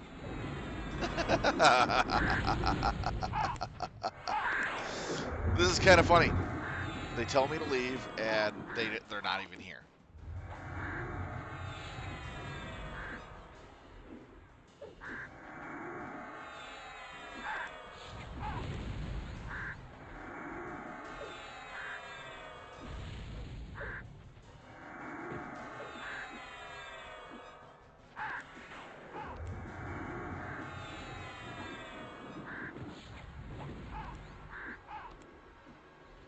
Probably. Not my problem.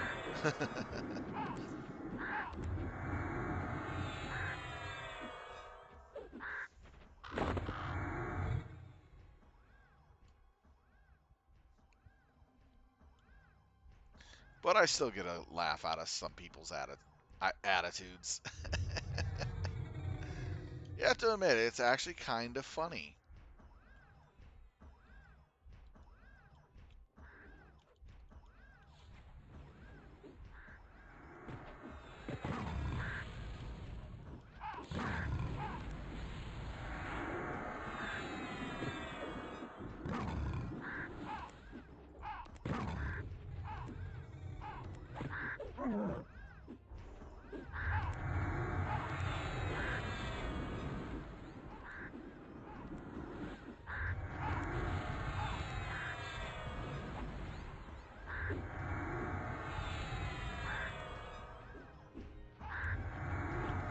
Well, the average age of players has changed for EQ quite a bit. But yeah, they're more adults than they are teenagers and kids. Like, I think the average age player is between 35 and 45 now for EQ, versus being like teenager and to 25 back in the day. Yeah, it's been quite a change. I know a 65-year-old guy who plays this game still, and another older woman who's 80 years old, believe it or not. And they both live in the same um, housing care place for older adults. The reason why I happen to know who they are is because of the fact that our bus company had a contract for the what is it called, the old folks home that they lived in, and we started talking about actual video games. They asked me, "Do you play video games?" And I go, "Yeah." And they go, "Have you ever heard of a game called EverQuest?" And I go, "Yeah, I used to play it a long time ago." And we had a nice like 2 hour conversation as we took them to where they were going to be going. It was a lot of fun talking with a couple of folks. They told me a lot in what they did. Oh yeah, maturity is another one.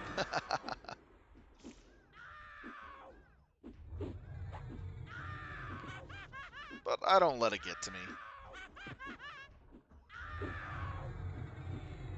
The only time I take offense is in a game like this is if they purposely train me with mobs over and over and over again to try to kill me. Then I take it a little personal.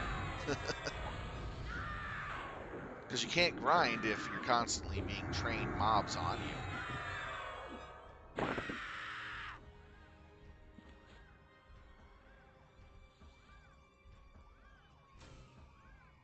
And you usually wind up dead on that.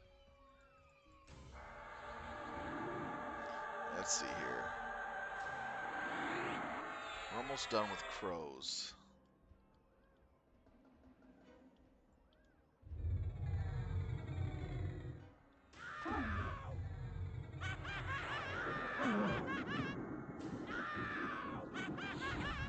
True. Some people do it, take the camp. I take a look at what they have for a group and what they're wanting to do, and I decide whether or not to back off or not. In that case, I saw that they had, out of the 5-man group, at least 3 people that were blue in lower con than what I was, and I go, okay, I'll let them experience up here. It's not a big deal. I've already gotten a lot of loot and a lot of XP here. I can move off to the side and kill something else. And that's how I view it. I mean, if I'm here because I'm leveling and I just want to focus on leveling and the loot here is garbage, then I'm going to focus on leveling. But if the XP is good and the loot is actually pretty good, and I've already been here for quite a while, why not give it up to somebody else who needs it more than I do at that time? It's not a big deal. It's all situational. That's how I view it.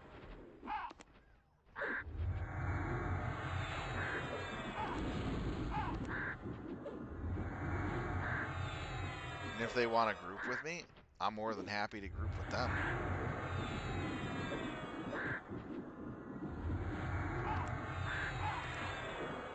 What do they pick? Okay, it's not a big deal. They must be getting certain things.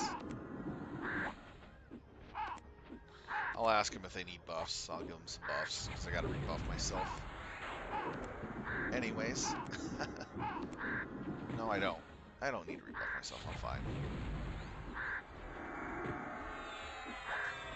Actually, I do.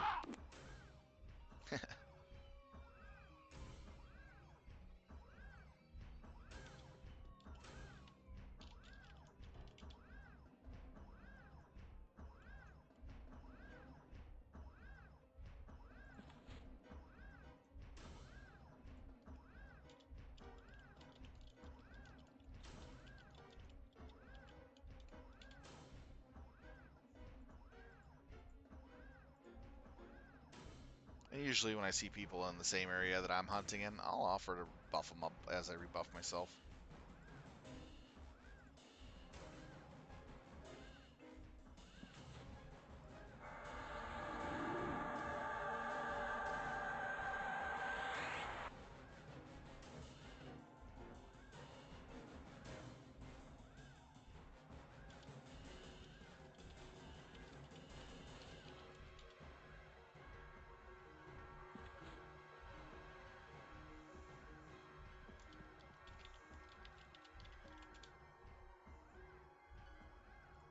Yeah, that's a pain in the ass of a quest. I'll tell you that.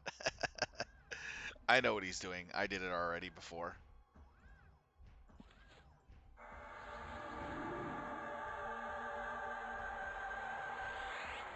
On Praxis, I actually had to battle for my camps.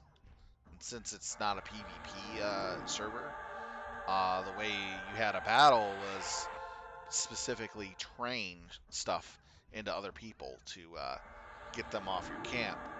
I didn't start it, but I sure the heck ended it with those guys. It was a lot of fun, though. I'd sit there and I'd start fighting something that I know I could beat, and they know I could beat it. And then when they were getting ready to attempt to hit me with their I'm running out of the zone because I can't handle this and I'm passing it right through your stuff, I purposely send the water out and have it hit 3 things and run right into their pathing. So as they're trying to run it through me, my water's bringing back a whole bunch of mobs that haven't been touched because of aggro radius that just cut right into them and kill them. I've done it so many times. It was hilarious. There's a way around the PvE system, but it's kind of dirty.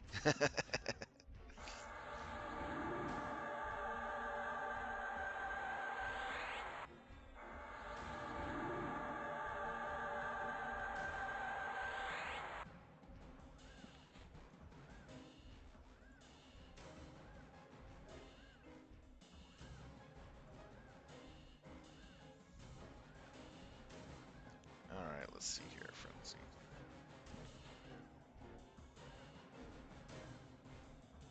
Oh yes, the item will drop if I don't have the quest.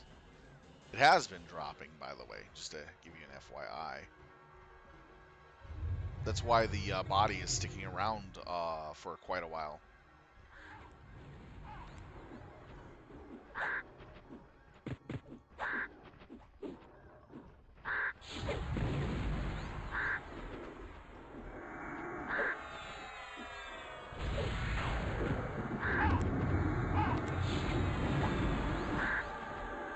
These crows will drop the quest item for the feathers as well. So if you see like crow bodies laying around that I've already killed, but they haven't disappeared, probably have a quest item sitting on it. I mean, I don't mind sharing the camp here at all, because I can usually hunt over here or up at the minnows if I really have to.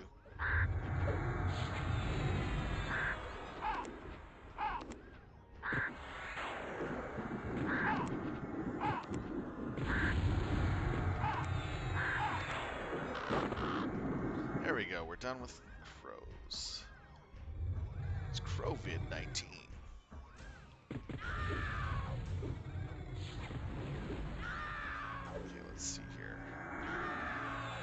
scarecrows. 4 more. 20 doom bugs. So we'll focus on doom bugs now and scarecrows.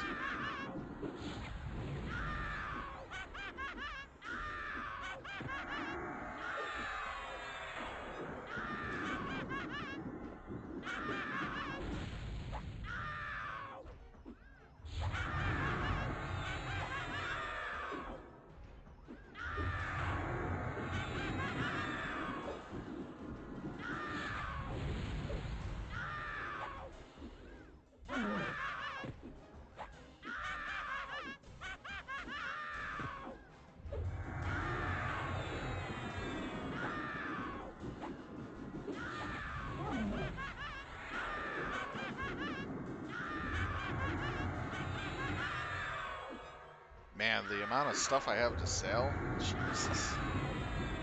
I have to get another trading session.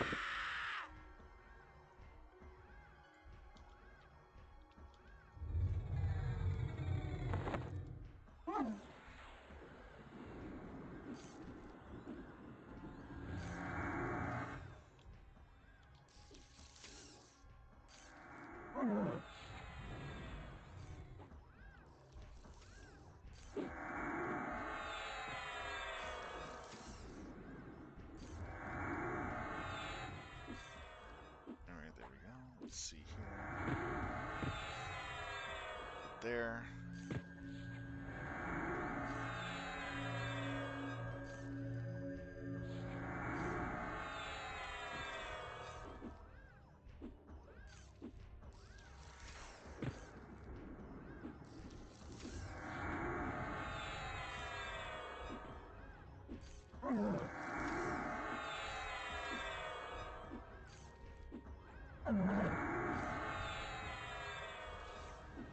They're only looking for quest items, which has come off the scarecrows.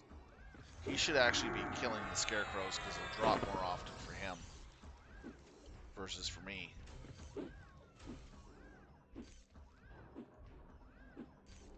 Plus, I have my advanced loot not to loot that particular item that he's looking for. Oh wow, I'm running out of space.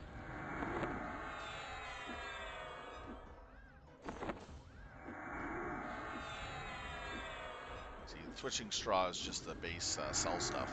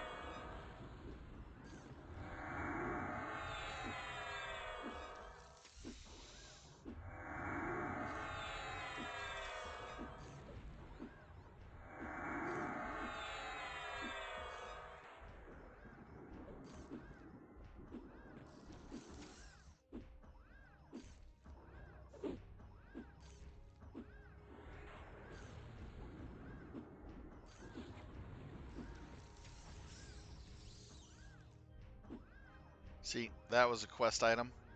That is for over there. I've already done the quest. You can't retake it. But as you can see, the quest item has dropped again off the bugs. So it is a possible chance that stuff for the quests will drop.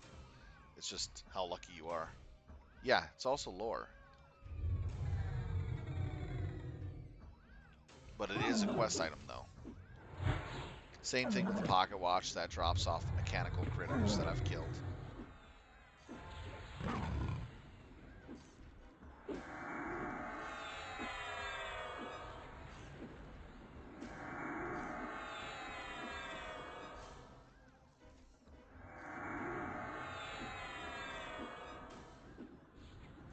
Hey, Coffee, you take care, and thank you for watching, and thank you for the follow.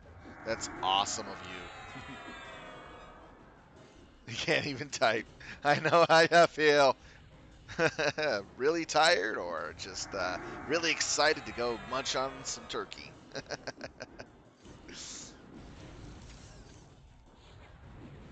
That reminds me, I gotta eat something. I haven't eaten all day.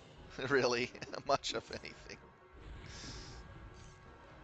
I was up till like 7 in the morning watching Mass Effect 2 and well into 3 storyline.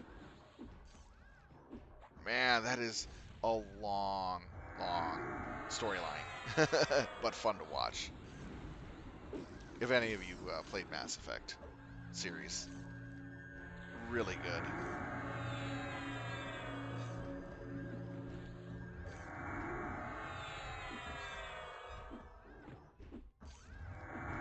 Yeah, that is a video game. It was on consoles and PC. The story of Shepard trying to save the universe from the Reaper's attack, of discovery, learning, and trying to stop them from invading to stopping their attacks. Yeah.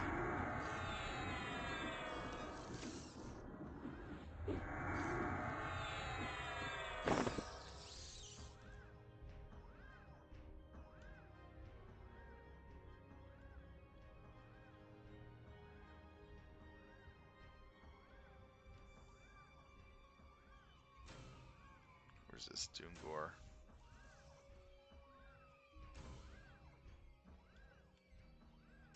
Not over here, thankfully.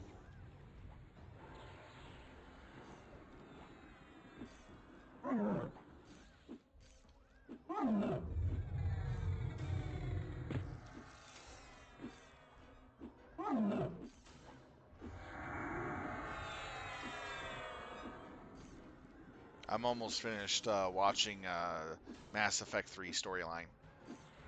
That is basically all the clips put together into a movie.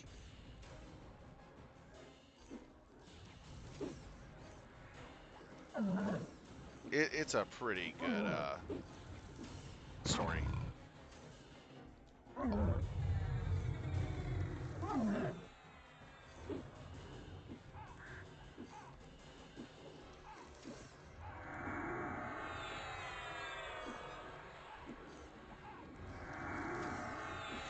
Just go to YouTube and type in Mass Effect 1, 2, or 3, and you can start watching it. Just to warn you, it's almost 30 hours of gameplay watching between all three. I would start with 1 and work your way to 2 and 3, unless you've already played through either of the games. Then you probably don't need to see the cutscenes again. But if you haven't played through it and you want to watch something that has a really good storyline and it acts like a movie, yeah, definitely. I recommend it. It's got a lot of cutscenes in each of those games. 7 hours, I think, for the first one without actual gameplay added in. The Mass Effect 2 is about 9.5 hours for the cutscenes only, and Mass Effect 3 is almost 10 hours with just cutscenes. If you were to add in the gameplay along with the cutscenes, you're looking at another 8 to 12 hours per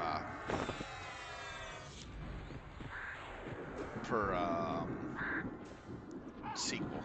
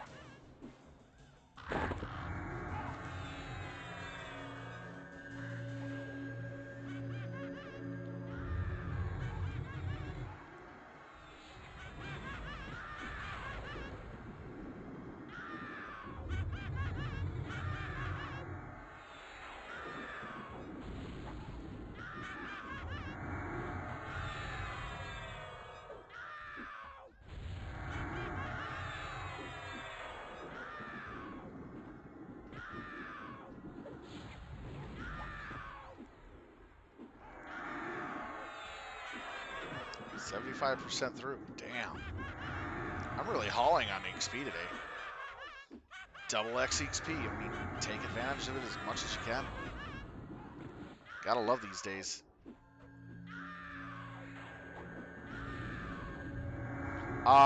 For today, yeah. I think it ends after today. I'm not sure. I had to pull up the FOB or whatever it's called that tells you what they're doing.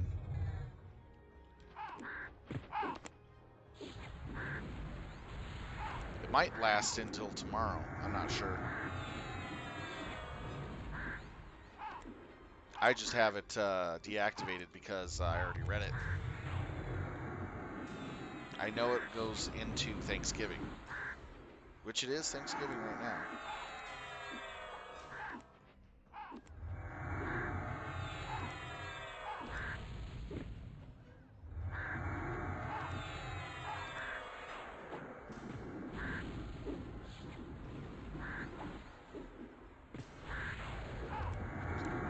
Haste.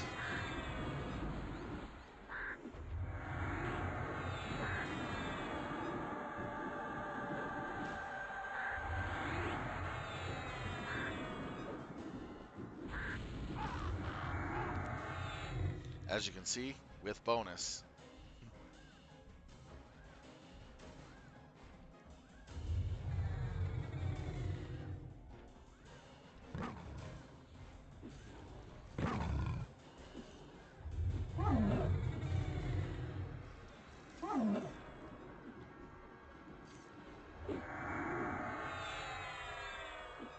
It started yesterday at noon, and that's why I knew about it, because I started playing EQ a little early before the session.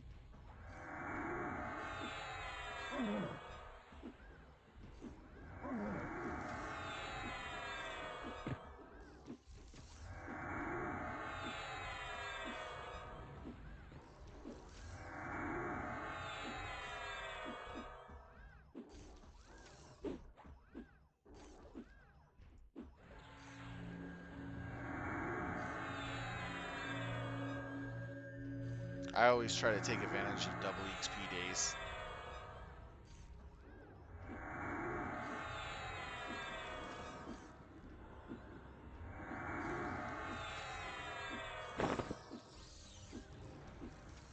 Another handkerchief. Looks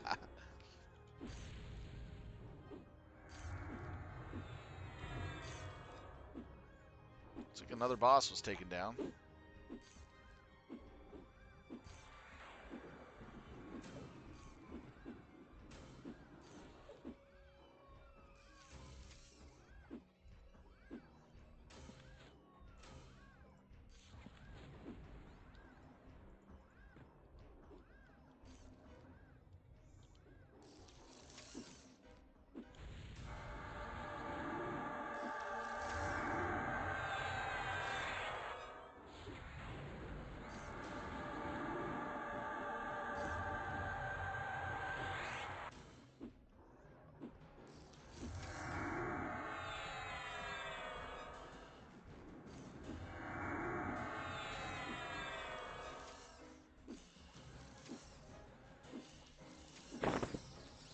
There we go. Already got crows, right? We need scarecrows and beetles.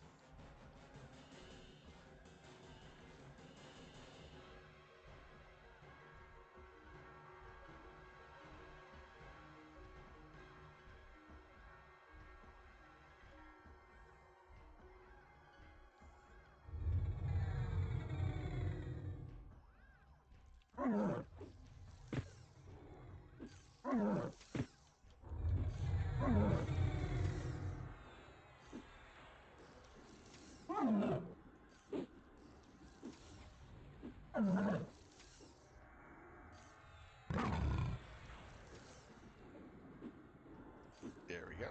Got it.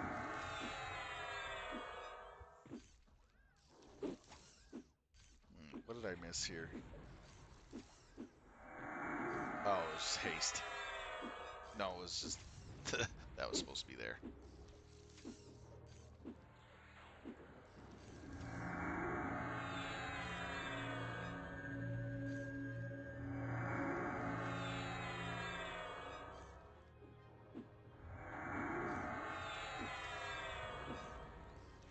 What a dragon.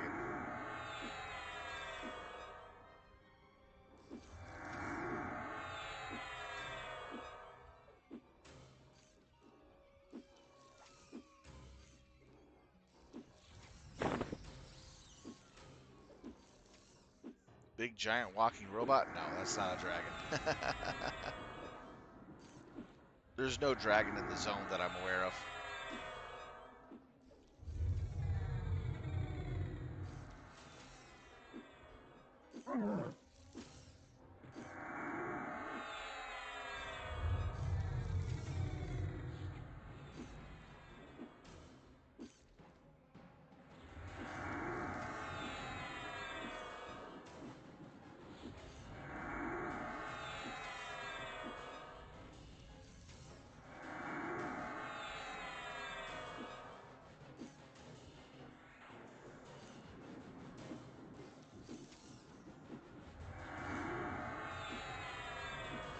Oh!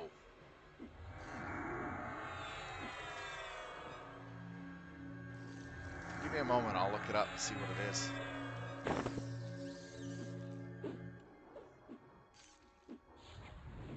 Yeah, that's a boss.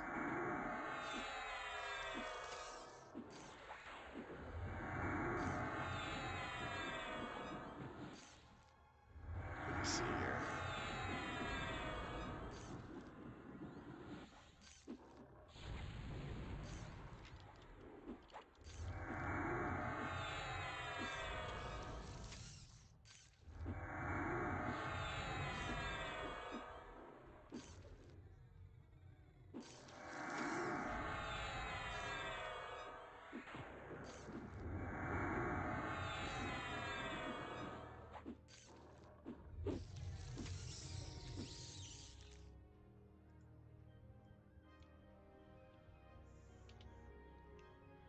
Seeing the name here. Sorry.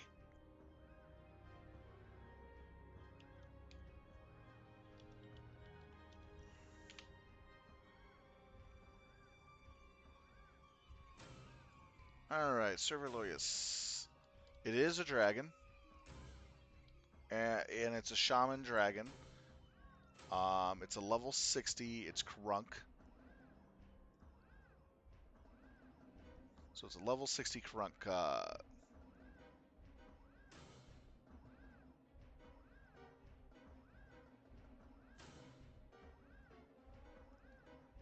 Gives like low level stuff from the past. Alright. That is a dragon, definitely.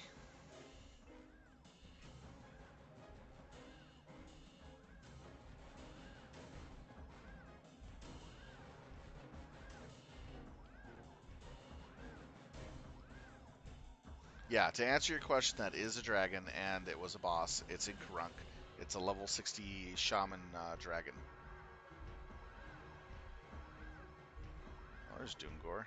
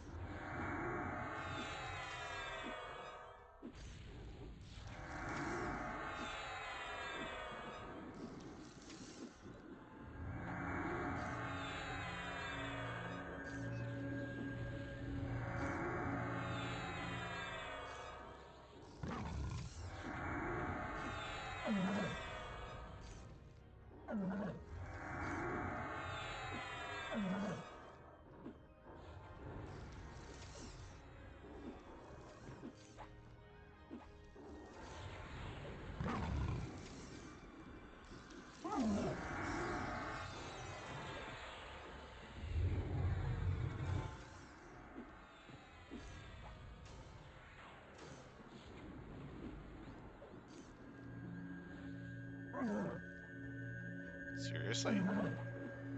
Why am I getting so many annoyances?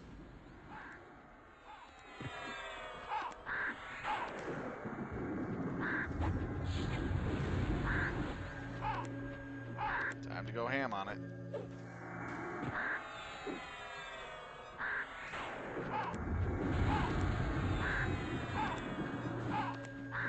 Yep, it's a dragon shaman class with a pet.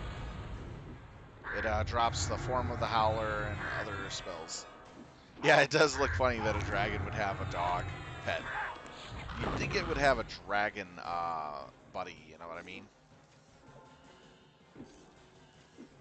Maybe a what type of dragon? Maybe a drake or something as a pet versus a dog.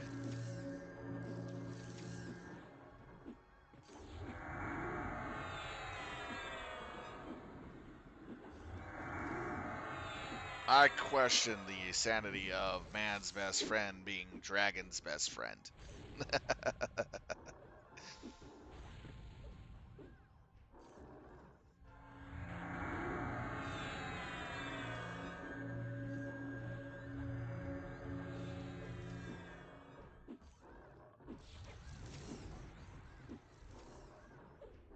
I think what would be really cool is that you know how we have all these different warders for each of the classes? They're kind of unique. What would be really cool is at a certain point in the Beastlord's career that the warders actually become different colored dragons, like small drakes or drake dragons or whatever. So basically, instead of having your tiger warder, you would have like a brass drake dragon about the same size that could fly, that has automatic flying attached to it. You know what I mean? And movement speed increase. That'd be pretty interesting. Pretty cool too.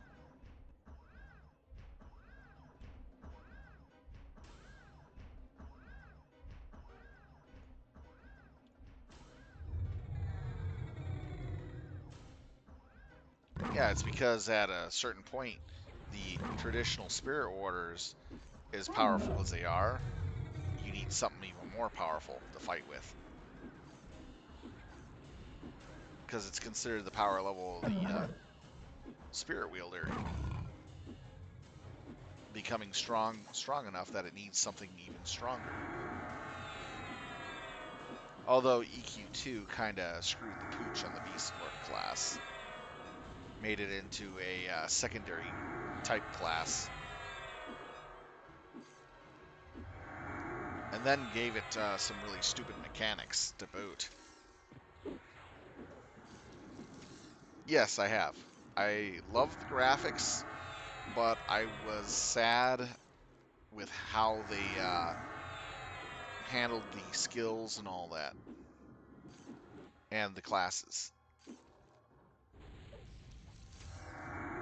I honestly think they just, what they could have done is just gave, what they should have done is instead of wasting their time in EQ2, they should have found a way to improve the graphics for EverQuest, or said, well, we know it's going to be a lot of time consuming and money to upgrade the graphics. Why not invest the money into it and get a better engine that would work better and be better for them in the long run and compete against World of Warcraft? Just imagine if EQ won EverQuest, compete against World of Warcraft today as a mega platform. I think it would be badass because I believe, not think, I believe strongly that EverQuest, if they took the time and effort to actually upgrade the engine and give it good graphics and stuff like that, and do what WoW did, it would be a major competitor game. It would compete against World of Warcraft hands down.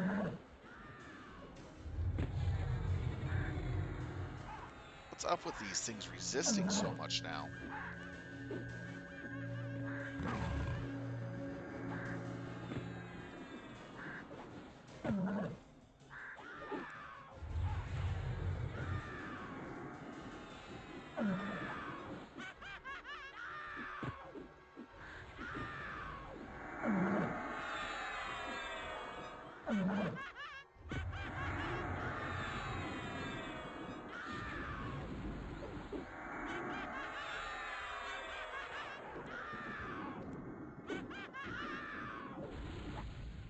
Because honestly, the only thing we had getting upgraded as a big MMO, and that was really good, was World of Warcraft. Other games like SWG came out, which were good competitors against World of Warcraft, kind of got the bad touch from Sony. And Sony self-sabotaged almost every MMO they touched. And the only one that actually survived the bad touching has been EverQuest, a tried and true old school gamer MMO. This is the only one that has survived Sony's bad touch.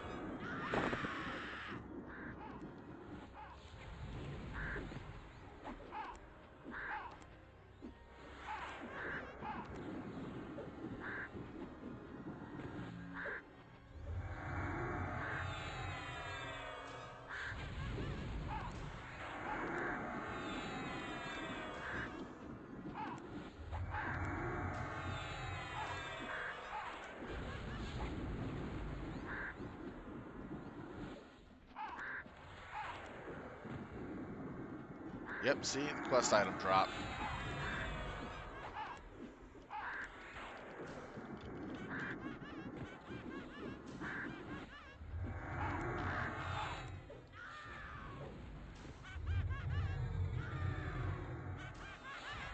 This guy is resistant to high heaven and hell.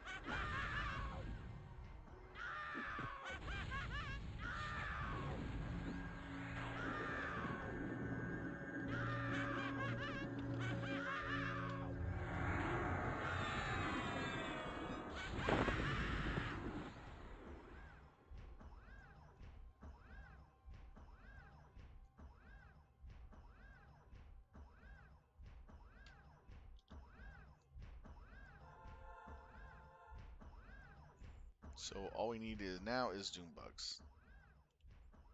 Pretty easy to do.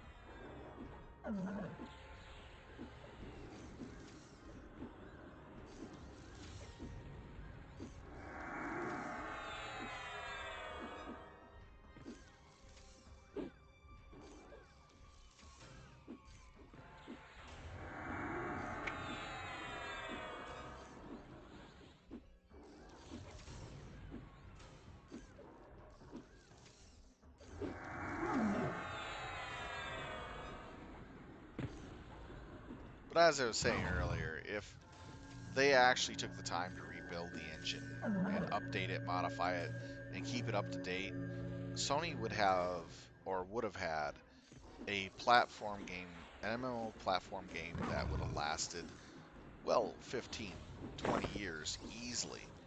Because, oh wow, another item for the enchanter guy for coffee. Man, coffee's getting actually some good loot here. So, I mean, they could have had a competing game against World of Warcraft that would have been tried and true.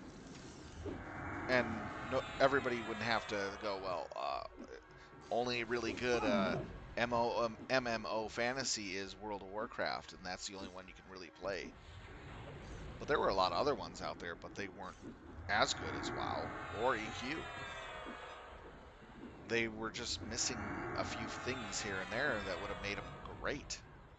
That's my opinion. So the two big games that I think are really good for fantasy is World of Warcraft and EverQuest for how long that they've been around and what they offer.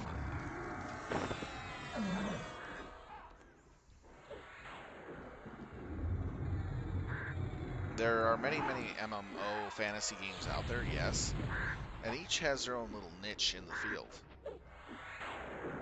But what I'm looking at is playability, gameplay, ease of use, and how the game actually treats its players itself.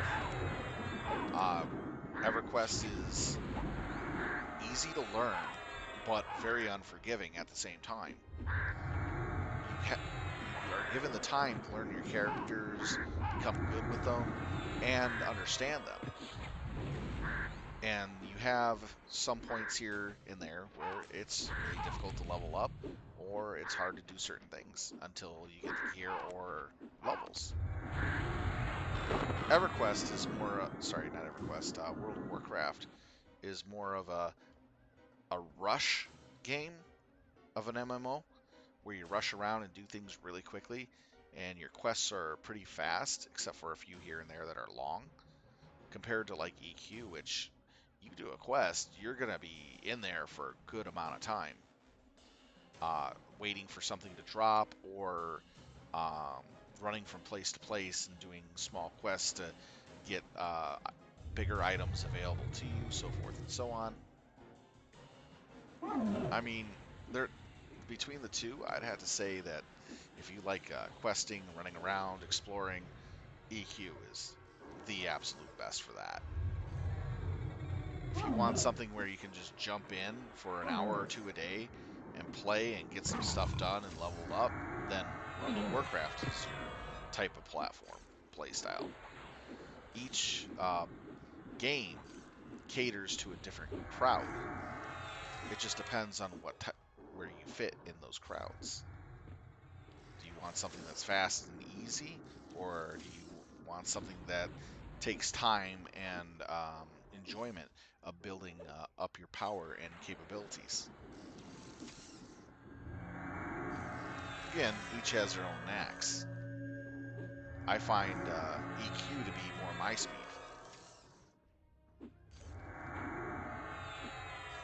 I kind of got tired of the go, go, go rush style of MMO because that can get pretty insane.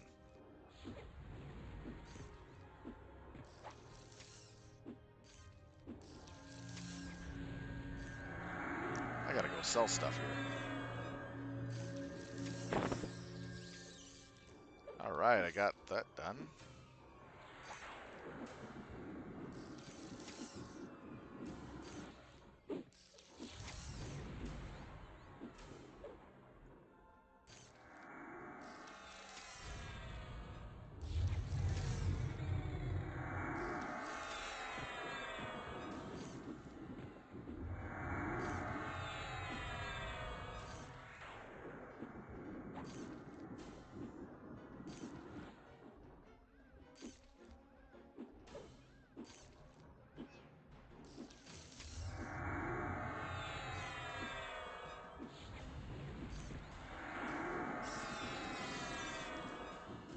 Alright, let's see here.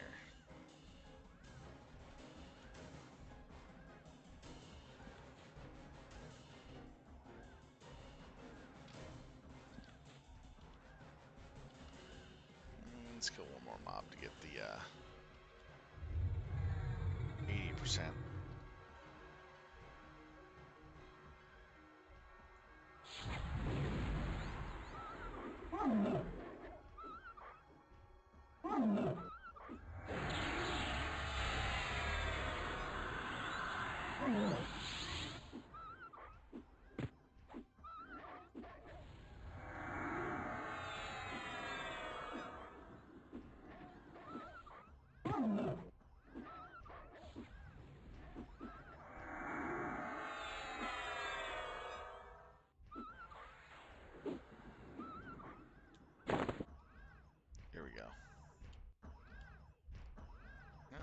close enough.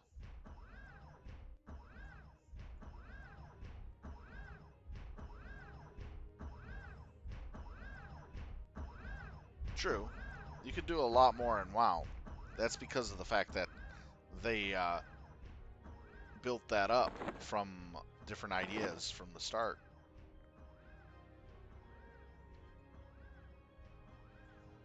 Let's see here. When WoW first launched, its first day on the servers, they had a 35% server failure rate, meaning the servers were crashing 35% of the time. I do remember that because I was playing on that first day. Luckily, the server I was on didn't crash hardly much. So it did crash once or twice while I was playing, but they had problems with their servers crashing, literally. Um, let's see. They didn't have the battlegrounds ready to go until later. They did have the PvP available right away, of course. There were some issues with that right off the bat. They did have quests, of course, like any RPG MMO. And they did have raids right off the bat, too. They had the core mechanics on that. The battleground PvP stuff, the different type of battlegrounds you can go into, and all the other stuff that they have now have been slowly added on throughout the years. EverQuest started off as a PvE only environment in which they added PvP as a last thought. There were more things actually going to be dedicated to it, but they decided not to do it. Um, from what I heard from a GM, they were actually planning on kind of going the way World of Warcraft went, but Sony decided not to put the time or money into it, nor did they desire or wanted to improve the graphic engine. Because early on, they knew that they needed to improve the graphic engine to compete down the line against World of Warcraft. Sony felt it was too expensive and too time consuming to update the engine in EQ. So they redid a whole new engine in EQ2. So they took the engine that they could have put into EQ, but they chose not to go back and redo the graphics and other stuff and keep EQ1 with the EQ2 engine. The EQ2 engine was supposed to go into EverQuest, but they decided not to do it because they didn't want to go back and recode all the landscape and all the NPCs and stuff. Technically, it would have been a lot easier for them to do that than it would have been to build EQ2 the way it was and the way it is now. But they were trying to make more money and they were trying to kill off EQ originally. That was what Sony was trying to do. They were trying to phase out EverQuest itself, saying it was just too old of a platform. They're not making much money off of it, so forth, so on, whatever the case that they wanted to do. But they had millions and millions of players on the EQ servers, so they couldn't just go off and say, well, no, we got. They couldn't just close them. Take for example, Star Wars Galaxies, um, SWG. I played beta in that. I was a beta participant in both the before the game released and for the expansion. Great game, loved it. But what Sony was doing is that they decided to change the way the game was made because there was just way too much stuff in it for a small group of people to keep updating it and changing it. So they decided to do the combat evolution stuff that they did. Creature handlers were OP in the beginning, yes, but they were toned back quite a bit. and they were fixed. The real OP characters were the combat medics that were non-Jedi and the Jedi. Oh yeah, I know. But when they started doing the combat ELUs, the first two were okay. It was adjusting inventory and items, and the second one primarily fixed class issues of imbalances and added the combat medic and so forth and so on. And it really actually, the second combat ELU actually made the game better. It even fixed the tamers too, so they weren't so overly powered. But still, the Jedi's were pretty darn powerful. Um, and what can you do about that? You know, that's what they are. And honestly, you had to do a lot of work to unlock your force sensitive slot. Trust me, I did get a Jedi character and earned it by getting my force sensitive slot. And I was hunted by a lot of bounty hunters on that server. Holy cow! But when they did the third ELU, they started crossing the line. Sony basically stated if you complain, because 30LU did so many changes to the character classes, they started molding character classes into groups. Because what Sony wanted to do down the line by the 5th ELU was to make it so that you had character class groups you could choose from, 3 different ones. Kind of like support, defense, and attack, just as an example. So they were trying to get um, classes kind of grouped into certain groupings that you can choose from to make it easier to select a character and what type of class you're doing, dumbing down the system quite a bit. And the dumb down was what really upset a lot of people quite a bit. Um, so the third ELU started all of that. The fourth ELU is when Sony literally came out to the customer base and said, if you protest in game, they even on messages in games, they said, if you protest in game about the upcoming ELU, if you group up and try to cause any server lag or issues by saying you don't like this ELU or whatnot or complain, we will ban you from the servers. They wound up banning 45% of their customer base on the first day when the Combat ELU 4 came out, because people didn't listen to Sony and they protested in the cities and caused a massive amount of lag. It got to the point where they had to stop banning people or they wouldn't have a customer base. Yeah, creature handler nerf came in the third combat ELU, and that was just the beginning. What they did to the creature handlers when they redid SWG and made it into like dumbed down class clickable things. You can even be a Jedi. You should see the state of it now. It's horrifyingly bad. They they turned a really good multiplayer game into a piece of garbage. It's insane how bad they dumbed down the game. So they stopped those servers and killed it off eventually. People are bringing back SWG on private servers with the second ELU installed, and it runs perfectly fine. That's before the Jedis were brought in, by the way. So you can't play a Jedi, but you can play all the other classes. And the game works awesomely nice. Now, another game that's coming out is City of Heroes, if you remember them. They're the new homecoming City of Heroes. A group of people got together and finally convinced the creators of City of Heroes, or the title holders, to re-release the game, but as free to play, because it's a great classic game. You can build any type of superhero any way you want, and form and shape, even villains. And a lot of people love this game. It had a massive following. Uh, but sadly, the people who own the title for the game basically closed down the servers, saying that for some reason or another, and never brought them back up. But there were people who were reverse engineering the game, bringing private servers up, and doing a whole bunch of other stuff. They finally got themselves heard by the company that owns COH, and now they're working on a way to release the game for free on their servers.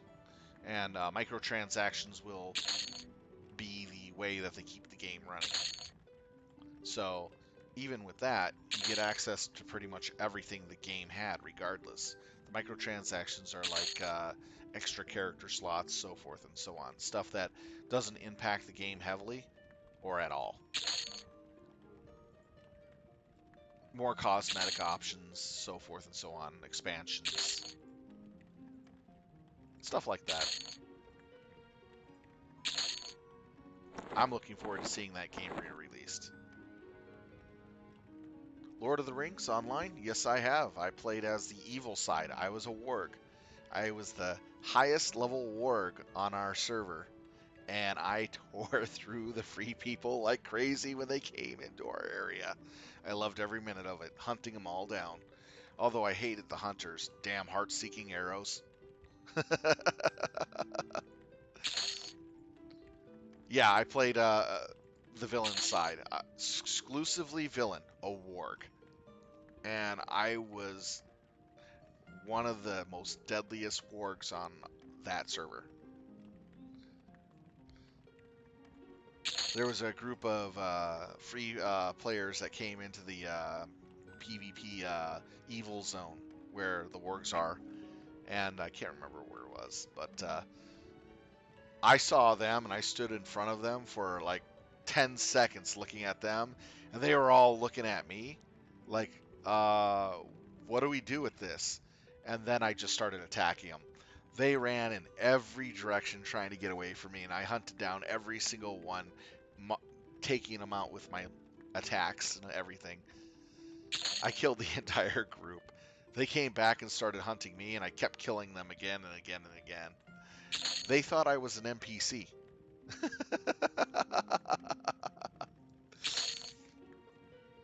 It was hilarious. I have fond memories of it.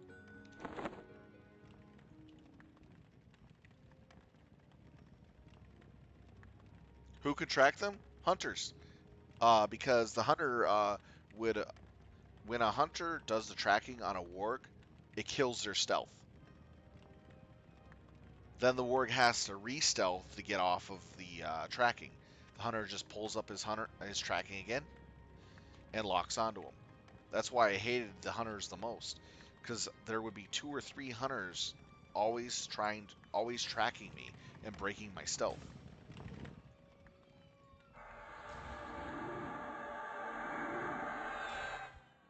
I had a hard time later in the game dealing with that, because whenever the free people came in and started raiding the zone and we were fighting flat out, they would target the the best player wargs that the our side had, which was me and like 3 other people, and they would have 3 dedicated hunters just repeatedly hitting us with tracking all the time in order to keep us out of stealth.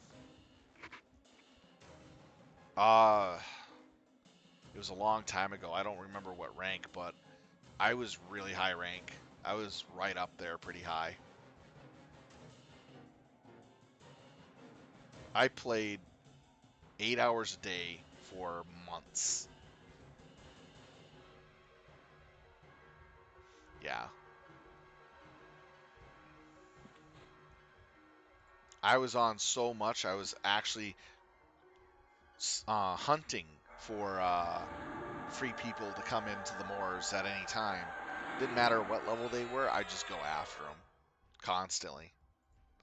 And then we would have like little work packs coordinating strikes against them. You don't know how much we ticked off so many people. It got to the point where we're on the server boards, and for the server that we were on, um, we had a message, a forum for our server board for the server we got on, and they had a bounty board put up there on the server board by the free people. So it was pretty funny to see my name up on the bounty board and how much that they were willing to pay to have me killed X amount of times. Yep, Freeps versus Creeps. What was it? The highest my bounty got, because I was very difficult to kill and I usually got away from 4 to 5 hunters chasing me constantly. Yes, I was good enough to get in there, make an attack on a pounce on a hunter, a group of them, probably kill one of them, and get the heck out of there and live most of the time. I pissed off one guild so much from how many times I was killing their people and how I was stalking them and hunting them and getting away. They had, what was it, 500,000 on my head or more. They really wanted me dead. And the conditions were you need to show that you killed me with the screenshot of seeing, you killed me, and a picture of me dead. I only got bountied twice out of that. And trust me, I may have died twice and they got the bounty, two separate people, but I killed a crap ton of people. The only reason why they got me was because it was in the middle of raids when they were raiding. Not hunting parties, these were full on raids that we were defending against from their attacks. Because there were so many freeps. Holy cow. But I took down a lot of them and had a lot of fun doing it.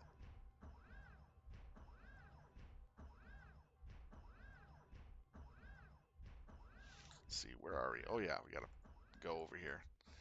Oh, Lord of the Rings Online brings back so many fond memories.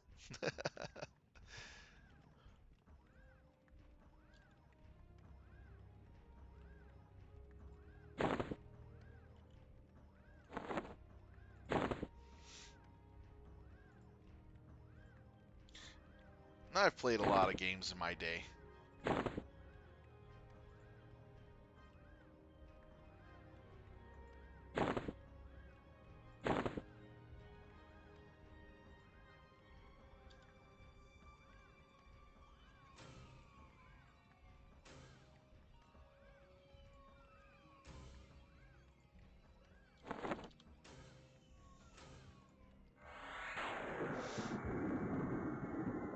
Ultima Online, my favorite character class was 52 points in Defensor and the rest into Mage. With that build, you can outrun Mana Bolts.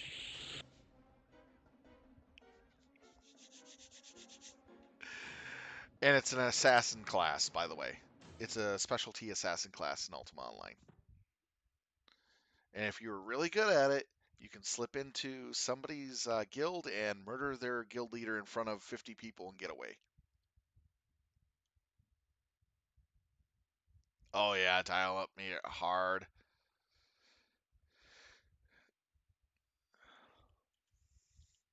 The worst thing I have ever done in the Ultima Online was I got mad with a PvP group, and I knew where they were gathering to do their,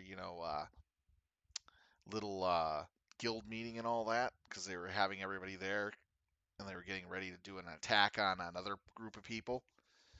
I snuck in to the area using invisibility and got behind their guild master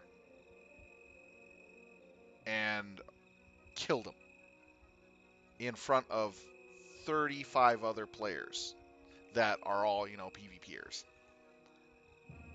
Holy shit, the amount of mage bolts that were fired at me. Holy cow. If I wasn't a 52 fencer, because fencer has a lot of speed to it and movement speed, I would have died instantly. After I dropped him, I ran like hell right out of there. And behind me, by a second or two, there was so many mage bolts that my game was literally jerking for the next minute and a half. You could just see it just chug. And there's this massive amount of mage bolts just flying right at me.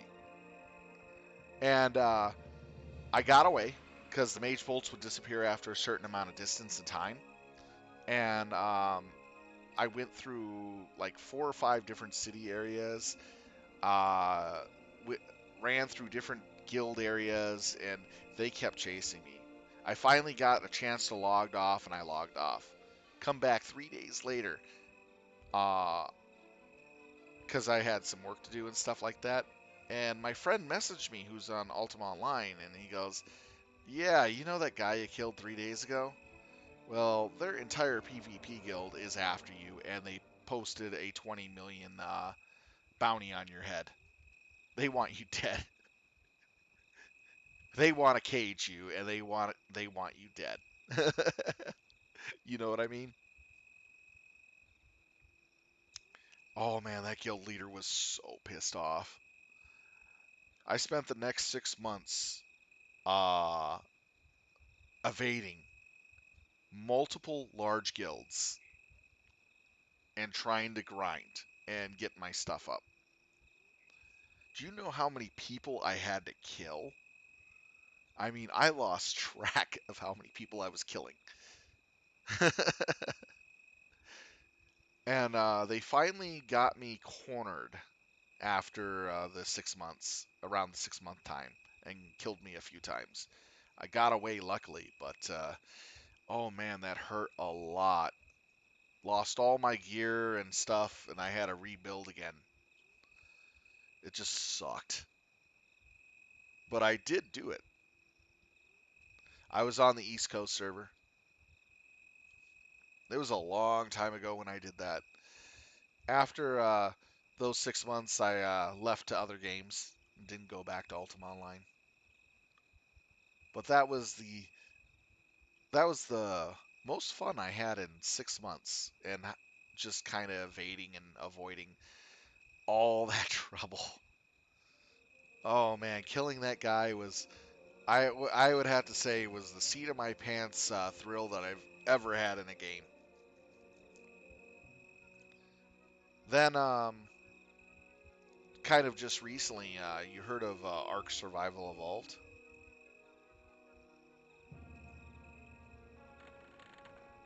Well, have you ever heard of a group called Cure by chance?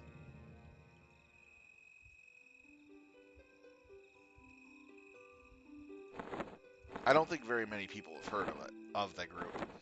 But um, we were on one of the official servers back um, when the game first came out, right before they added tech. And we were only a 6-man tribe. Oh, never played Ark? Ark is a lot of fun, but when they added tech, it kind of ruined the game. But anyways, we were a 6-man tribe, and we've been on this server for quite a while, and we fought in 2 um, Asian wars. Basically, they tried to invade our server and take it over and push everybody out so that they can turn it into a resource server for themselves. And then we had 6 major guild uh, guild fights against mega tribes. Um, yeah, but and the funny part is we for the super tribes versus us, we won every one of those fights and forced mega tribes off our server with 6 guys. But we also, messed with people on the server that were there that were playing too. Some of us did, but mainly it was Nagate who did so. So, long story short, we got such a reputation that these alpha tribes, and we would just tell them, look, we're a small tribe. We don't want to be messed with. We just want to play the game and have fun and catch our dinos and do our stuff. And we'll leave you mostly alone if you leave us alone. So they heard stories from the other tribes that were on the server, and they heard about all the fighting we did and how much of a PvP group we are. And we are very efficient. So the second to last mega tribe we faced was called Triple H, HHH. We spent about a 6.5 month war against them, holding our base in the middle of a lake in the north uh, eastern area of the map on the original map, and we built in a lake area. They spent 6.5 months sieging our base while we sat there and repaired things, got more bullets for our turrets, built our defenses up, made our base stronger, got dinos, so forth and so on. And when they came after us, we didn't use our dinos for combat. We went out there stark butt naked with a pike, some boas, and bear traps. That's all we had. And maybe some armor sometimes. And we would just annihilate them constantly over and over and over again. We would throw down a large bear trap, and here comes a Giga, gets stuck in the bear trap. All 4 of us or 6 of us would jump out with pikes and start piking down the Giga. We'd kill the Giga in under 4 seconds because the amount of strength we had on our characters and the pikes we had were like journeyman and higher, like mastercraft and higher. That's what they were at that time, and we just kept killing. And then it got to the point where we got so sick and tired of Triple H messing with us, we actually raided their bases with 3 or 4 guys, blew out their doors, lured all their dinos that were on aggressive all the way to our lake base. Yes, lured them all the way to the lake base, and had our defenses gun down all their dinos. It was hilarious. And also, we would jump into their base areas and attack them in their own base with their own turrets nearby where we found holes. One of our guys um, dropped in on the base accidentally. They opened the door to wonder why there was sound of guns shooting, and they didn't close the door behind him. Our guy knocked that guy out with a club, drug him into the building, and then killed the guy, and then started super looting everything inside the room, throwing it onto the floor, and getting weapons and armor for himself. And he used the enemy's gear to fight the enemy in their own base. And as they opened up more doors, he kept going inside of the base deeper and deeper and deeper. And he was killing them. So our one guy basically threw everything they had in 7 different rooms to the ground, stayed in there long enough for all the stuff to just be destroyed. Literally destroyed because of, it's been thrown to the ground. It's garbage. And he set them back so far. It was so hilarious. They were screaming that he was a cheater and a hacker and all this and that.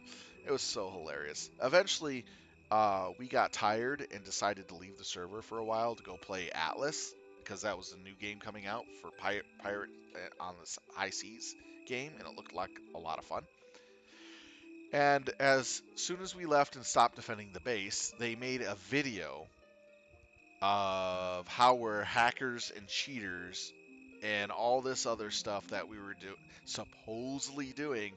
And yet, when they were making that video, they were actually showing the hacks and cheats that they were using. And they said, oh, we had to even the field to fight them. None of us hacked or cheated. We just knew how to play the game really well, and we were really good at ambushing them. It was so hilarious. The amount of damage and stuff we caused to them. Man, I can't forget it. It was just so awesome. They were just so utterly pissed off of what we did. And so I came back into the game like 3 months later, while we're still on Atlas, to see what was going on. Within 1.5 minutes of logging into that server, and being at a random spawn point throughout the map, one guy came directly at me, picked me up, and dropped me to the ground dead. I spawned on the other side of the map. Within 2 minutes, he did the same thing. And then I spawned at a different part of the map. He did the same thing again. So after 4 times, the guy was actually using a hack to see my location, to know what I was building on the map, and where everything was at.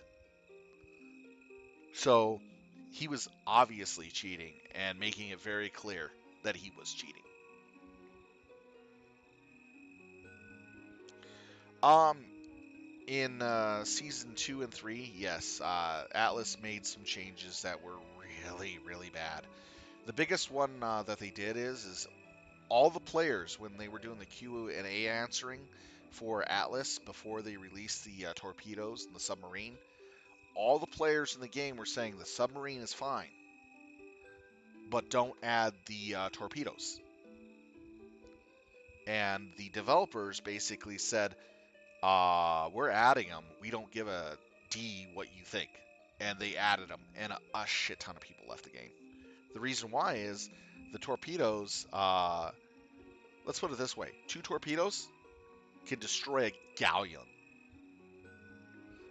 Yeah, 2 torpedoes can destroy all the planks off 1 galleon.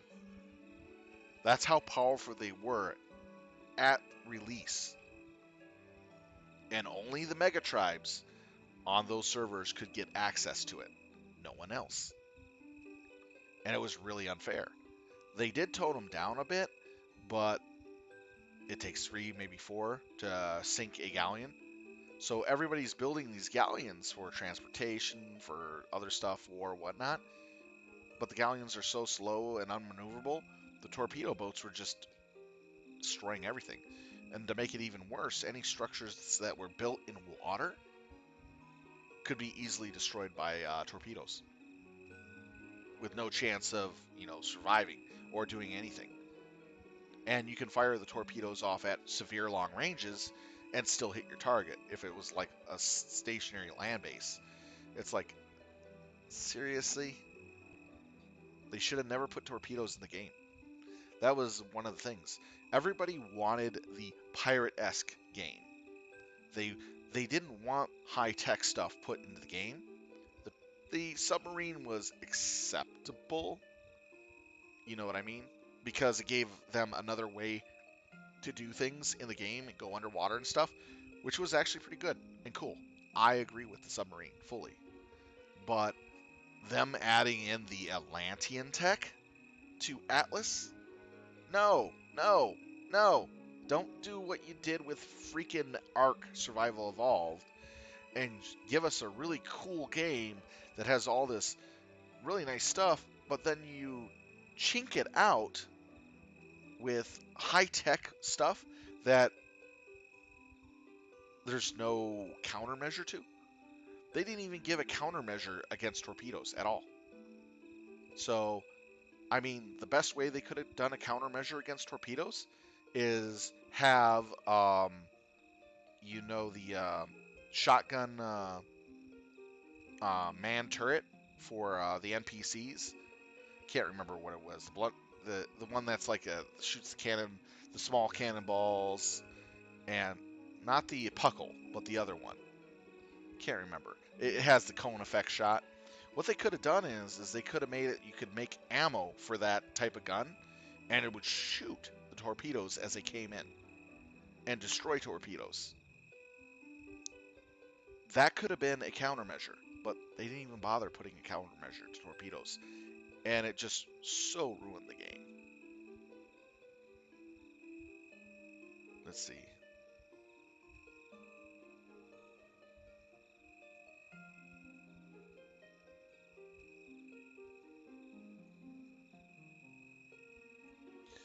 Got a lot of elaborate stuff.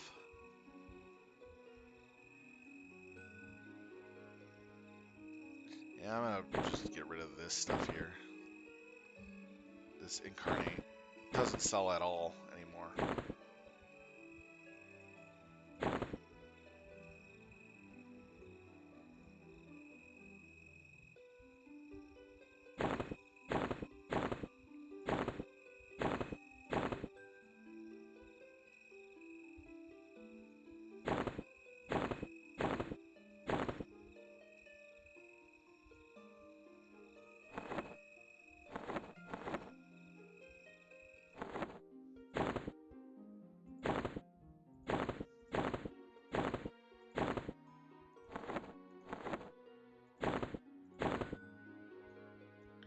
But anyways, we actually did a pretty good run on Atlas as well.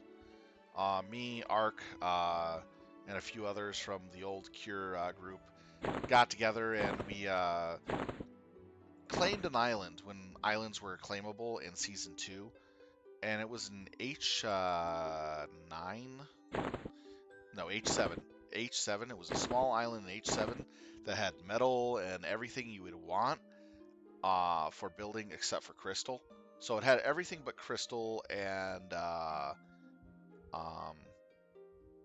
and one other thing that we had to go out and get. Um, so you could build basic ammo structures, defenses, everything you need except for explosives and bombs. So um, the island was small enough and its geography was in such a way that there were only a certain amount of ways into the inner area of the island. We walled off everything from the natural defenses to natural defense, so that way nobody could get into the inner area of our island from outside. Then we lined the entire outside of our island with puckles and cannons. By the time we got done doing that, we were spending about for a week that we would spend about what was it? No, we were spending about 21,000. It was 21,000 around there. 21,000 gold a day just to keep these defenses up.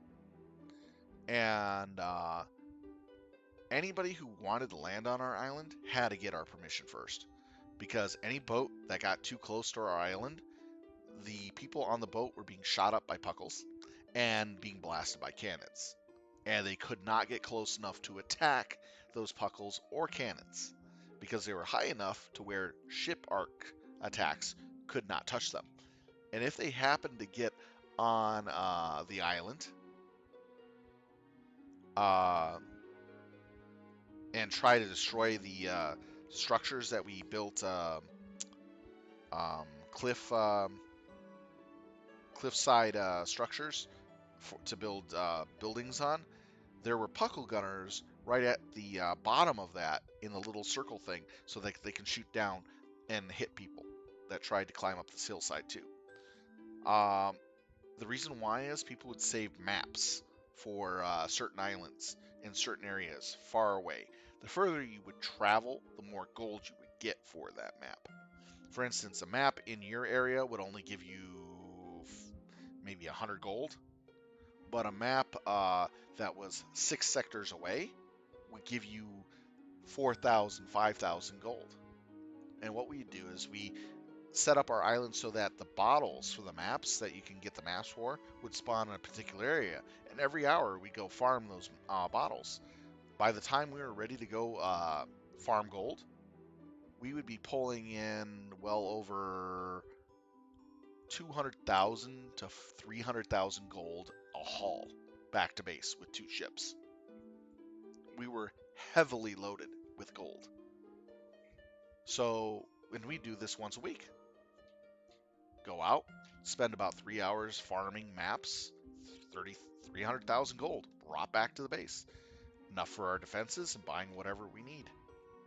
And we've did this with only 4 guys average playing at any given time. And it was a lot of fun. All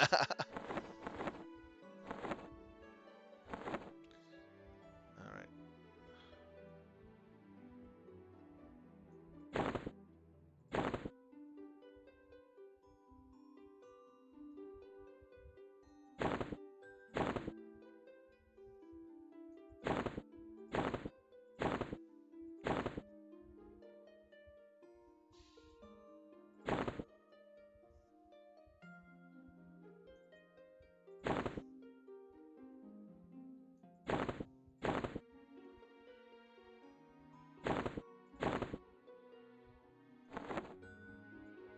So that's why people did that.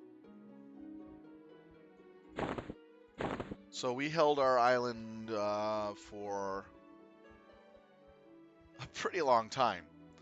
Then we brought in some refugees from another island that lost their island from attacks due to a hostile tribe that just pretty much mollywomped them really hard and took their island.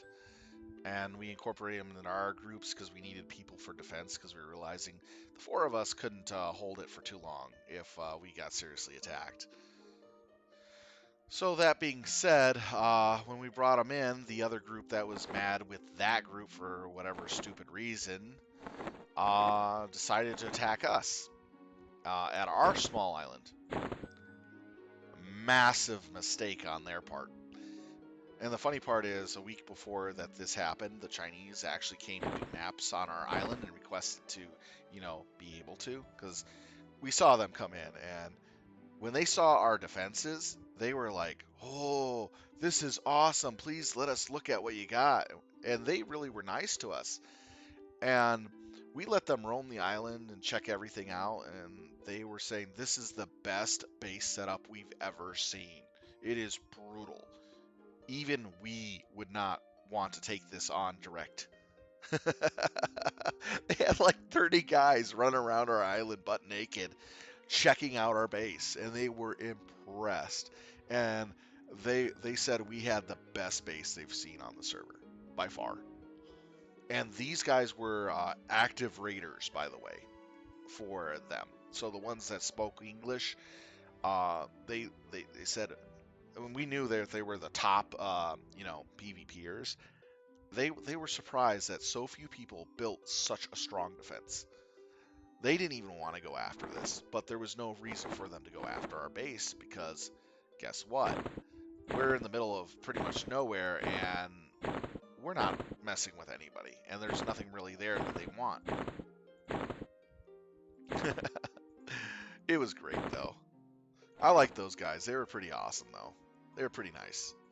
So basically, this group that was going after the other group, as I was saying, came over to us and started attacking us on our downtime for our timer. So at a certain point, day of the week, your island goes up for grabs.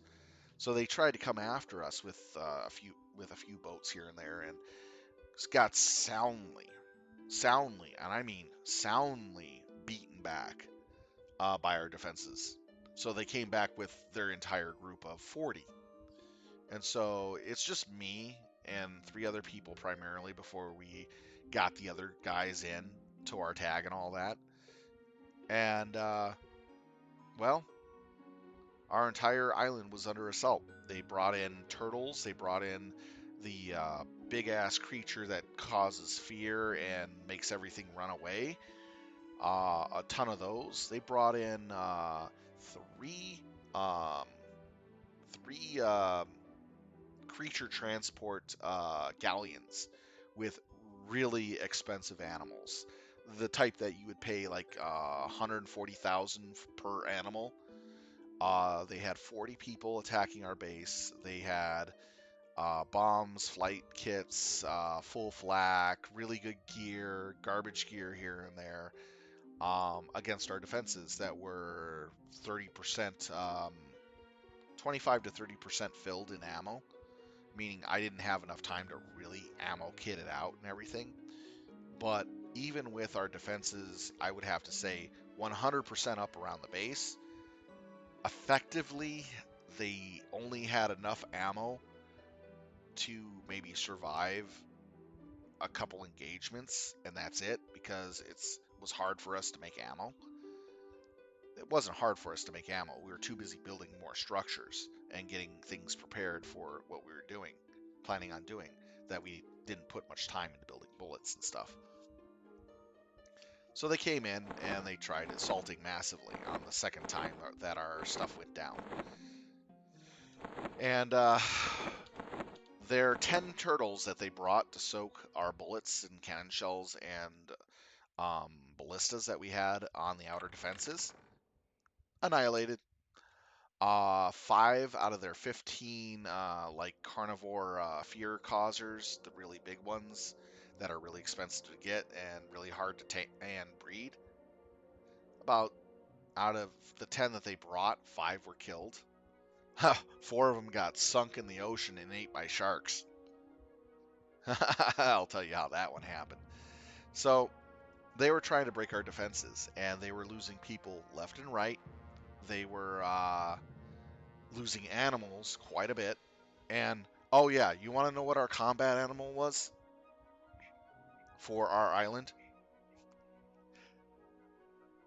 And we specifically bred these animals to be highly effective. A horse.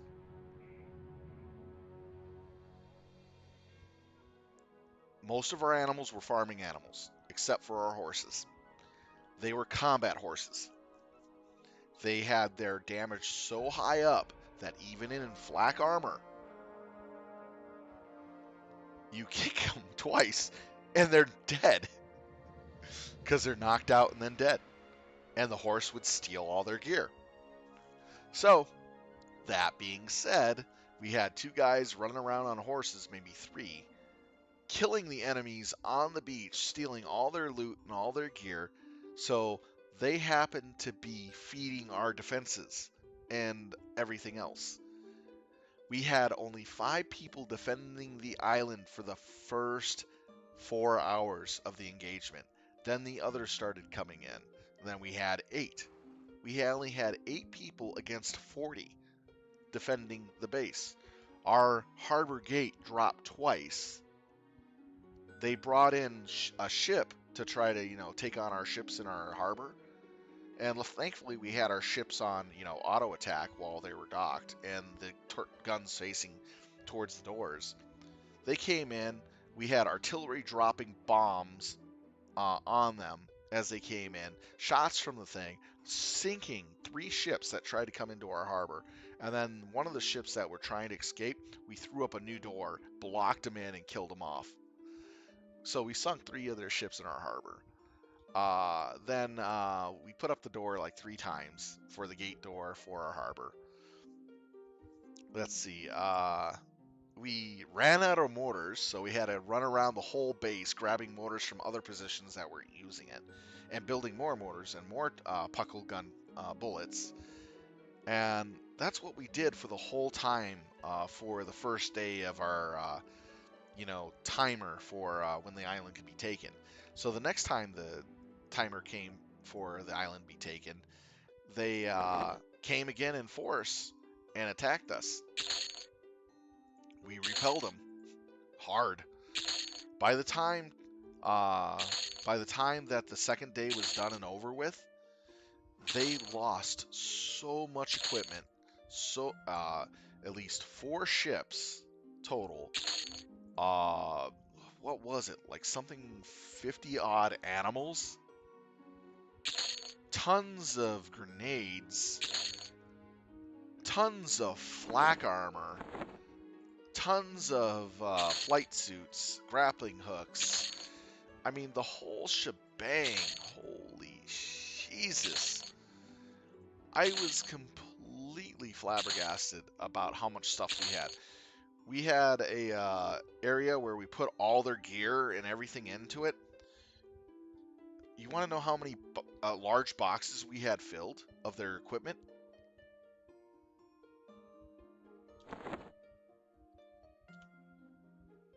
We had 70 large boxes full of their equipment. Most of it was flak armor and grappling hooks. 70 boxes filled to the brim. It took us days just to go through all that stuff and see what was worth keeping and which was worth tossing. They gave us so many nice purple items and master crafted items. It was insane. Because the first time they came in with their really good stuff, thinking, oh, they're just going to bust through and be done with it. Nope. Chuck Testa. Oh, man.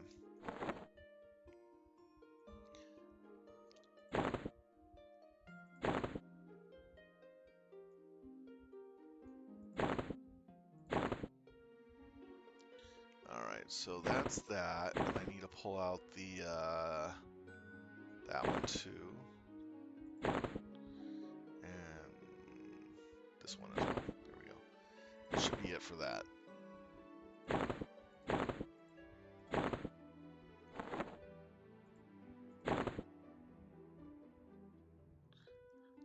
What happened was that we merged into another tribe a little after we took the other guys in. And the guy who was running that one wanted us to, because me and Ark were the builders of that island, they wanted us to tear down practically everything, remove the defenses. They're not going to really use the island anymore, and so forth, so on. And we're like, we wanted to stay on the island. That's the reason why we merged with you. But he also wanted us to go to a different island up north in another area that had no metal on it to build a base around the flag to protect the flag. But we're like, we'd have to import 90% of, we'd have to import all the metal we need to build with here. And it's going to be a waste of time and trouble. And you already have people hitting your defenses on the other islands. And it was just like, this is pointless. He got so mad at us that he started yelling at us to work on it when we were finishing up the final touches on our other island base, so we can walk away from that and it'll still be defended. But he wouldn't have it, so he started arguing with my friend Ark and getting a real heated discussion with him. And Ark messaged me saying, drop everything. And I knew what he meant. So I went through the entire base on the island that we were working on, dropped every single thing that was in the base to the ground, and I took all the gold out of the flag and hid it in the water near the base in a box. So here's 300,000 gold hidden in a small box right below the main base that's way up in the air on the cliff in the water. That guy was so angry with me specifically. He spent months trying to get me to reveal where the box location was, because I would log in every now and then to make sure the box wouldn't disappear. He never found the gold. It was still there the last time I checked in. And then I told somebody I knew who were friends with me, and they went over there and they said, "Hey, thanks for the gold. 300,000 gold." They had to take 6 ships in to move it all. While under the nose of the guy who took our island. And what happened to his guild? He got kicked out of his own guild because of the way he acted and what he was doing. He then took the island that we had in H7 for himself, had to spend 2 months destroying everything in the area because we had pillars in the ground at separate intervals. You could not build on our island if you were an enemy. There was, because we had those little not fence posts but pillars down, so we made sure that you could not build anywhere on the island if you were an enemy. And we kept our resources in place. We played it smart.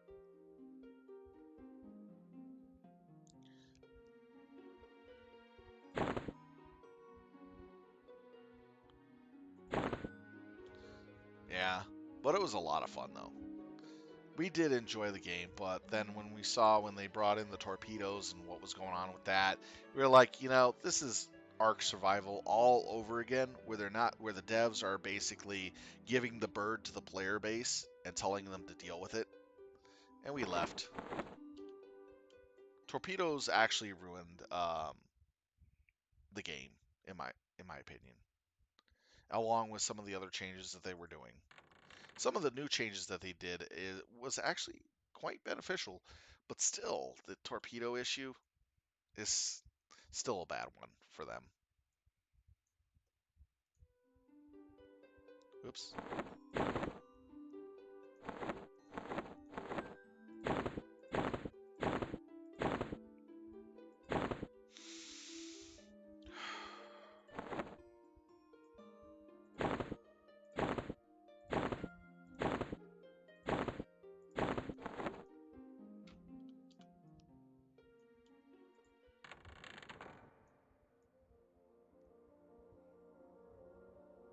Oh yeah, it's 1 a.m. here, my time too. I'm gathering all my loots and stuff to sell, and I'm heading over to set up a selling vendor. So I'm going to be selling all this stuff that I picked up. I kept to the side the silk stuff and the leather for coffee and my friends, so just in case they want that stuff, it's there for them. No problem. I mean, I played a lot of games in my past, and I still play a lot of games. I just like playing games. It's how it is. Well, I'm going to go ahead and start ending the stream here, everyone. I want to thank you all for watching. It's been a lot of fun playing some EverQuest. I don't think you want to see me go through and set up a trader and go through all the price processing and all that. That can be a little boring. So we'll go ahead and cut it here. Just to let you know what's going on tomorrow, it'll be the day after tomorrow, which is a apocalypse survival game of city colony building and exploration. Hopefully, you'll see me watch that, play that for a bit, and enjoy. On Saturday and Sunday, it will be EverQuest from 12 to 3, maybe longer. We are not doing MWO in the afternoon. I've cut that out. I still have to fix the timing on that. But if you do like what you see, please follow, guys. Every follow helps out, gets more interest into my channel. And on top of that, if you do want to help with the stream, feel free to subscribe. I do appreciate all my subscribers and everybody who's been there for me. You guys are awesome, and thank you so much for watching me. That's even more awesome of you. You have a good night. Be safe, be well, and happy Thanksgiving. Sylv Talon out.